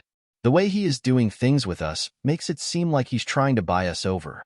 There is no way we will do it, so why get so close to him?" "Princess, when one trains outside, the people one gets to know come from all corners of the world. Now that we're at a main realm and there are so many mighty ones around, if Shunjun proves to be of good will, then we have nothing to lose being friends with him. If he is up to no good, then we have nothing to fear either," Yi Futian replied. They were only stopping by. It felt right to be at home everywhere since they were out on a pilgrimage, after all. Seeing that Yi Futian knew what he was doing so, Xia Qingyuan did not say anything further. Since they were away from Emperor Xia's realm, she did not seem to have that much of a say of things anymore despite being a princess. As such, she just let him be. The largest restaurant in Qinya City was one of the businesses ran by the City Lord's office. The scene at their place, above the stairs and below the pavilions, looked very elegant, and one would have been lucky to look at the scene far away, drinking there. Shunjun then gave the people around him their orders. Several of them took flight and left. He then looked at Yi Futian at his side, smiling and saying, "I'd say that you, Brother Yi, definitely have exceptional talents, being able to become a saint at such a young age. I've just ordered someone to invite some young saints here, and we could talk about training." "Sounds great. I'd like to meet the saints of Crimson Dragon City as well." Yi Futian smiled and nodded. "I have forgotten to ask, which realm are you from?" Shunjun asked again. "I'm from Emperor Xia's realm," Yi Futian answered truthfully. Shunjun nodded and said, "I have heard of the realm. one that belongs to the Crimson Dragon region as well. But I have never left Crimson Dragon Realm despite having been training for so long. That is one of my regrets. The Crimson Dragon Realm is the main realm of the region itself. It's perfectly normal to have never left. If the trip is for training, I'm afraid you'll have to go to other realms that are more powerful, Futian smiled and said. Cultivators aimed for higher heights, so there was no way they would have ventured to weaker places instead. Having made it from the 9 states to the upper worlds of Emperor Xia's realm, there was no way Futian would have ventured to other lower worlds to train. It might have been possible if he were to be going to those places to temper his state of mind, though. You have a point, Shinjun smiled and said. He then looked at Xiaqing Yuan and the others. The most attractive people in the group were all women. Since Futian did not introduce any of them to him, it would have been awkward for him to ask. He was still unable to discern the relationship between everyone. For instance, Xiaqing Yuan had always behaved in a cold and aloof manner, looking haughty and prideful, which meant that she was of very high status within the party. She and Futian were always among the crowd, yet she was not Futian's wife, and there had never been an intimacy shown between the two. From the looks of it all, those people might have been people studying under the same teacher. Futian and Xiaqing Yuan might have been holding core positions within the clan. Shinjun asked proactively after having that thought, I suppose your group is people studying in the same clan, brother Yi? Futian knew that Shinjun was curious. He then smiled and said, You could say that. Most of us here do indeed study within the same clan. I suppose your teacher is extraordinary for being able to produce students such as yourself, Shinjun smiled and said. Futian smiled and said nothing more. Both of them chatted leisurely, and many below the restaurant looked up in their direction. Some were curious about the identities of Futian and his people.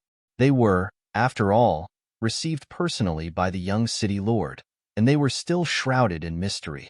The only thing known about them was that they all felt extraordinary. A figure came through the air at that moment. That person flew straight into the restaurant and arrived where they were with just a single step. That person wore a long robe, and his hair was pitch black. His eyes were brimming, and an overbearing aura emanated from him. Young city lord. He nodded to Shinjun as he greeted him. He then turned his eyes at Futian and the others, looking rather hostile. Imo-chan, Shinjun then said, This is Futian. We got to know each other when I was on my way back from Fusong Valley. Imo-chan took one look at Futian with a plain expression. One could describe him as cold. Yet another figure arrived where they were right there and then. It was a woman. Her sleeves and long hair billowed. She was of decent appearance, and there was an exceptional bearing about her. She wore plainly and looked clean and clear-cut. You're in quite a good mood, young city lord, the woman looked at Shinjun and said. Situ Yin, the eldest daughter of the Situ clan of Chinya City, the youngest woman in St. Plain. Shinjun introduced each other. Even in Chinya City, there were a few saints who were Futian's age. Other than resources, one also needed talent and the right state of mind to achieve much in cultivation, accomplishing that also required time and experience. At that moment, an extremely hot aura was sensed. Everyone turned to look far away. A huge fiery beast appeared in the sky. It was the fiend, Qiongqi. That demonic beast was humongous and was oozing rage and hostility. Black flames were burning all over its body as if it was something that came from hell. A low-pitched roar was heard, and the fiend headed straight for the steps below. Many evaded, and a girl turned around and looked at the Qiongqi that was about to descend, feeling terrified. Look out, someone yelled. Stop it already. Situ Yin eyed the carriage on the Qiongqi's back and shouted. However, the ones on it seemed to have heard nothing. The huge body continued to descend, and it seemed as if it was about to step onto the girl. Futian and his people frowned at the scene. He then stood up and disappeared. The fiend seemed to have been stopped by a formless will of the great path at the very moment it descended. A bolt of lightning flashed, and the little girl disappeared from where she was. The fiend descended with a loud boom. Many were still reeling from the shock. They turned around and looked at the steps above, seeing a silver-haired figure cradling the little girl in his arms, casting a cold glare before him. It's okay. Futian lowered his head and looked at the trembling little girl, consoling her. Ran. An elder ran up to him, and his face was ashen from fright. The little girl cried as she ran to the elder. Futian turned around and looked at the fiend. A voice was heard from it. Will of the great path of space. The voice sounded slightly demonic. One figure after another clad in white flashed. All of them were pretty women, and it seemed that they were all very young, looking to be around 20 or so. They laid prostrate before the fiend as they landed. A young cultivator clad in white walked out of the carriage on the Cheonchi's back. His white garb looked utterly stainless, and even his shoes looked spotless. That young face looked slightly demonic, and he had an extremely fair complexion. The man stepped out and walked by stepping onto the women. He walked to the front of the steps and looked at Futian. Futian looked at him as well with rather cold eyes. The world of cultivators had all manners of people in it. After all, the man did not mind and looked at the old man and the girl, saying she was lucky enough to survive. Send her over to the Bliss Palace tomorrow. The old man looked up in a trembling manner at the young man who spoke. His face was ashen, yet he lowered his head, saying, "Understood." "No need for that, old man." Futian looked at the old man and said. The old man looked at Futian, wanting to say something, yet he ended up saying nothing. The young man smirked hearing Futian's words. He then looked at Futian and said, "You take pity on them, then? What do you think will happen to her in the end if she does not enter Bliss Palace?" "Not as bad as you make it seem," Futian replied. The other party smirked sarcastically. There were many people like that in the world of cultivators. No background and no one to look after them. Crimson Dragon Realm would not have ended up as much in the end. It was him being generous for allowing her to enter Bliss Palace. "All right, Brother Yi is a guest of mine." At that moment, Shunjun's voice was heard from the pavilion. The young man then moved his eyes away from Futian, looking at Shunjun and nodded. "Young city lord." Shunjun nodded and said, "Come on in." Shunjun nodded and said, "Come on in." Futian glanced at the other party before turning around, settling back into his seat. That young man walked to the restaurant and sat somewhere. His demonic eyes had been lingering on Xia Qingyuan, the glass saint, and the women in the group when he turned to look at Futian. Xia Qingyuan frowned, her eyes looking colder than usual. "Brother Yi, this is the young palace lord of the Bliss Palace of Qinya City, Bai Zhe. He has a habit of going about things his way. I hope you can forgive that," Shunjun said to Futian. He turned around to look at Bai Zhe. "Bai Zhe, it's best that you keep your eyes peeled on the future. If it had not been for Brother Yi making a move, your beast might have just stepped on her. She would be spared from having to experience the cruelty of the world in the future." Then, Bai Zhe's expression was calm. He seemingly did not feel anything wrong with what he did. Everyone has their own fate to deal with. Even if there are trials and tribulations in the future, it is their path to walk. There is no need for you to find an excuse for your cold-blooded nature. Situ Yin glanced at Bai Zhe and said, "Miss Situ hails from a renowned clan and has never known the insignificance and despair felt by the weak." Bai Zhe looked at Situ Yin and replied. Situ Yin recalled her background when she heard what Bai Zhe said. It was said that Bai Zhe had been through a lot since young, and he was able to get as far as he did by climbing out of a sea of blood. That was why he had an obsession with cleanliness, with not a single speck of dust being found on him. He also liked young, pretty women, those who were brimming with the zest of life. It reminded him that his own blood was still warm. She was born in a place like Qinya City, and none of her elders were able to serve as much of a backing for her. They were unable to even look after her. What do you think would have become of her from here on out?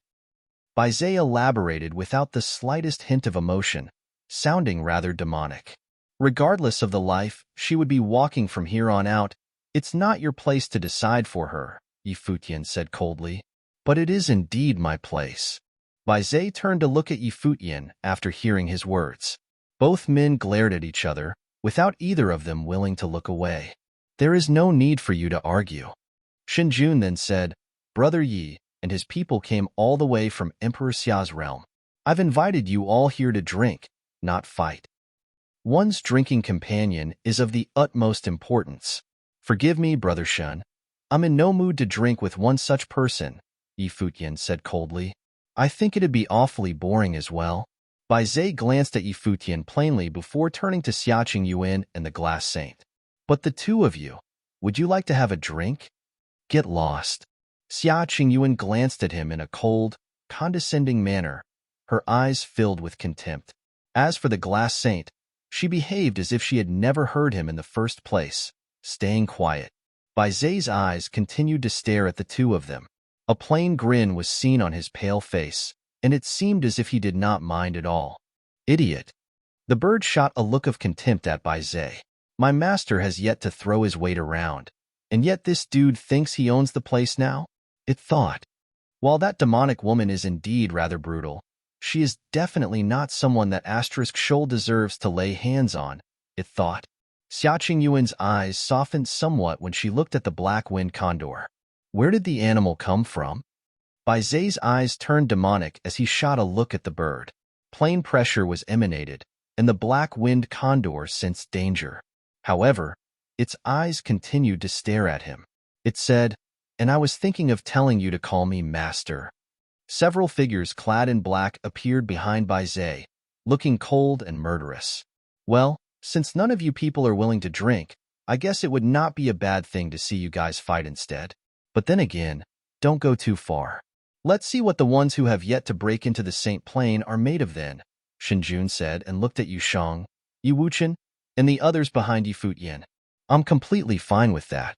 Bai Zhe's eyes remained on the black-winged condor. Call you master, eh? He thought. What do you think, brother Yi? Shinjun looked at Yi Futian and asked. Yi Futian looked up and shot a thoughtful look at Shinjun, then said, "Those people are not qualified." He then rose and said to Shinjun, "I have lost my mood today, and I shall take my leave. Please excuse me, brother Shin." Shinjun nodded after seeing Yi Futian and his people rise. He then asked, "Would you like me to see to accommodation arrangements for you?" "No need for that. I'll look for a place myself," Yi Futian said and ventured outside. He did not bother to even look at Bai Zhe on his way out, merely passing by his side. The others followed Yi Futian and left. He scanned the place a little bit after walking out of the restaurant before heading somewhere else. An old man and a little girl were walking in Qianye City. They evaded anyone who they passed, looking exceptionally tiny and insignificant in the crowd. Old man. The old man halted his steps. He turned around and saw Yi Futian before bowing and saying, "Greetings, young man." "Uncle," the little girl called. Her eyes still looked sweet and innocent. Yi Futian walked up and patted the little girl's head, before turning to look at the old man, saying, "I see that the young palace lord of Bliss Palace being a demonic guy who is up to no good. Just what kind of a place is Bliss Palace?" The old man was alerted and scanned their surroundings after hearing Yi Futian's words. He lowered his voice and said, "The cultivators of the Bliss Palace are indeed a very eerie, demonic bunch. The young palace lord is more so. He likes young girls and uses them as cauldrons to train." "Why were you still willing to send her to the Bliss Palace, then?" Yi Futian asked. "What else could I do? I was once a servant of little Ran's parents. I've been looking after her ever since her parents died. In a place like Qianye City, it would be best for little Ran here to be a servant girl for some larger force. While the young palace lord of the Bliss Palace is using girls as cauldrons for training, at least the girls around him are able to train with him nonetheless. I hope little Ran is of better talent. She might have better opportunities." The old man sighed. "But then again, if you are willing to take her in, I would be able to die in peace." The old man then kneeled on the ground. The little girl wanted to kneel as well, but Yi Futian stopped her. Yi Futian remained speechless for quite some time. He had once how wonderful it would have been if people of the 9 states of the lower worlds, from places like the Eastern Barren Territory and the Nandu Nation, were able to train in the upper worlds. However, at that moment, he seemed to have realized that not everyone would have been able to be like him, capable of moving up step by step, and be able to be met with the best forces there were, whenever he might have ended up in. The people of every realm had their own way of survival.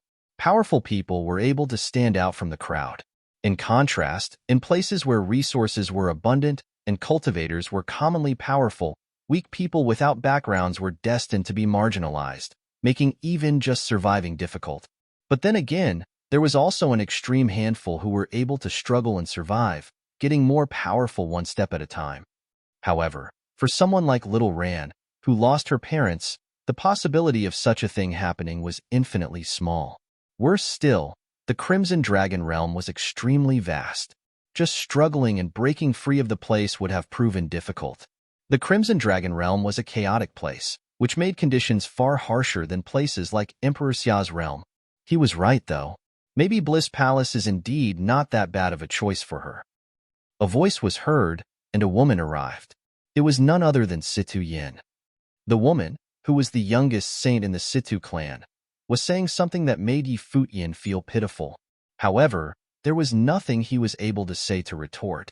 We know that some things are wrong, but why do we console ourselves instead of righting said wrongs? Yi Futian mumbled.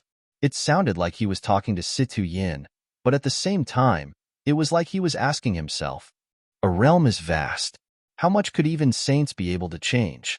How would we go about righting said wrongs? Situ Yin asked. The Ancient Ones had named plain levels of training of cultivators, with words like sages and saints. Did they mean only the magnitude of one's power when they said that? Yi Futian asked again. Situ Yin was astonished. Everyone in the world knew that Renhuang, saint, and sage meant planes of training.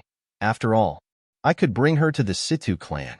However, I would only be able to change her fate by doing so. How would we be able to change the world of cultivators as a whole? Situ Yin took a good look at Yi Futian.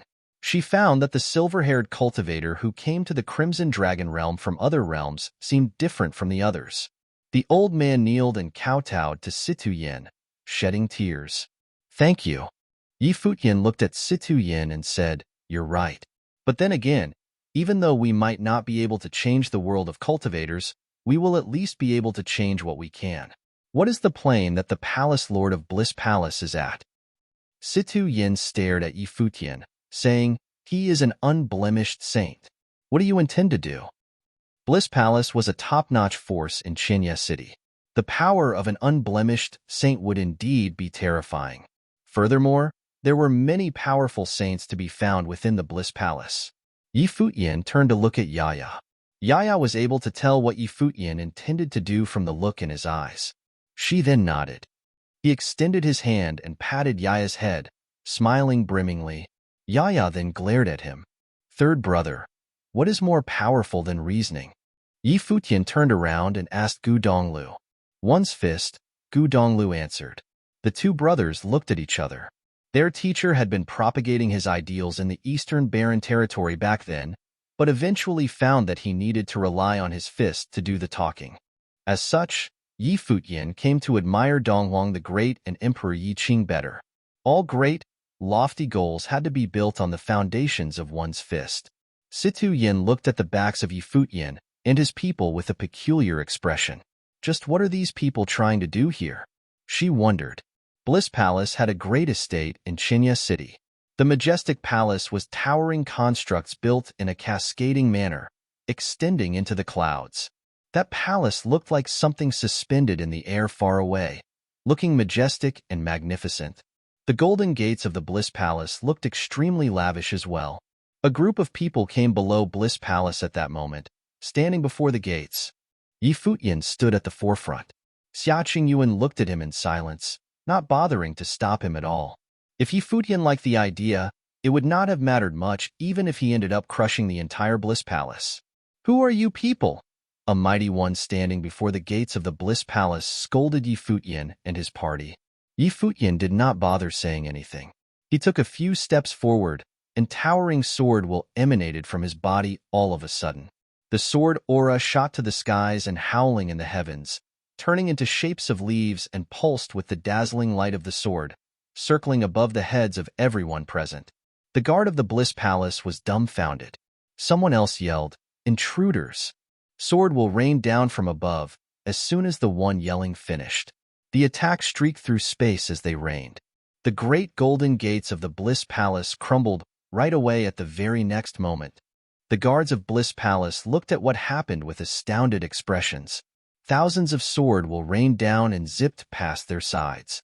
The might of the attacks continued to climb, and the buildings crumbled one after another as the attacks hit them. The guards of Bliss Palace looked at what happened with astounded expressions. Thousands of sword will rained down and zipped past their sides. The might of the attacks continued to climb, and the buildings crumbled one after another as the attacks hit them. The place was quite literally turned into ruins within mere moments.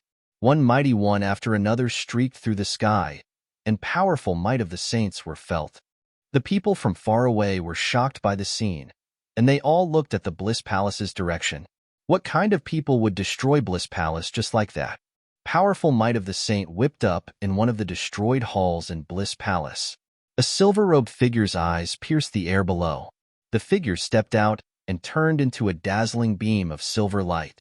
He waved his sleeve, and terrifying devouring power shrouded the world around him, causing the sword wills to head straight for his sleeve.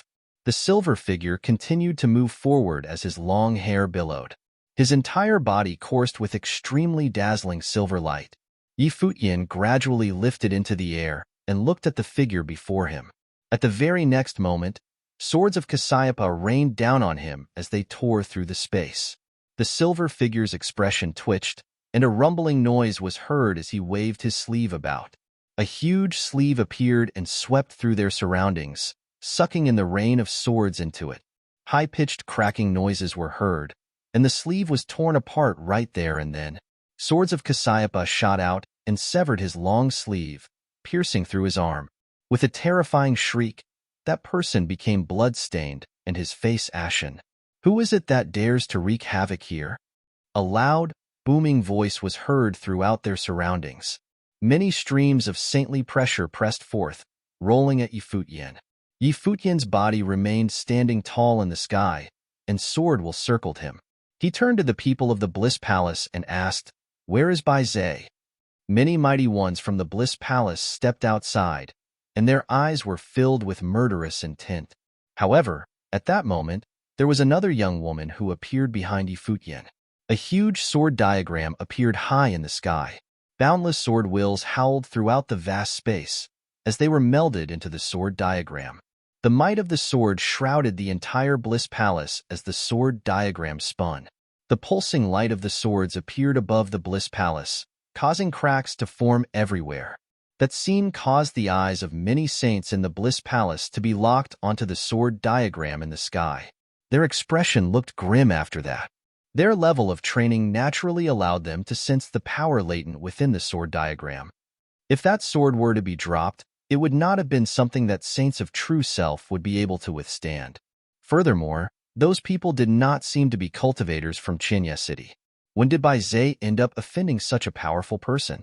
Who are you people? A voice was heard from the pinnacle of the Bliss Palace. Dazzling light glittered as they shot up to the heavens. A middle-aged man wearing a golden robe was seen standing there. Dazzling light seemed to be shining above his head, raining down onto his surroundings. The holy pressure seemed to have shrouded the vast space around him. His eyes felt sharper than swords as he cast his gaze at Yaya in the air. Yaya did not respond. The dazzling figure then lowered his head and looked at Futian below. A figure clad in white gradually rose to the air within Bliss Palace.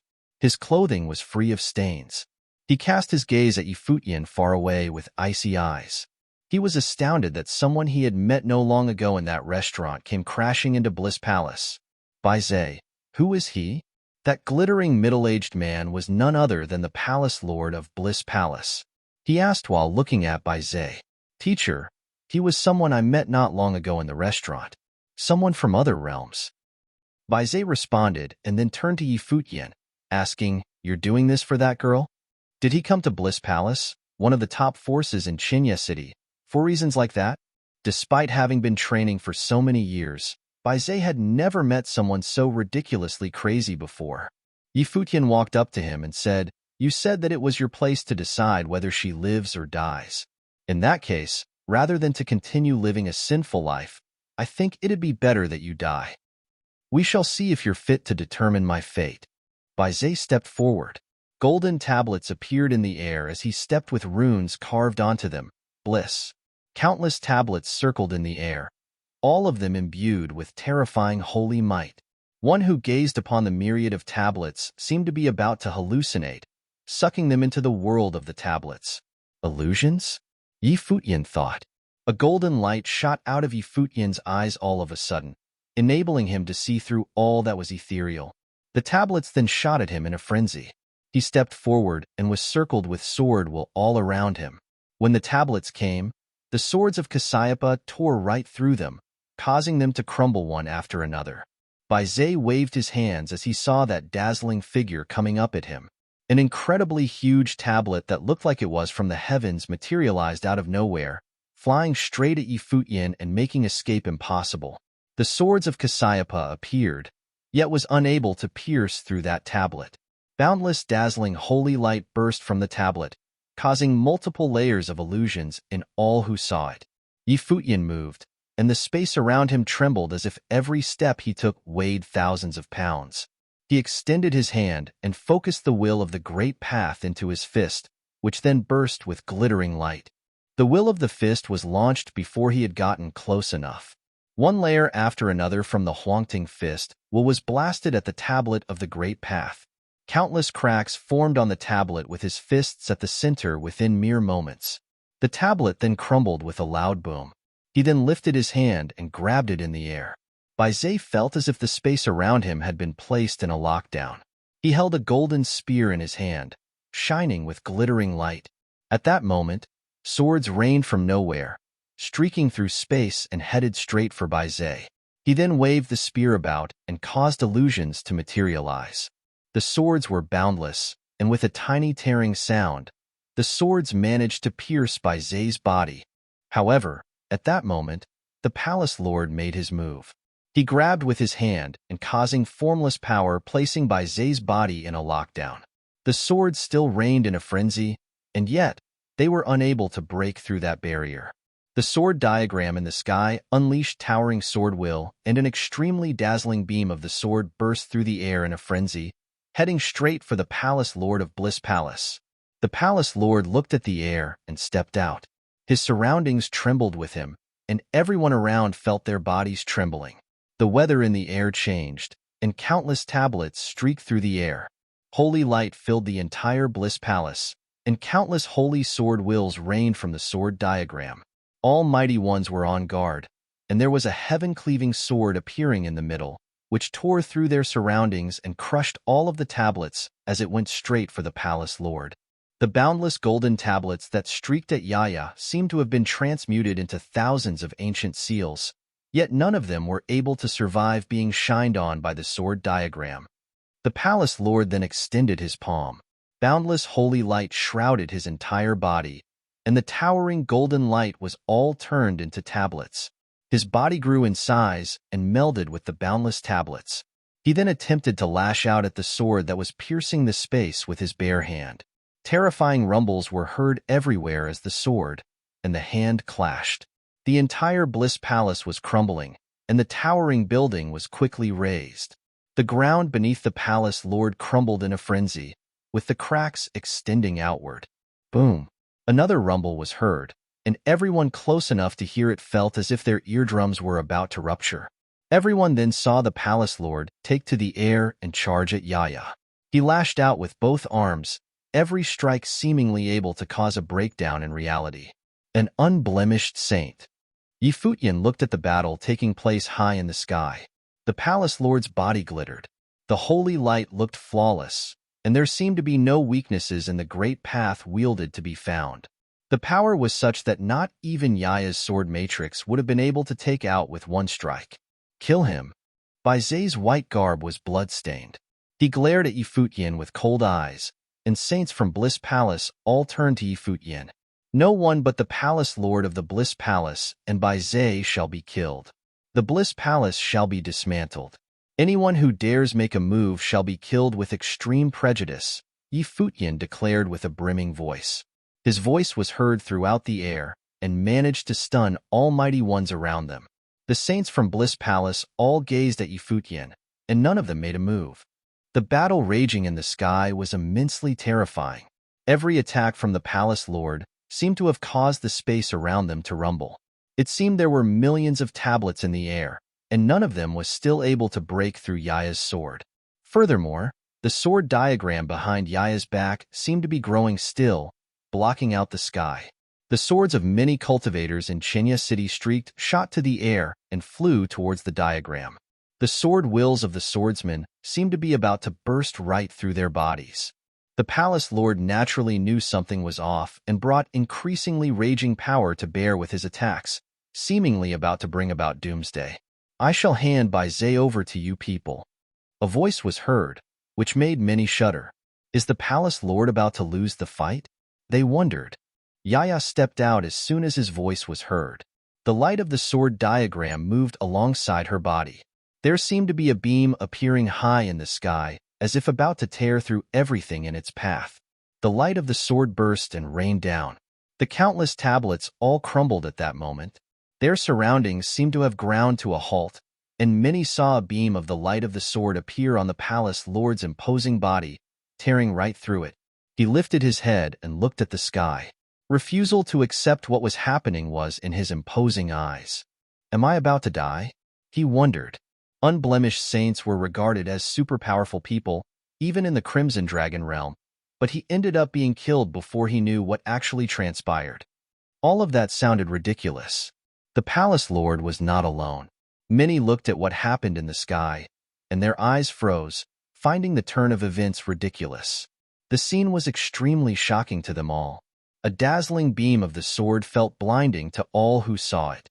At the very next moment, the palace lord's body crumbled under the beam of light of the sword, turning into nothing. No. Zay looked at the sky, and his eyes remained open despite the scorching, blinding light. His eyes were fixed on the scene. He was unable to believe that his teacher had just been killed. The death of an unblemished saint was caused only by him ignoring the fate of a little girl. He was wondering if all that would have even added up in the first place. You're tuning into the Warrior Lore YouTube channel. Don't forget to subscribe and join us on this journey to catch the most captivating stories.